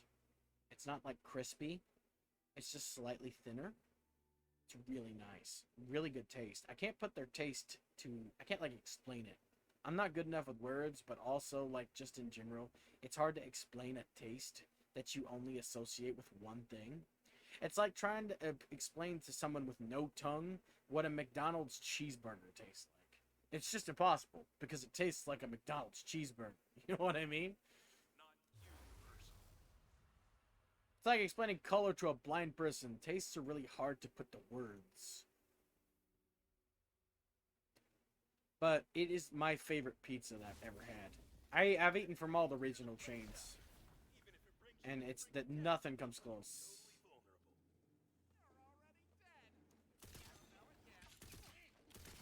Oh my wa Moshinderu? Pass swiftly to that dark beyond,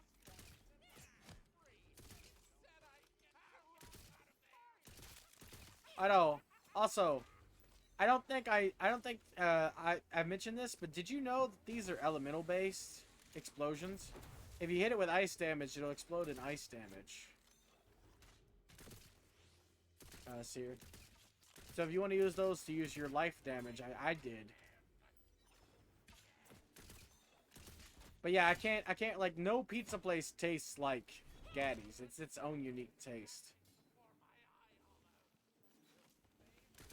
So to be fair, to me, all pizza places that I've eaten at have their own unique taste. Like, where I live, Domino's and Pizza Hut and Papa John's, they all taste different than each other. The best crust goes to me in Domino's. I love their garlic crust on it. But if you want to have some garlic butter on your pizza, I wouldn't suggest theirs, because that's just like too much garlic. Unless you really like garlic.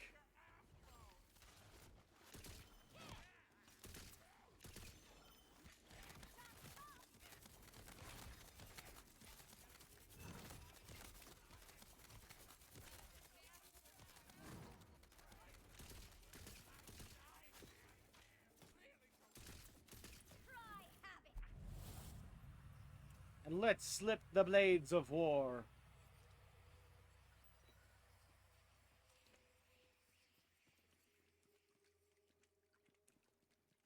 But yeah, I figure I'm actually start playing some of the game. Otherwise, it's just be a just chatting stream, which I wouldn't mind doing. For some reason, though, you guys don't ever show up when I'm doing a just chatting. It's really awkward and weird.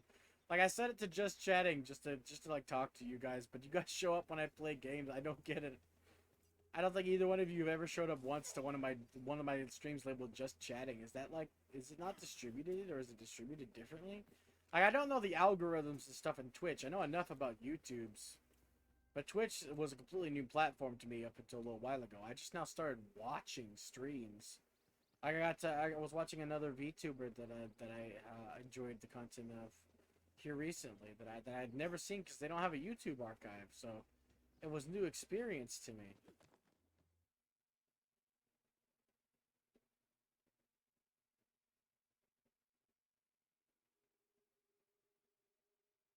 I know, right? It's genius. Just cover your roof, like, instead of shingles on the roof, like, nail some paper plates and shit up there, and then, like, put a roof over that roof that keeps the rain off the roof, and you have free pizza for life. What's not to love?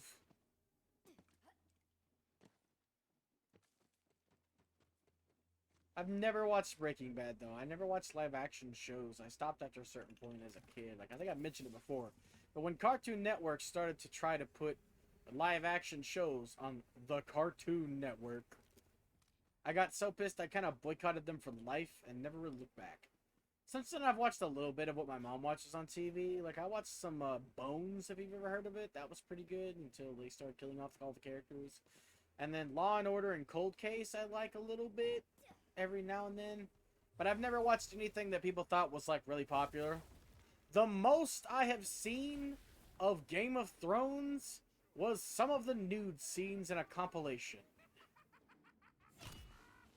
That's it.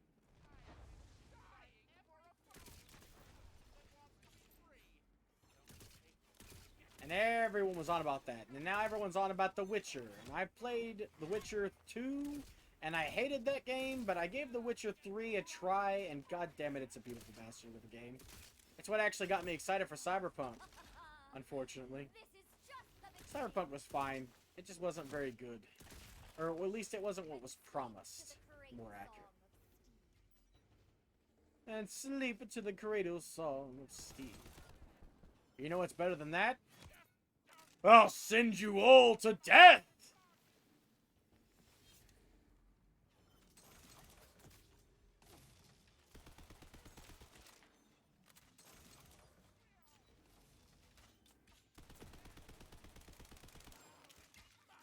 Die! Die! Die! Wrong game. Whoops.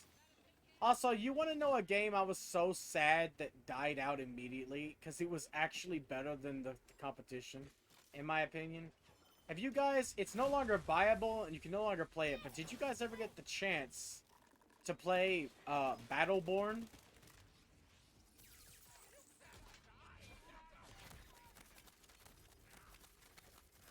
Like the Gearbox made game that came out around the time of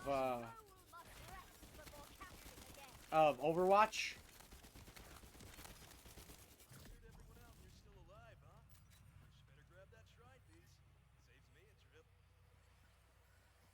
I loved that gameplay for that game. And playing it solo was actually really fun. I didn't buy it, I just played the demo, but I played both demos around the same time, and I was like, fucking Battleborn's going somewhere. I thought Overwatch was gonna fizzle and die. That was my point of view. I thought, oh no, once people play these games, Blizzard's Overwatch is just gonna fucking die, and Battleborn will be the one. And I swear, if the exact opposite didn't happen. I legit thought that, because like it was so fun. Like, to me, it was no competition between the two. Which one was better game? In terms of mechanics, like looks, I enjoyed Battleborn way more than Overwatch, because Overwatch forced you to play online against people, which made me uncomfortable. Little did I know, apparently that's just what everybody wanted. That's what everybody wanted. Even though Battleborn could be played online and had similar objectives, it died. And I was so surprised. I couldn't believe it. I mean, to be fair, in the end, I bought Overwatch, but I didn't buy Battleborn.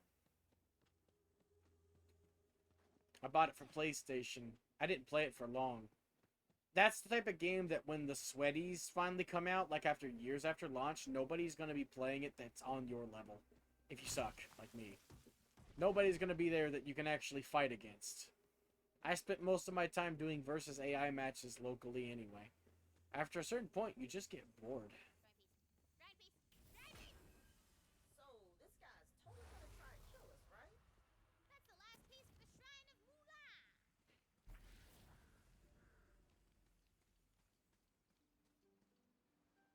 Yeah, the waifu appeal, right? And to be fair, my favorite character was female, but she was not attractive. It was the Chaos Witch. But my favorite character in Overwatch is because she's attractive. I played Torbjorn, though, until he got nerfed. I don't know what nerf. There's been so many nerfs and things, like negatives, so...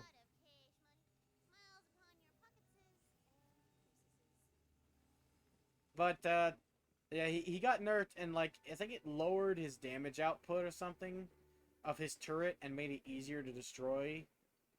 Which, like, that was the whole point of the character. He set up a turret in some unique place, kept it, like, built. But then it was at the point where it was paper fragile. So as long as you had one person, doesn't matter what, if they were attacker or whatever, shooting at it, he'd never have a turret up. At that point, I just stopped playing the game. Because, like, my main guy got taken down by such a huge nerf. While Bastion players were still the absolute fucking most broken thing to exist on the platform. No matter what nerfs they tried to do to Bastion, like, they got rid of his shield, they lowered his damage output, Bastion was still a monster. Like, no matter what they tried to do to him at the time, I don't know what the state of it is now, but at the time, Bastion was absolutely broken. And they kept having to nerf him. But my character was not even close to broken. Torbjorn was barely even played. You had to play good. Keep his turret up and operational. Be fucking careful. Place it in a good place to get the jump on the enemy without them getting the jump on you, because you were squishy. Like, I felt like I was really challenged playing as Torbjorn, just enough for the game to be fun. And then they were like, oh no, you don't get to have fun. I've never played TF2, but I've heard bad things, mainly that it's microtransaction hell. And that's the only reason to even play the game, because the gameplay isn't good. At least that's what I've heard. It's all about the hats, apparently. Not the game.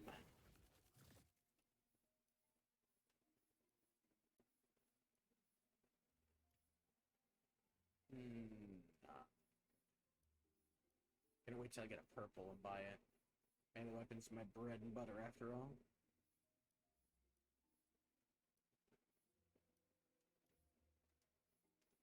Just make sure before I sell it. I like the ability to auto sell junk now.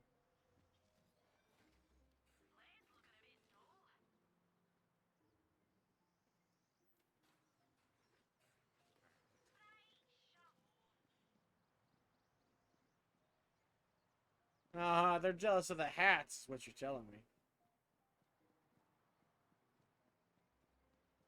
Cope and see, Jack. Cope and see. Apparently those are Twitch terms. I had never heard them before in my life. But Maxor, when I watched Maxor's video, I watched Coefficient while he watched it originally, before I went and subbed and watched it like 12 times myself, because it's hilarious. But he plays the character like a streamer, apparently, and Coefficient was like, why is he talking like a streamer? I was like, oh, okay, cool. Apparently that's how they talk. I should get up on the lingo.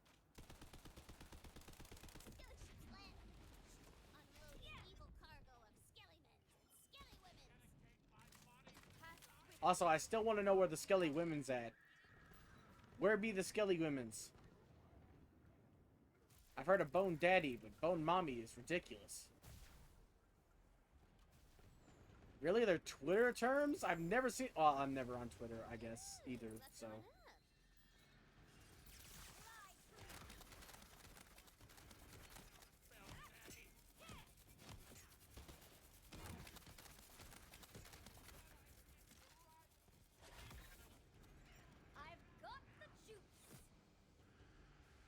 Oh no, I didn't need to hear that.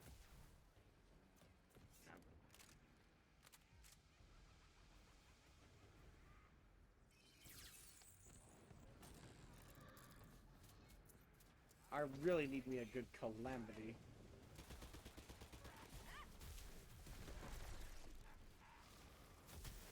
I'll take the higher capacity, only to die immediately, please, for 500, Alex. Oh, Alex. I forgot Alex Trebek is dead. Okay, let me just aim over there instead. Ow.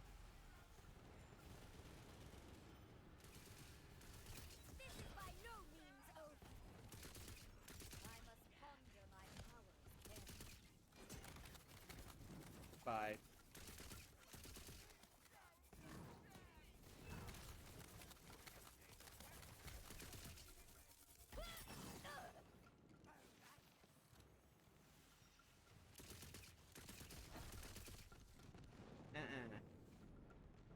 The fucking the shores of Normandy up in this bitch. All these fucking Skelebros.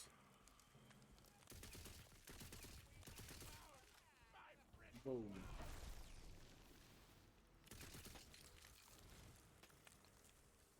Hackneyed? I think the word hackneyed is interesting.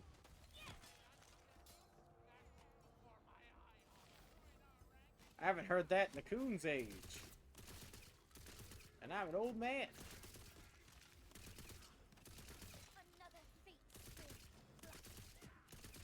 I think I possess an old soul, say. I died as I lived. Dead. No, I'm gonna get these suckers dead, and I'll read some of those. I'll read the whole thing, but I'll read some of them out. See if I can pick up any of the lingos. You teach an old dog new tricks. Oh, hi. Apparently, it's called Morhaim's Razor.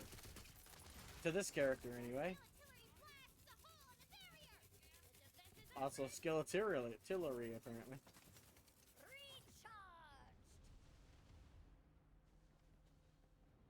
Let's see.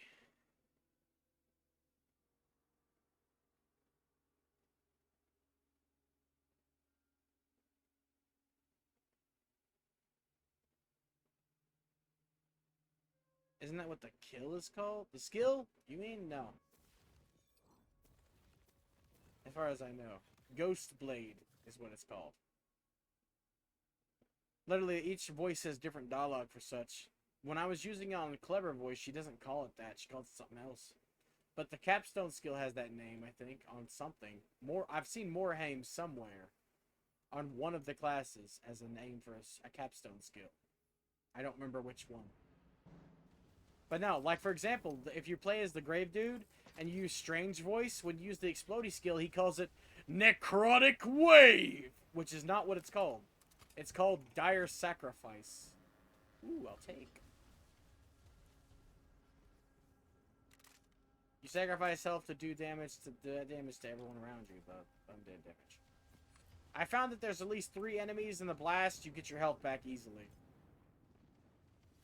At least in terms of skeletons. So it's not that risky, honestly. It's actually pretty good.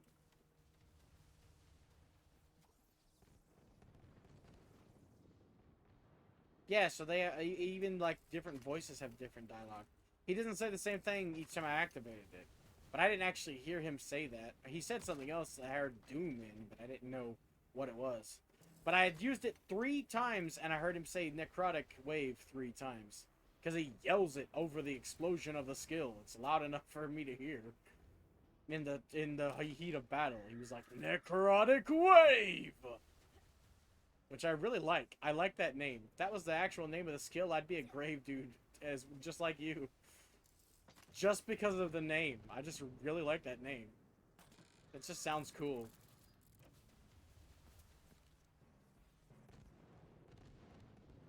Man, I'm already gonna have to go back and sell my shit. The problem of Borderlands and having to pick everything up.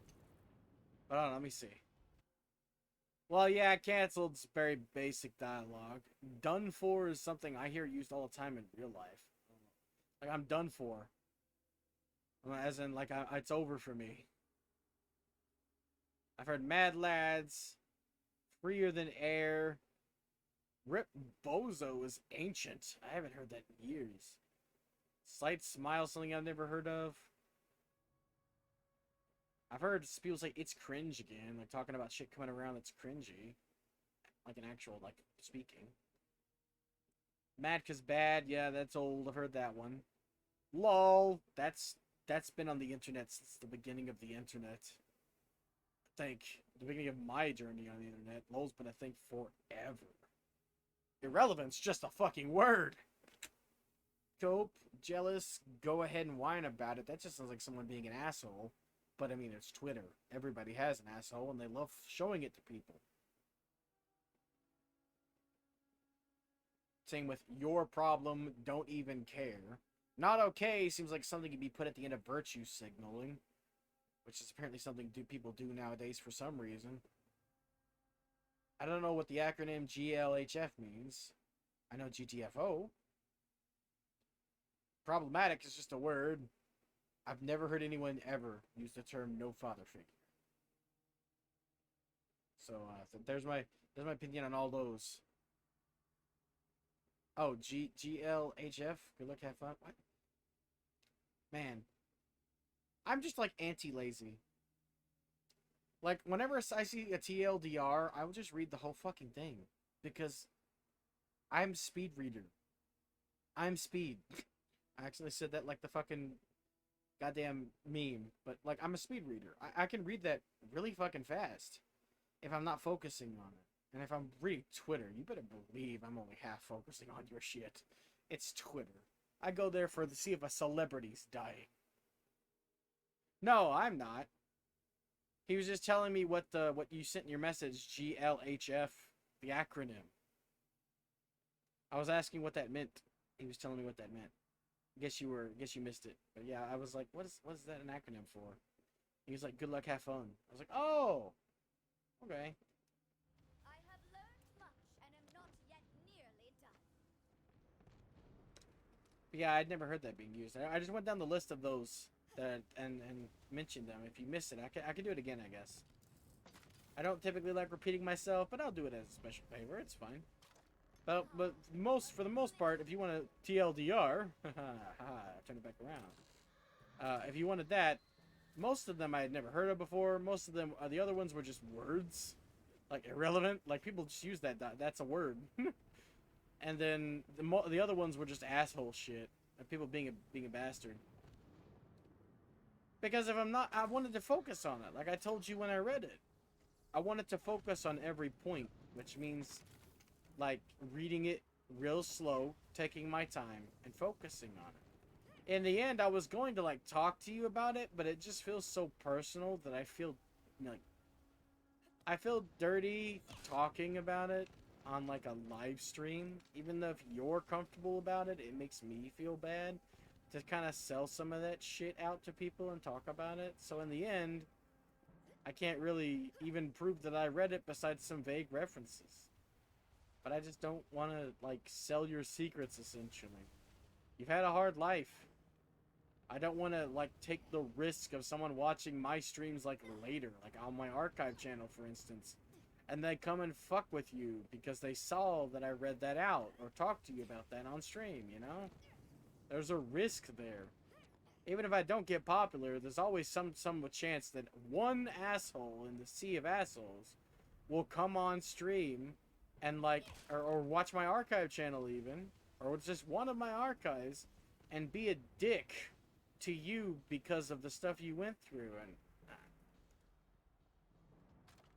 you've had a hard enough life, and I can't really give you any advice to help you. I don't want to make it worse. Yeah, but you see, I had never heard of that website ever, and I don't know how many people have. Also, your own version of that website is not public. I bet you if I Googled one of your stories, I couldn't even find it. I Googled some of the words for one of your stories that one time. Remember when I said, no, I can find it. I'll just search a quote. I couldn't find it. That doesn't pull up on Google. So besides the link that you have, I don't think anybody could have accessed it anyway. But also, like I said, I don't have any advice. You've been the best thing I could literally tell you for what you're going through, because I'll just give it like a brief something, because I've made references before. The lack of empathy is really hard for me to explain. Like the thing that you explained that you needed to learn empathy, like I just had that naturally. So it's hard for me to give advice for that. And then some of the situations you've been through, like, see this is not gonna mess you up, but like your master, like that. I've never been in a situation that you were in with your master. I can't really give advice. And then that stuff with your dad, like that stuff is unfortunate. It sounds like just living your life is hell. And sure, my life was hell at one point, but I'm comfortable where I'm at right now. But you're not, and I feel like I can't really say anything for you. You know what I mean? But yeah, I read it. Front to back, cover to cover, once really slow and 3 times fast. I wanted to give it my full attention. When I speed read, I sometimes miss words or replace words in my head, because I'm not really fully paying attention when I go as fast as I can in reading. It's only in my head. I can't speed read out loud. So whenever I want to actually focus on something and give it my full respect, I will 100% pay attention to it. which is what I did. I get full time. Plus, also, I have another thing. I like reading sometimes before bed. It's a nice, good thing to do. And I was using your biography as my bedtime reading. So every night I read a little more before I went to bed. Some nights I stayed up longer reading than others, but I got to the point. I read everything and I focused on everything and made sure that I understood what was going on. But in the end of the day, I couldn't really give any advice.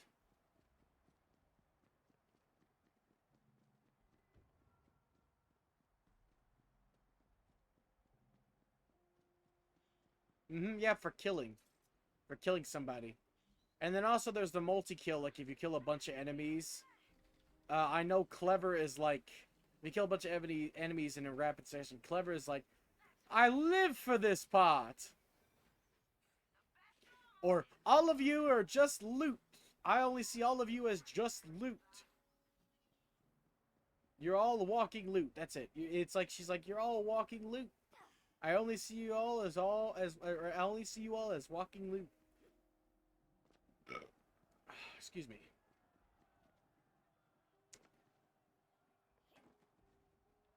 Oh, does that sound like something you'd enjoy? If you multi-kill, there's one, which one of them caught your eye? The one where she's like, you're all just walking loot? Or was it the other one? I live for this part. She says it's, I don't know about the male version, but the female version just says it so enthusiastically. Yeah, she talks about like how much she wants loot a lot as well. It's one of her main driving forces. Literally, when she saves peasant-ass peasant, she says, as much as I'd like to deny payment, we're kind of busy, I guess. We gotta hunt the Dragon Lord. She's like, I really want to charge for saving your peasant ass, but, you know,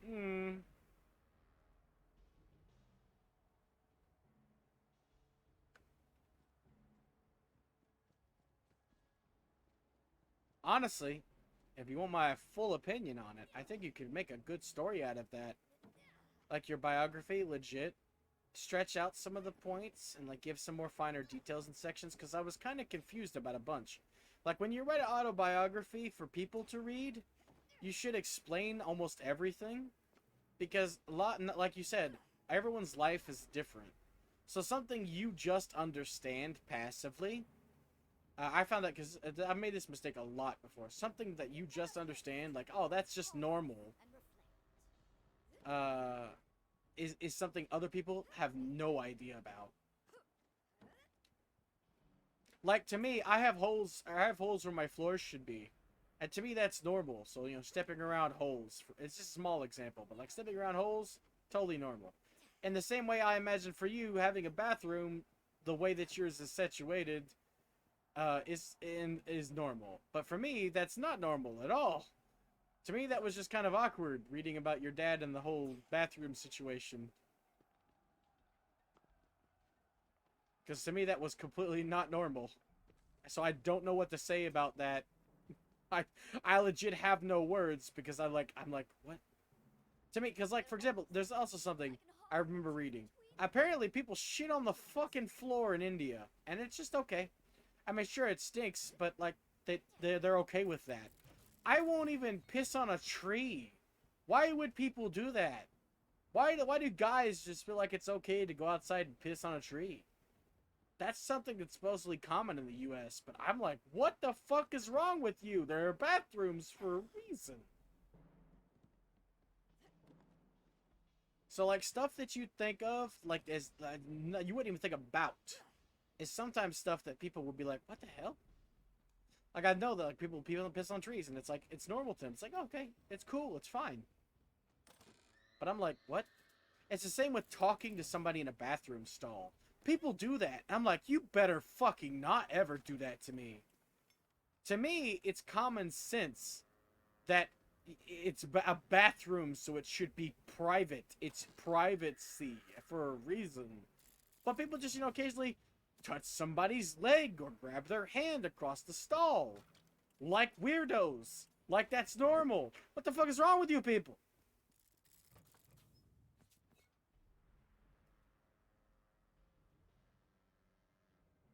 Exactly, but that's like normal to them. Other people look at that and go, what the hell? But that's normal to them, so they don't see it as a problem, you know? That's what I'm saying. Like, when you're writing a biography, I have heard of a glory hole. I know exactly what a glory hole is. I don't want to know, but it's cursed knowledge that I must possess as a human being who's been on the internet. Anyway, let's go talk to Paladin Mike. The totally, definitely not shoehorned in transgender character of this game. I swear they're not shoehorned in and totally natural. It's obvious. I saw you fighting the undead on the beach. Glad I'm not the only one giving these bony pricks a hard time. Do all of your diamond guards share your eloquence? Do I bloody look like I've got time for manners lessons? I'm up to my codpiece in undead. They came out You don't even have a codpiece, let's be honest. This is the dark work of the Dragon Lord. I have seen it with my own third eye. You don't have a cod, though, let alone a codpiece. We'll have to deal with him later. Right now, we have to break this siege. The undead have catapults, lobbing skeletons. Wait. Lorelei was supposed to be transgender? I never got that at all. Even her literally on the wiki it says she's a female and she sounds like a female and looks like a female. Oh, the VA for Lorelei is transgender, not Lorelei herself. Okay, I was about to say what? Well, female to male transgender? Oh, well, I guess that explains why it sounds like a female. Oh, to me, I separate it this way. You got, like, your gender and your sex. To me, I separate it so that I can make sense of it. To me, gender is, like, what you think you are and what you identify as. And your sex is what you are biologically. I know a lot of people don't look at it that way, but that's my point of view. And I'm okay with people picking their gender. Like, I'm perfectly okay with that. I may be an old curmudgeon, and a lot of old curmudgeons aren't okay with that, but to me, that's fine. Identify with what you want to identify as. But on paper, if you have a dick, you're a dude. Like, literally in medical shit. In terms of medical, if you have like a prostate, you have all the shit that a dude has, or if you're female and you have a uterus, unless you get that shit removed, you're still biologically, and even after you get removed, unless you do like special like surgery or something, like you're still biologically were born like physically a single gender, unless you're a hermaphrodite. Then you can fucking choose. You got both choices right there in front of you. Pick and choose, baby. I hear a lot of those don't work out though. Yeah, see, that makes perfect sense. When you're like non-gendered at all, like your species is non-gendered. Exactly. People who abuse that shit and do it for dumb reasons. Like, there was this guy who claimed he was a woman just to go into the female bathrooms and spy on people, and that's bullshit.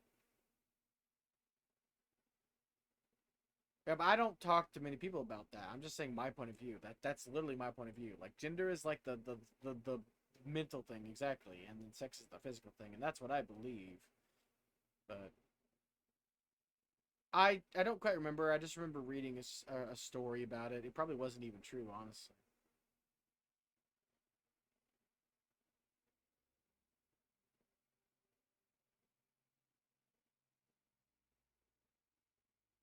It's all controversial. I just wanted to give my 2 cents. There's also, like, people who are considered to be, like, non-binary, and that's the thing I can't wrap my head around. How do you not... I guess it's because I am, like, just male. Like, I was born a male, I identify as a male, I don't identify as a woman. So that's why I can't really wrap my head around not identifying as a gender. Like, I can understand, like, guys who like wearing feminine clothing, or, like, you know, what they consider to be feminine stuff, so they identify as a female, right? And I can understand women who like guy stuff and hang out with the guys and, you know, identify as a guy. It makes sense to me. How do you not identify as one of those, though?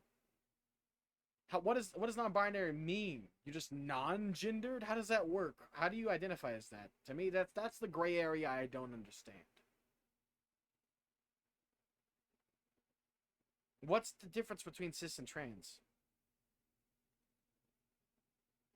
What's a cisgender? I've heard that term, but I just thought it was another word for transgender.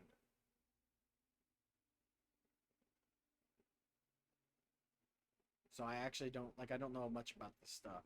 Only reason why I'm bringing it up because I feel like this one here was shoehorned in. That was it.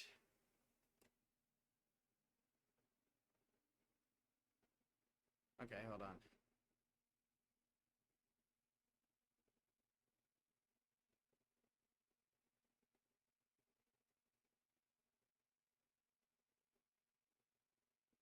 Also, trans is male specifically? Oh wait, hold on. Go ahead and allow that. That's fine. Oh wait, no. Hold on. Wrong thing. Here. Here we go.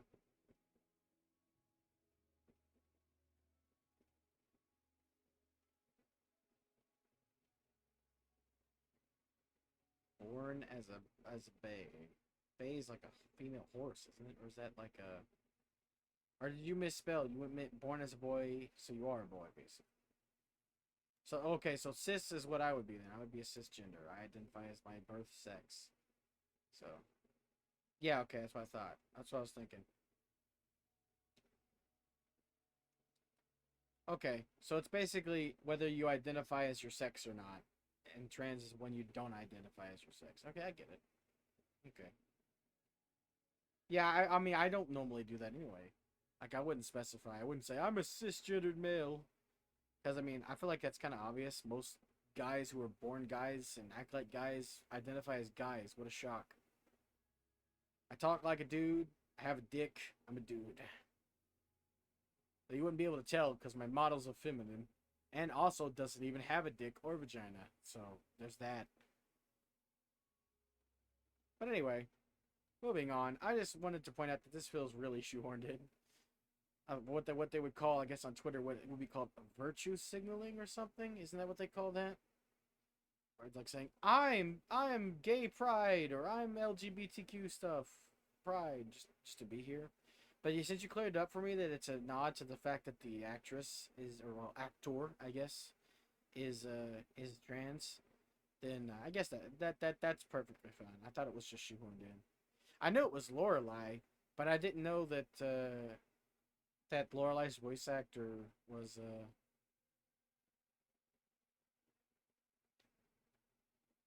the only props I can get aren't like 3D. I can get like a picture if I wanted to. I have a bunch of pictures of stuff, but I don't have anything like... Well, yeah, for me it just came out of nowhere. To me, like, this is the first character you're introduced into the fucking game that's an actual character. Yeah, but this comes later. This isn't where this is first mentioned. It's later with the gate. But yeah, it is referenced Lorelai. But I didn't actually pick up on that when you first meet the character.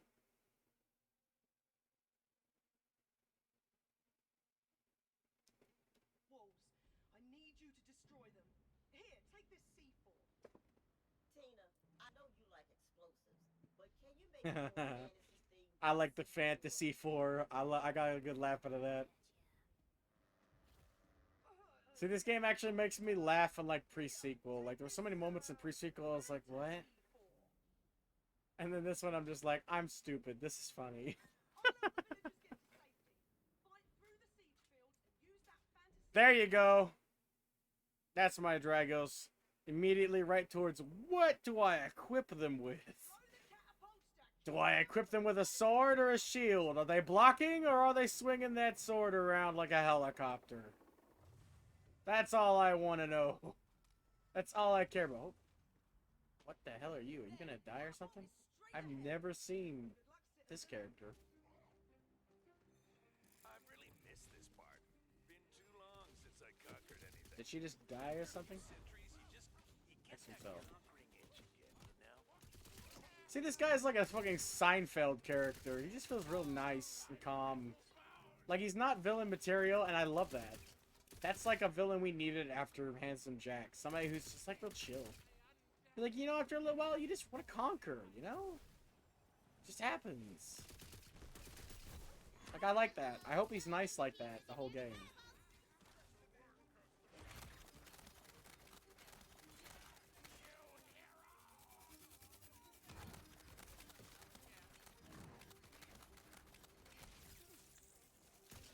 Wow.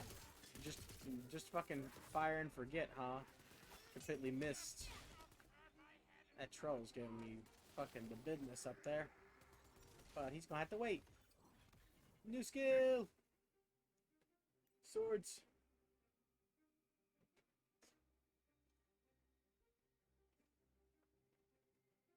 I hope that the dragon one does some shit too. Cause that sounds really cute. The Demi Lich. This one, cause status effects are not something I'm focusing on. I never do. Even with Amara and her whole tree's dedicated to it, I ignored them for melee damage because I melee. I am a meleeer. I melee and pistols. Those are my go-to damage deals. Which is why this character is the best, because my class ability... Well, I can't use it right now. It's on cooldown, but it does, trust me, it does melee damage. So the more melee damage boosts I get, the more damage I'll do.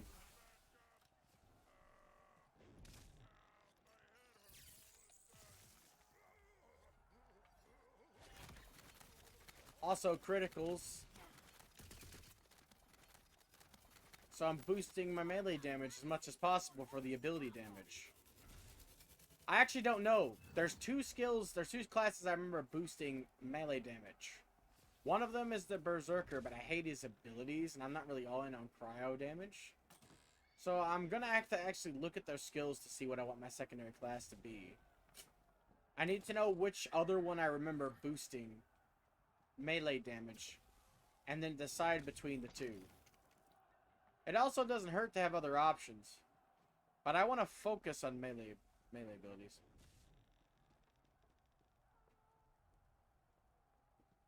Yeah, I know you only use one action skill, but I'm talking about like the trees. What abilities in their trees buff your stats are what I need to focus on, right? Because I don't really care about the Berserker's class abilities at all, but their passives. Because, like, look, I'm talking about this. Like, these are your action skills. I'm still going to use Ghostblade. That's the one that goes, it scales off my melee damage. Does the melee damage frequency. It's really good. I love this skill a lot. So any class that gives me a skill like this, like Arsenal, melee damage is increased. Any class that will allow me to stack higher melee damage. Yeah, Clawbringer is what I was thinking of, but I'm going to give a look at the two trees before I decide. Clawbringer is the one I played as first, and I kind of like the abilities on the tree. The lightning and fire damage seems nice. If I can get a melee that does lightning and fire damage. Or, yeah, if I can get an elemental damage from that tree. Because Berserker also adds the Enrage ability, which does more damage after an action skill. If it procs every single time my action skill is repositioned, that would be good. Alright, have fun, Dragos. It was nice talking to you. I'm glad to be able to talk to you today. I always am. Just know you're always welcome here, buddy. Whenever you want to show up, you can show up, and you'll always have a place at the table.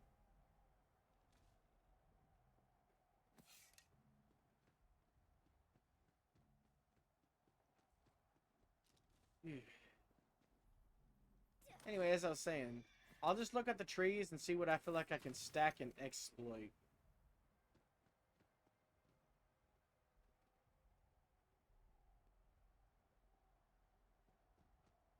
Yeah, but I'm thinking every time you reposition Ghost Blades, it might proc Enrage again.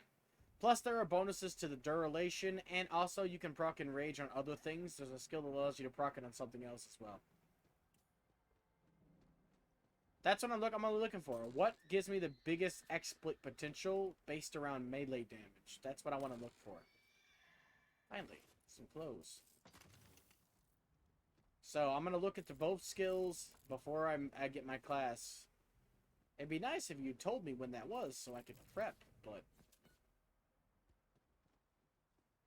I'm just gonna go back and look at my other characters' trees since I don't think there's a website I can use like Borderlands skill trees.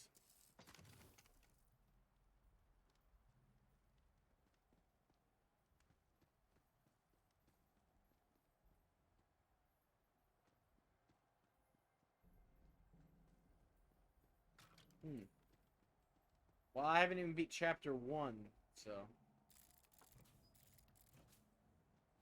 Ah, okay, so it's like unlocking your last weapon slot in Borderlands 2.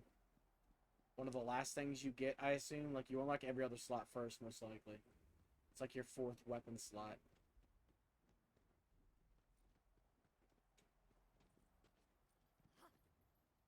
Go from behind this one.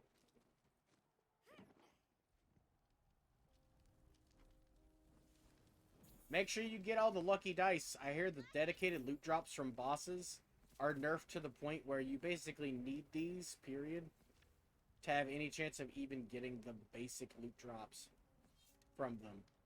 Which is kind of ridiculous. The path before me is strewn with... But I guess it gives you a point to search for these things.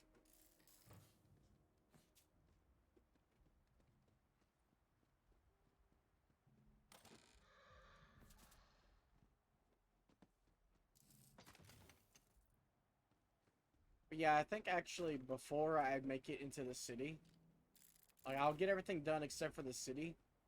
Or even, actually, no, right now I think I want to go look.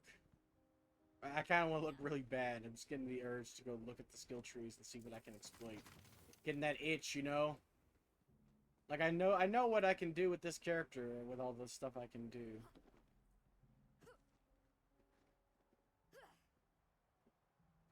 Excuse me.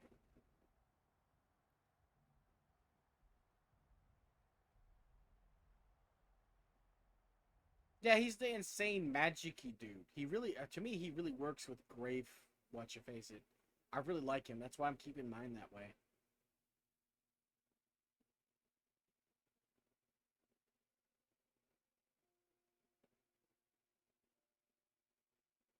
Well, you don't have to if you don't want to. Just tell me, is it fast?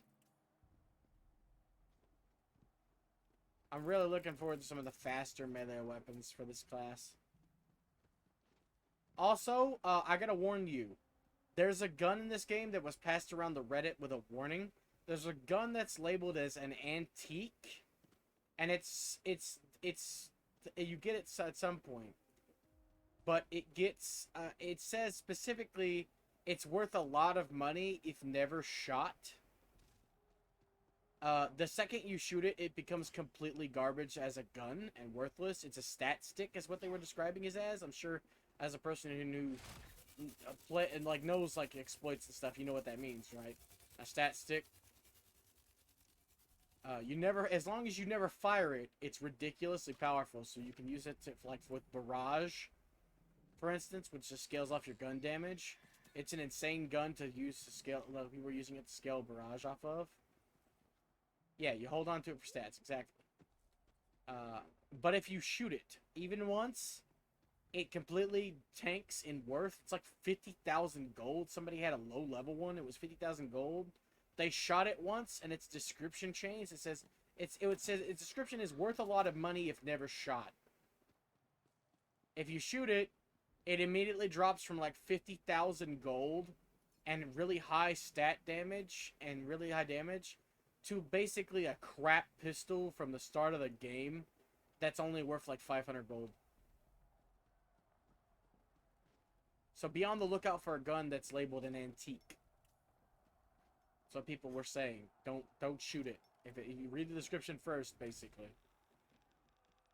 Because you might fuck yourself over.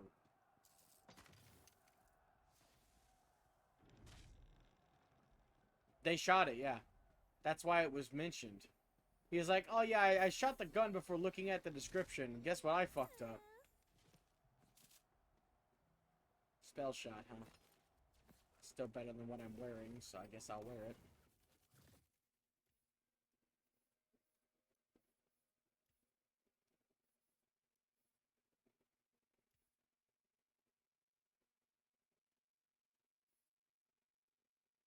Assault rifle it is then.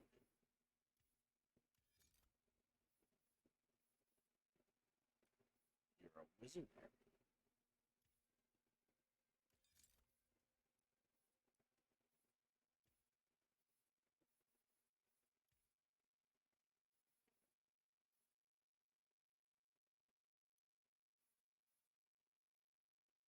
I still don't know how to access my banner. Is that on the skill, or not skill, the looks changer machine? I'd assume. I got a lot of banner pieces. But yeah, they shot it, and were horribly disappointed at the outcome, so I figured I'd warn you, so you don't accidentally shoot it. It's never full auto, is it, doll? You can't never have full auto weapons.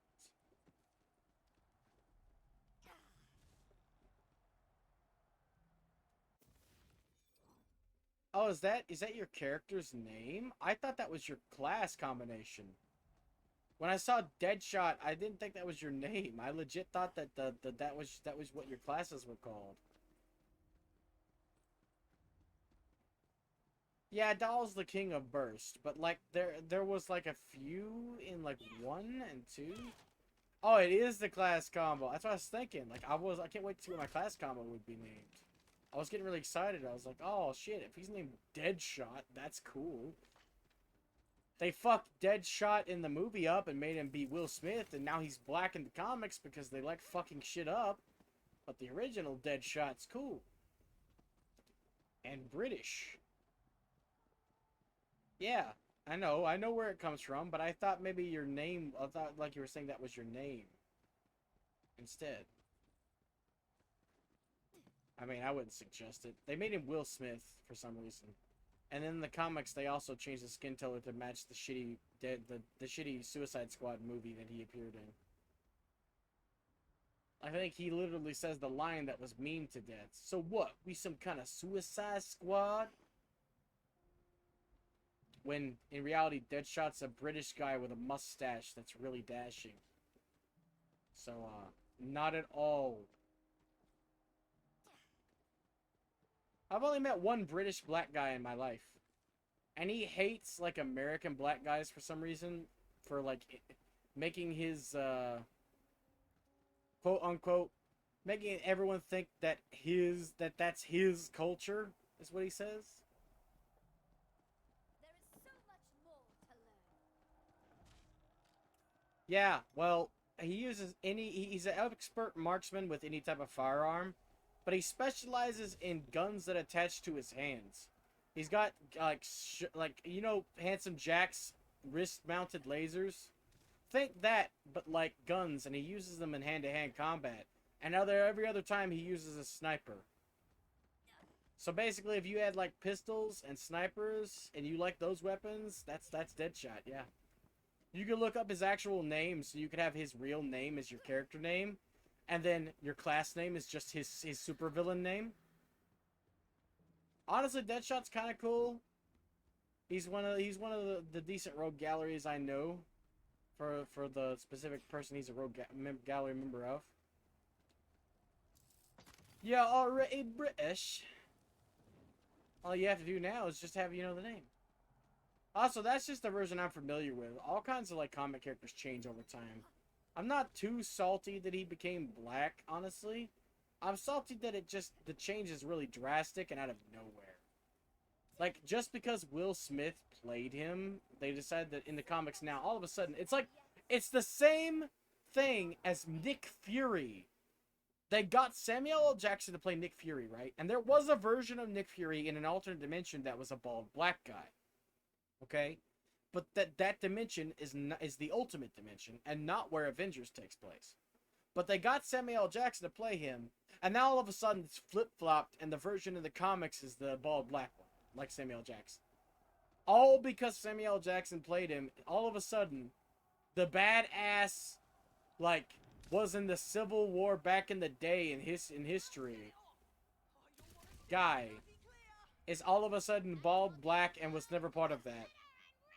Like, I just don't like changes like that come out of nowhere. Okay, so shit needs to change slowly over time. Golden Age Superman to Super Age Superman. Golden Age Superman to fucking Silver Age is a really huge change. Ah, goddamn it! Oh wait, well, at least it ups my power and melee damage. I'll take it. I don't think there were any skills for my class. Defending Hydra of Judgment. It doesn't do a lot of damage, but it has. What the fuck is that radius? Give me. What would that radius do on a Hydra? I have to know.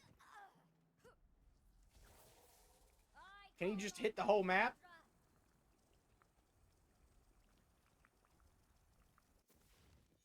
Yeah, look at that fucking radius. What is that, half the map? Can I literally just snipe people with this shit? What does that affect? What does that affect what is that radius? Dude, am I hitting the whole map? That radius has to be the whole fucking map. If I cast it right here, any enemies that have spawned would be getting hit by it. It's a fucking Hydra though, so that radius buff is kind of worthless. I'll do it to our enemies. Yeah, but the base of a Hydra is the range you can shoot, right? Which means it should be able to snipe the whole fucking map. Hydras is literally just like the spawn, so it's either you can spawn it the whole fucking map, or it can shoot the whole map. And no matter which one it is, that's ridiculous. I gotta go to the restroom though, so I will be right back. Leave you with some music.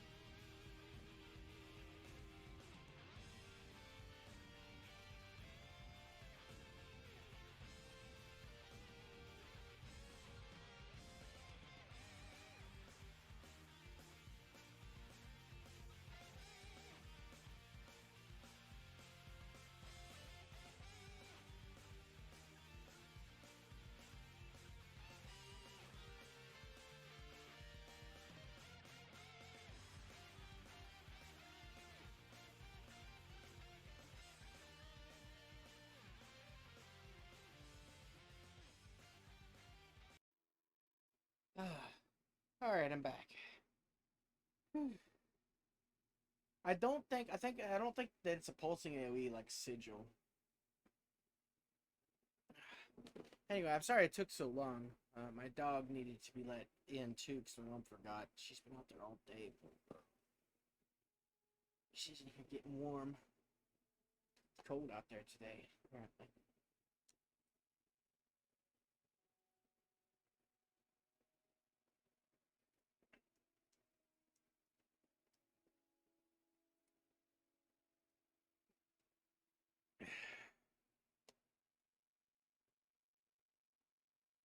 Say what?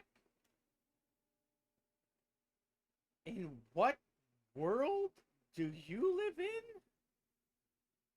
Did I cross dimensions? Did Emma Watson or whatever, like, not exist in this dimension? I just read the whole Hermione thing. What? What the hell happened there? Did I cross dimensions and Emma Watson never played Hermione Granger?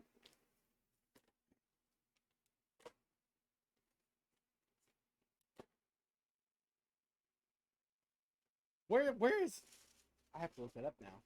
Did I cross dimensions yet again? Oh, it's that new series where it's about Harry's... It's like the Boruto of Harry Potter. Oh god, I'm so glad I'm not into Harry Potter. If that's the case, that is the absolute dumbest thing anybody's ever done. But it won't be... But you see, the funniest thing about this is, I'm actually used to this kind of shit with Harry Potter. Because fucking the creator of Harry Potter has done so much stupid shit in the past, changing people's sexual orientations, for instance. Like, oh yeah, by the way, the whole time Dumbledore was gay. Oh really? That's interesting. Why was that never brought up ever at all? And the argument she made was, well, it wasn't relevant. His sexual identity had no bearing on the story. I'm like, okay, true, that makes sense. So why would his sexual identity have any bearing on anything now? She had no comment. Exactly, that's the exact thing I said. Someone else asked it. I did, obviously. I'm not fucking popular enough to get goddamn mentioned by J.K. Rowling. Someone else asked that question, and then immediately posted a picture of her blocking them. That's literally the thing I thought, though. Someone had already said it. Like, why, if it wasn't relevant then, why would mentioning it be relevant now? If your whole point was to prove that sexual orientation is not relevant to someone's personality, then why did you mention it like it mattered? She undersold herself, and she does that all the time. She says crazy dumb shit all the time. I remember her mention about something about Hermione being black, but like, she's so stupid that I don't pay attention. I do not have the memory to fucking allocate to her stupidity. I save it for more important things. Like not anything she has to say.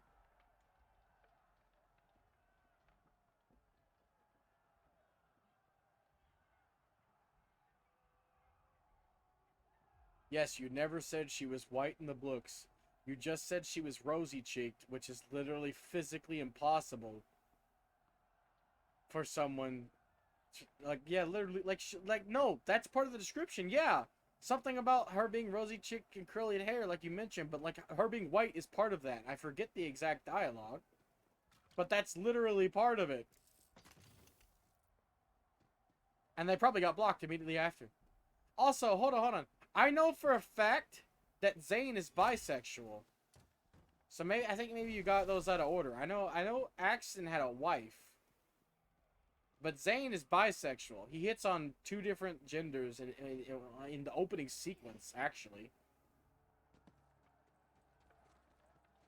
I don't know about Maya at all. I imagine growing up in a cult, like she did, would kind of turn her off of that stuff. but Nothing like a little math and organization to get the blood pumping.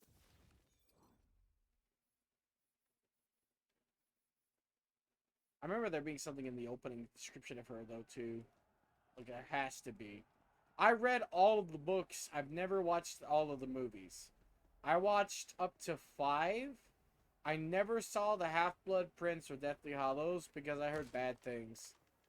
But I already read the books, and I actually enjoyed the books. And then every time fucking that woman spoke, she was ruining the books for me every single time she spoke. So I just kind of noped. I'm not like a big Harry Potter fan. I did enjoy the books because I do enjoy reading. I read Tolkien stuff. I've almost read the full. I didn't get the chance to read the full. It's not Aragon. God damn it. Is it Aragon? No, yeah, it's Aragon, right? The dragon. The story about Dragon Saphir, Aragon. That's Aragon, right? I think it's Aragon. But yeah, I read the first of that book, of those books. But I wasn't able to read any of the other ones. And I read Lord of the Rings. All 3 of them. Thoroughly enjoyed them.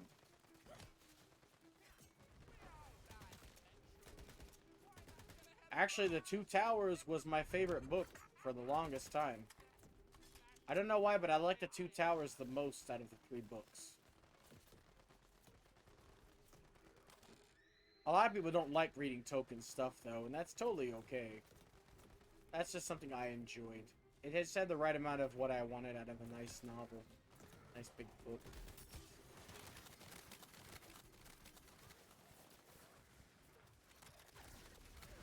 Ah, it has a radius attack. It doesn't shoot out like the other Hydras. Instead, it just nukes everything around it. That's what the radius is for.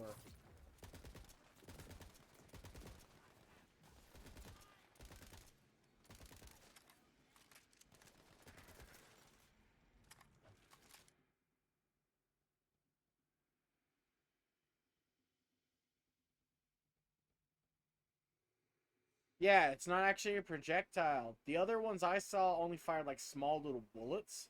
This one just fucking explodes around itself. And that's what the radius is for. But yeah, you definitely should have been asleep 2 hours ago, boss. Once I have my doctor's appointment finally after they rescheduled it, now it's 27th, so they rescheduled it for the 28th on Monday. My mom gave me the wrong number. I think I said 27th before. I thought it was going to be today, so I woke up early, and then I found out that it's not today. As to see, it explodes around it. Instead of shooting out. It's just novaing.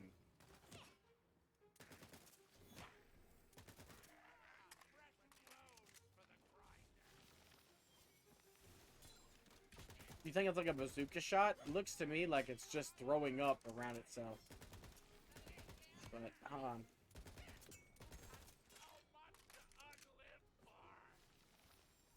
Let's see. I can get a closer look instead of just shooting it and forgetting. If I do it at somewhere like up here.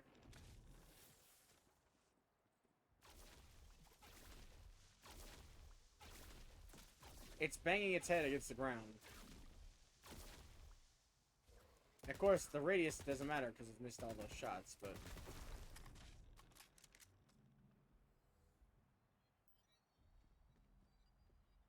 And also, the Hydras always do lower damage than Eruption. I've only seen Eruption once in the store and I didn't buy it. But, like, if you look at the damage numbers, I know this is low level, but Hydra always has done, even with the same level, it does less damage. It's 12 damage per hit. And it's also, like, it's low-level damage against skeletons, because apparently acid doesn't do a lot of damage against the skeletons. So it's doing even less damage. But yeah, I wouldn't pick Hydra. Sigil that summons Hydras would be better than the actual Hydra in my experience, especially if you can, like, get multis around with the sheep, which is what I was doing.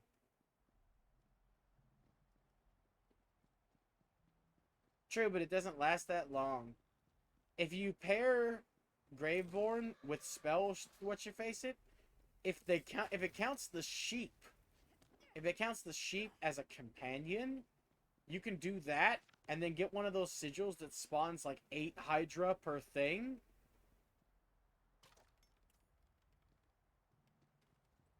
Yeah, but you can do multiple Hydra sigils. I literally, every time I shot the sheep, had a chance to like fire. If you're saying it was the sheep ability, every time I shot the sheep, I had like an entire section of just like 8 or 9 separate sigils, all with 3 Hydras apiece. If all of those count, you can get a huge limited time, but still huge bonus to your damage. Yeah, so what if you hit it with a heavily multi-hitted weapon on the first shot? Like, say, a shotgun. Because that's what I was doing. When I shotgunned it, like 5 dropped out at once. So at least 5 of my bullets hit the sheep and dropped it out, right? Which means you can guarantee if you shotgun it to get 5 every time dropping out, or more depending on your shotgun. It's ripe for exploitation. This is like pre-patch 2 before they change anything. So we have enough time to break the game, and then they'll just say, nah, you broke the game too much. Even though it's a single-player game, and breaking it's totally fine, we're gonna just patch all the fun shit out of it. Like it did with 3. They've set the last catapult up on the fallen tower. Figure out a way to get over there. That's Excuse way me. too big of a jump. What if we undestroyed that last catapult and threw ourselves over? Nah. Next patch, instead of 1 Hydra, or instead of 3 Hydras per sigil, you're capped out as a maximum of 1. And it does even less damage. That way you can have as many sigils as you want. You're basically immune to damage inside a sigil, especially with multiple layer on top of each other. No, it depends on the one you get. Mine was 3. It depends on the spell you get. Mine was a blue one that had 3 Hydra per thing. But it had a much larger radius upgrade. So it's per spell. Yeah, mine was a huge like shield with 3 Hydra in top, and it was a frost shield with 3 Hydra that spawned inside of it and shot out frost bullets. In exchange for the larger shield, all the Hydras did 1 damage per hit. But like when there was like whenever I hit the sheep with a shotgun shot, and there was like 5 of them, like 5 sigils, each with 3 Hydra apiece, the damage was still stacking. Like, there was a lot of damage. So imagine, if you will, you get one that does 8 and actually does more damage. Like, that would be really good to exploit heavily, especially if it affects your skills with that damage boost with companions. Need more magic.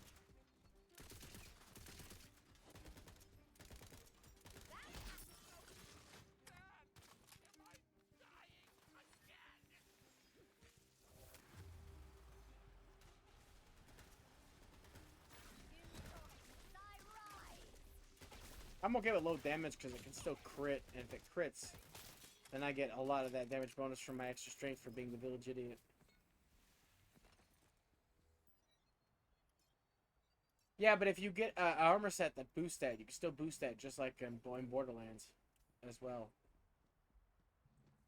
I know that the other pet is actually really good.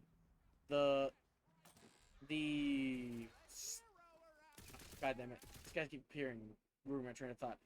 The guy with barrage poison damage is apparently not caustic damage. Like in this game, it apparently ignores armor entirely. So I thought it was caustic, but it's different. At least that's what I got from reading the skills.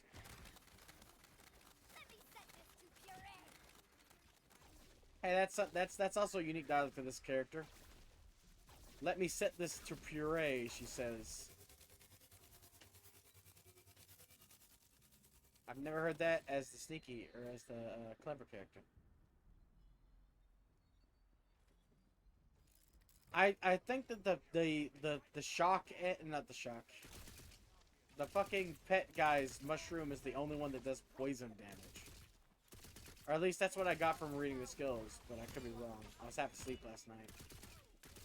But yeah, if green is poison, then it doesn't just do more damage to armor, it ignores it. Because that's what his skills say. Shit.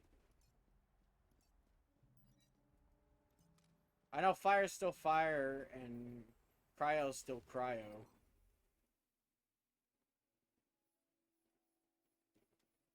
At least as far as I know.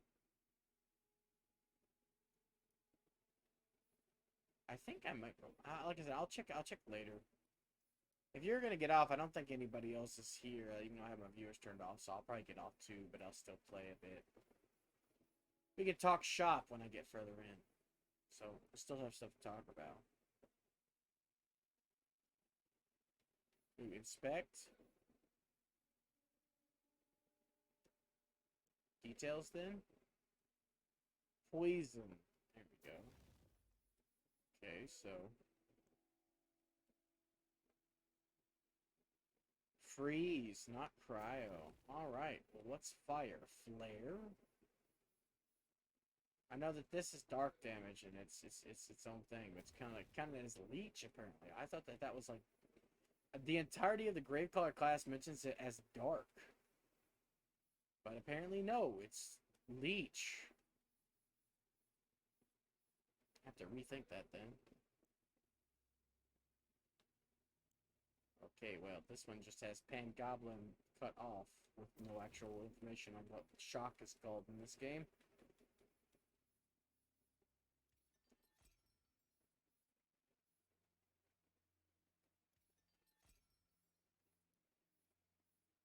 Customization's up my ass.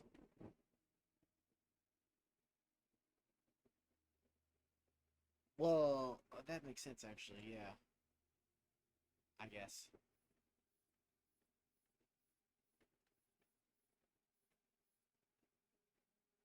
So poison is damage over time. Well, it wouldn't be caustic then. It'd be like acid, I guess.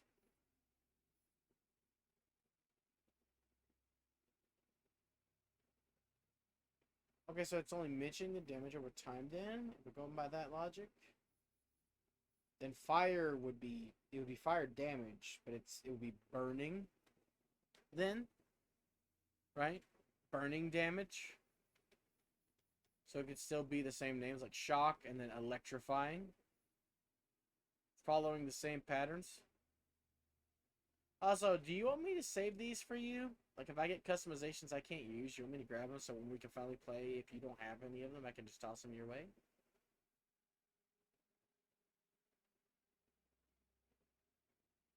Yeah, I checked it. It doesn't, like, look. It just shows me Pangoblin cut off. Doesn't actually, like, give me any details. It's a bug, I assume. Or maybe this is the way it's supposed to be. Who knows? Could be. But it doesn't say anything. For whatever reason. Also, hold on. I didn't actually fully check. Does it actually give me any skills? It does. 1 point in a skill, but what is that skill? This? No, I already have a point in that. What is that skill? Oh, wait, no. Is that... No, that's a Stabomancer skill, isn't it? 1 of 3. What skill is that? Look at the icon. Oh, why does it not count?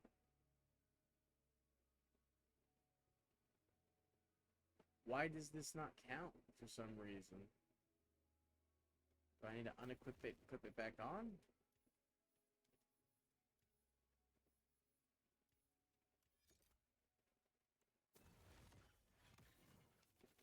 No? Apparently it just... Is it a bug? So this game has some of the bugs that Borderlands 3 had. I swear that was a bug in Borderlands 3.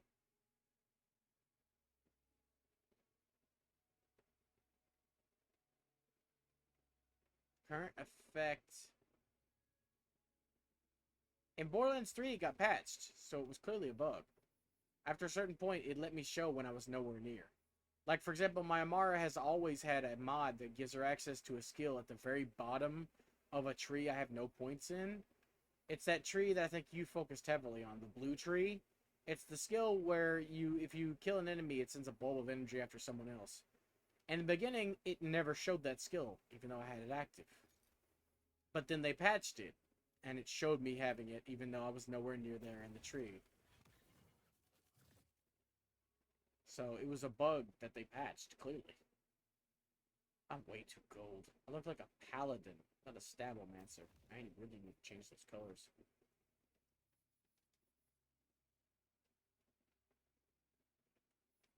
Those are grave power dudes. Yeah, I'm not a grave guy, so they won't do anything for me. Man, if only I did dark damage and it actually counted these, because I'm not that class. If I had that class unlocked, it would count them. I don't actually want to be the same class as you, though. I want to kind of do my own thing. And besides, there's no melee damage bonuses.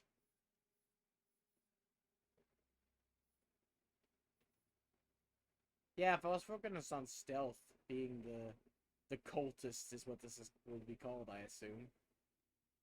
Stabomancer, Graver would probably be called cultist, because that's the name of the armor. Excuse me. Which makes sense, too.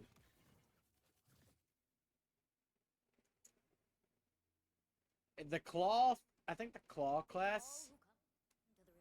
I'm just gonna grab this. The stone read well my destiny, and its end was done. Oh, that's one lucky guy. Wait, does this actually have bonus melee damage on it? Oh, 15%. What do you know? I wish I had known that this whole time. It doesn't look like it has a blade on it. My melee weapon always comes out, so, I do have to fast travel real quick, though. Yay, Buttsville's unlocked. It's my favorite location. Exactly. You don't use the bayonet, you just use your melee weapon. Which is kind of weird. I'm used to, like, Borderlands, clearly.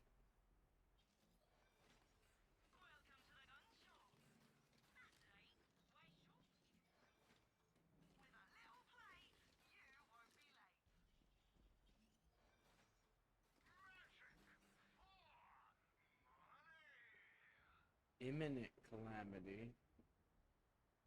Does that make it really go fast, I assume? The other one was not that. I wanted to try Spectral Talons. I wonder if that's any good. Let's see. I'll take the risk. It might be completely useless, but it also might be awesome. That was the wrong button. The end draws near. That doesn't seem like greatly reduced.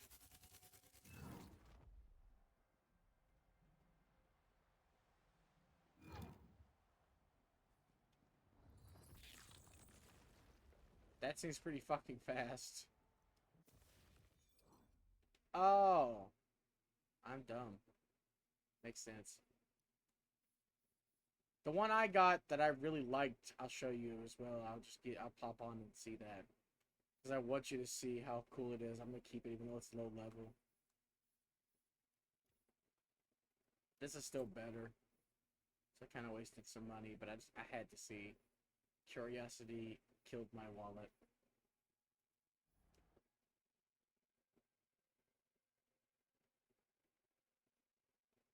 Really? The fucking Darkspawn like to spam it out every 2 seconds. Find that hard to believe. It's like they have no fucking cooldowns.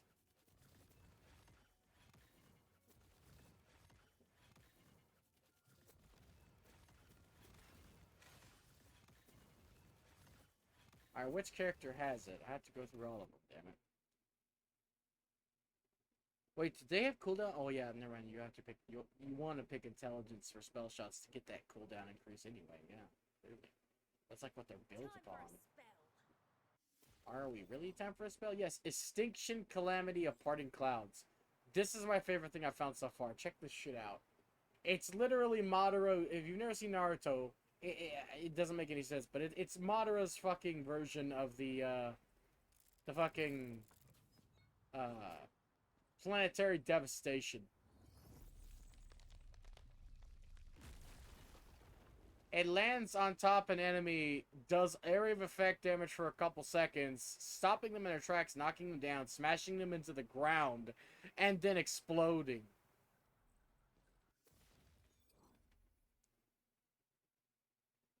Yeah, this is awesome. I love this too. I'm glad we're alike. This is the best spell I fucking found. The damage radius one, oh, it's beautiful. It's like a chef's kiss.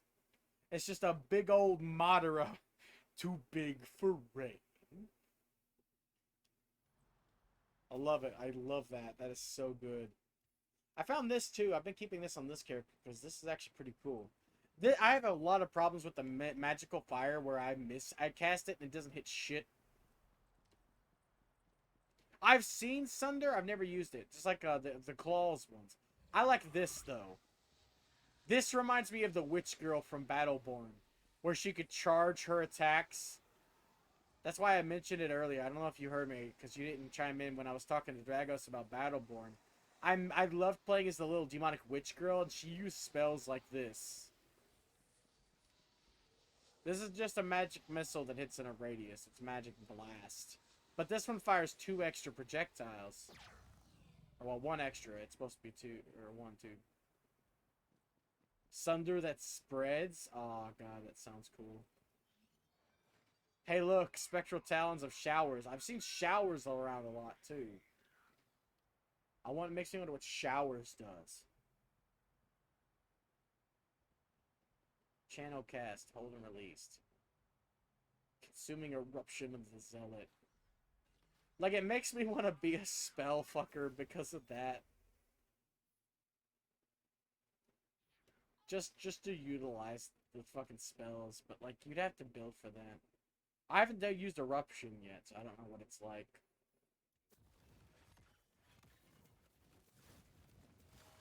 This is the character I made on stream the other day. I was not satisfied with her look. It won't let me pick her because she's slightly off screen. For some reason, I'm pressing A on her, but it legit won't let me pick her. Okay, no, it worked. Never mind, we're good.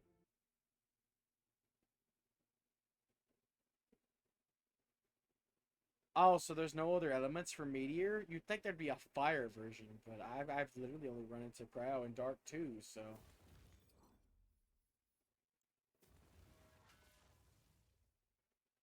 Let's see, we got melee damage, bonus fire damage. Isn't Blood Dark? Melee damage. Increases melee damage, and Wyvern Companions, her and her Wyvern Companion do both light. Maximum ward capacity, good for any build. Increased damage reduction. Additionally, all damage dealt to allies is reflected to the attacker as a lightning ability damage. Shit, fam. Oh, you mean on this? The right side's all melee? Let's see, the Wyvern Companion increased damage dealt. That's not melee. Wyvern Companion will occasionally use its lightning breath on enemies. Or am I doing the left side? Am I being a dumb? Alright, my right hand. Nope, this is the right side. Let's see. Lightning breath on enemies. Lightning breath are from enemy to enemy. Damage reduction. My god, this tree is just built to be the ultimate tank. Look at all the damage reduction skills. Well, no, it converts some of you. Does it convert some of your melee damage to lightning? Hold on. I don't see that anywhere. I think it's melee damage, and her Wyvern Companion deal bonus lightning damage. Okay. It really is just a paddling. Well, it's a Dragon Knight. But still, it's got a lot of paladin stuff to it, too. There's so much damage reduction going on.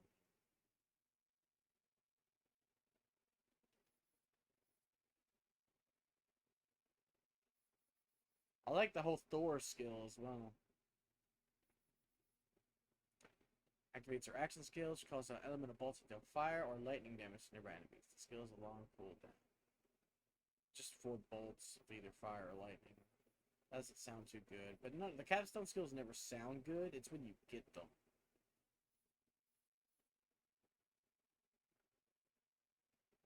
Any increases to Fate Maker's damage also applies to her companions.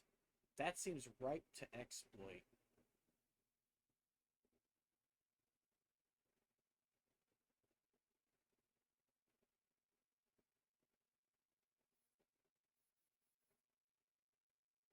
That's not a kill skill, though. That's just an activate. Oh, you mean the capstone skill. Well, yeah, but that just sounds basic. That's like Zane's. If you like kill skills and have a lot of kill skills, then that sounds aggressively good. If you don't like kill skills, like I don't, then it just sounds like that's kind of basic. Like Megavore was unique when I saw it. Photography, my first love. So this is the voice I picked first. She sounds terrible. The spoils of war.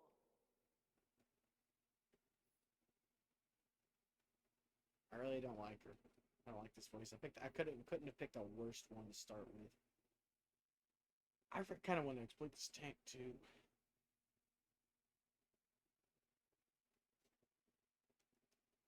Okay, so there isn't actually that many melee damage bonuses here.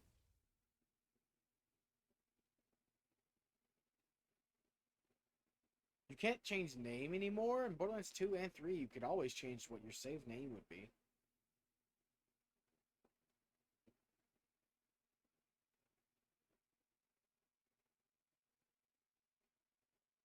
That's cool. It's always nice to be able to fully customize your character after you've customized them in any game. For me, it breaks immersion, so I always keep the same thing. Like, if I pick a voice at the beginning, if I don't like it, that character's done. I just restart. Yeah, I have a Berserk as well. I was going to check them next. I just went with this first because I had high hopes. Because they have a lot of good skills in this tree that I like.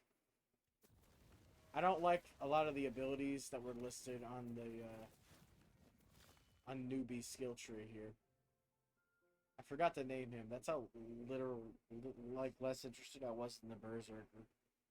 Which is weird because I always I played fucking Brick in the first game. I played Krieg in the second game. But it's because I wanted to make a dwarf and this is the shortest you can make. So my face is dwarfy, but my body says human. I'm so disappointed. Yeah, let's see. We got melee damage and enraged duration. So we get that enraged. Action skills start, you become enraged. While enraged, you deal bonus frost damage for duration. Enraged duration does not deplete while an action skill is active, but ends at the Fate Maker enters their soul. Activating an action skill when already enraged restores a portion of the enraged timer. So I'm saying, like, if I reactivate my blade skill, long enrage, exactly. When I activate it, it takes a portion of the action time, and it specifically says it takes 0.5% of the action time to reactivate it at a different location, which means it should stack with enrage, right? And I hate Dreadwind. And Feral Surge sounds boring, so I wouldn't have to worry about wanting to use these. But then you have frost damage increased, so if Enrage makes me do bonus frost damage on everything, it would affect my melee. And then you got health regeneration is nice. It depends on whether it counts as activating. I have to shop it and see if it actually works. But you deal increased damage dealt to enemies that are slowed, so doing frost damage automatically buffs. And then bonus damage, it gains increased damage reduction the closer. I'm a melee guy. Closer I am to an enemy, the more damage and damage reduction I do. That was like an Amara skill, I think. Kill skill. A portion of the Fate Maker's active enrage timer and a portion of his maximum health are restored with each time that each person I kill.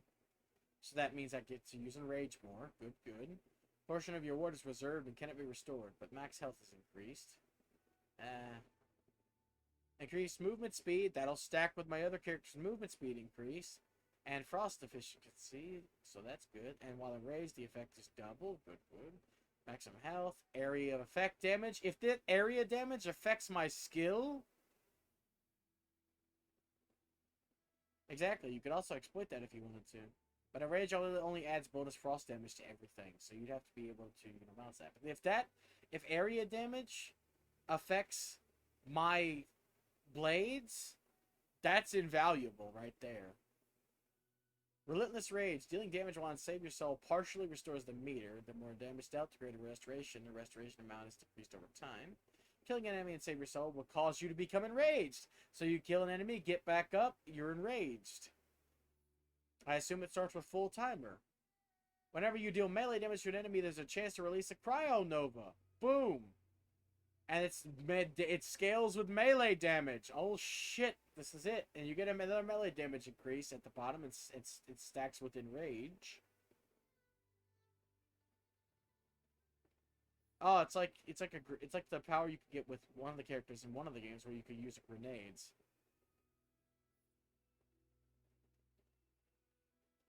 But also you could just shotgun the enemy because you were running at point blank range. But here's the kicker. Here's the thing I was thinking about.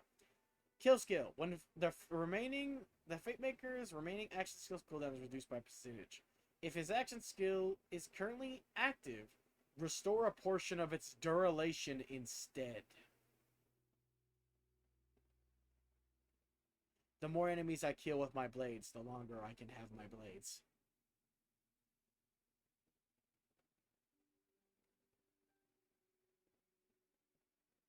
It's probably the amount of points you have to put in. You probably don't get enough skill points. But, like, they're going to up the level cap. If this is anything like Borderlands 3, we'll get a bunch of DLC, and each one will up the level cap by a bit. So right now, it's just picking and choosing what's good for now, and then later we can make it perfect. But here's the thing. I don't think the capstone for the what's-your-face is very good.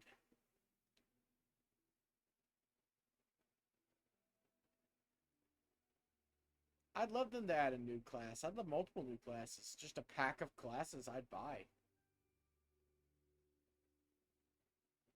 I'd buy something like a melee weapon, like a unique weapon that's just shield or something. You can throw it like Captain America instead of doing a melee attack. Let's range melee attacks be a thing. That would be cool. On characters that are not obviously using the spinny blade as a death, of course. But anyway, I think my capstone skill and the other one's bad. But a lot of these skills in this tree are really good. So I'd have to know exactly how many skill points I want. And then, since I don't have like pages for it, I'd have to like mentally keep track of the number of skill points on each skill I'd want. And just get the ones that are the most beneficial. I don't remember. I just remember it not sounding particularly good. So let's go see real quick.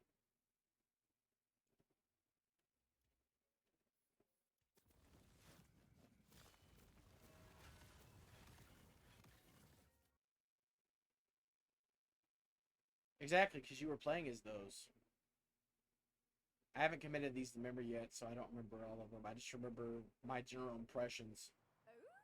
None of them really stood out to me besides a couple. Gun and spell critical hits have a chance to create an ethereal blade above the target that would impale them after a short delay. Ethereal blades deal melee damage based off of your melee damage. So that's actually really good. It's 100% of your melee damage, so I can melee from a distance. But honestly, the capstone skill on the other tree right now is better. Like being able to use my spinny blades infinitely. Yeah, I'm built for crits too, and I'm going to be building for crits. And Dirty Fighting gives me a huge buff to my crits. But also, infinite blades. The blades can crit too. I can literally kill enemies and hordes of enemies with infinite blades. Right now, I think that that's the better option. Because just doing melee damage to the enemy, I'm normally in their face anyway. Dirty Fighting is a 3-second stun, this man says. No, Dirty Fighting is increased critical hit chance up to 30% increase, automatic. This was what stood out to me. It's just a straight fucking buff. The rest of them have some kind of mechanic. This is just, hey, you get 30% chance increase. It sounds bland, but on a class that's built from the ground up to do crits, that's invaluable. Plus crits, that's like Megavore in this game. It's like getting a headshot without getting a headshot. So it would be a really good thing to build around, which is what I'm going to build around. That and melee. The more I can build up my melee, the better. And according to the Clawhammer thing, it only had one thing that boosted his melee, and that's if you stack all of the electric damage. It makes my melee do electric damage. Cool. I can do that with just having my melee weapon do electric damage. Yeah, but that's stacks. I hate stacks more than I hate kill skills. Kill skills sometimes are really good if they just work. Like, it just does something that gives you a buff for a limited amount of time that refreshes every time you kill. That's okay. When your skill's like, oh, kill skill, you get a stack of blah, blah, blah. Your maximum is 99 stacks. For each stack of blah, blah, blah, you have to do a fucking goddamn calculation just to figure out what the hell kind of buff you're actually getting. It's like 0.5 extra fucking melee damage per stack. Good luck. Where's your calculator? Stacks are the worst, but kill skill stacks, literally the characters of pre-sequel had so many kill skills that gave you fucking buffs. Alright, good. Alright, it's 2 a.m. where I'm at. Yeah, you definitely need to go to bed, boss. I don't prefer stacks. I'm all for kill skills over stacks, but I just like them both, but if I had to pick. Also, I think I left all those white weapons. Exactly. I hated that. I never used it. I didn't build for that. I had those points in that to get rush stacks just to get the actual useful skill of transcendence on my Amara. That was it. Because the first 3 skills only get the amount of points I needed summon one of those. I put 2 points in like the skull ones. That's great. My action skill sucks. And so does all of Amara's action skills. She has the most variety in action skills, and all of them are bad. How did they manage that? I didn't try the new ball one, but like all of her base action skills are garbage. Every single one of them are garbage. Especially her Maya ripoff tree, where it's nothing but Maya ripoff, but multiple different versions of Maya ripoff. I got downfall, because I thought downfall would be cool, you know, shoot a laser, but I literally shoot it straight down, it hits nobody. And then I slam, a couple seconds late, with less damage. Worthless. That was my only hope for a good action skill on Amara.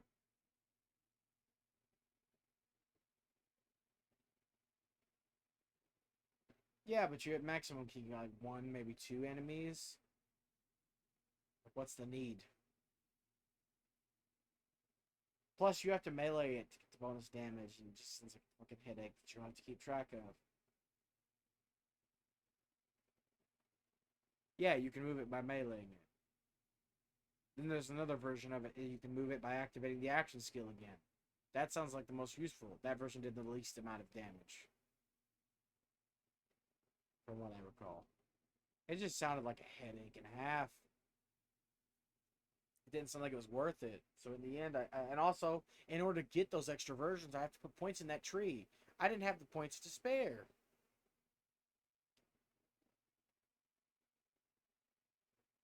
Exactly. Like, this isn't so useful to me at all. None of her action skills were useful. Yeah, like I said, I didn't memorize the full new tree for that. I literally just got the cryo damage because I had access to all the elementals from that tree.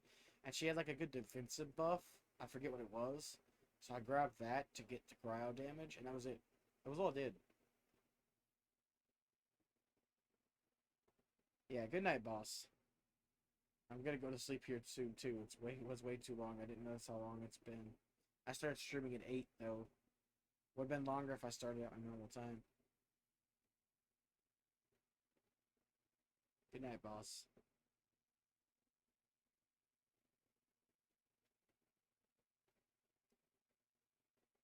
Ugh.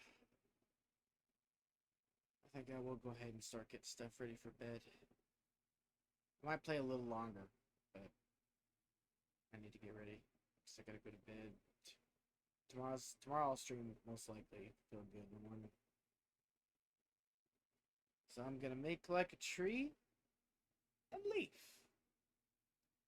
See you next time.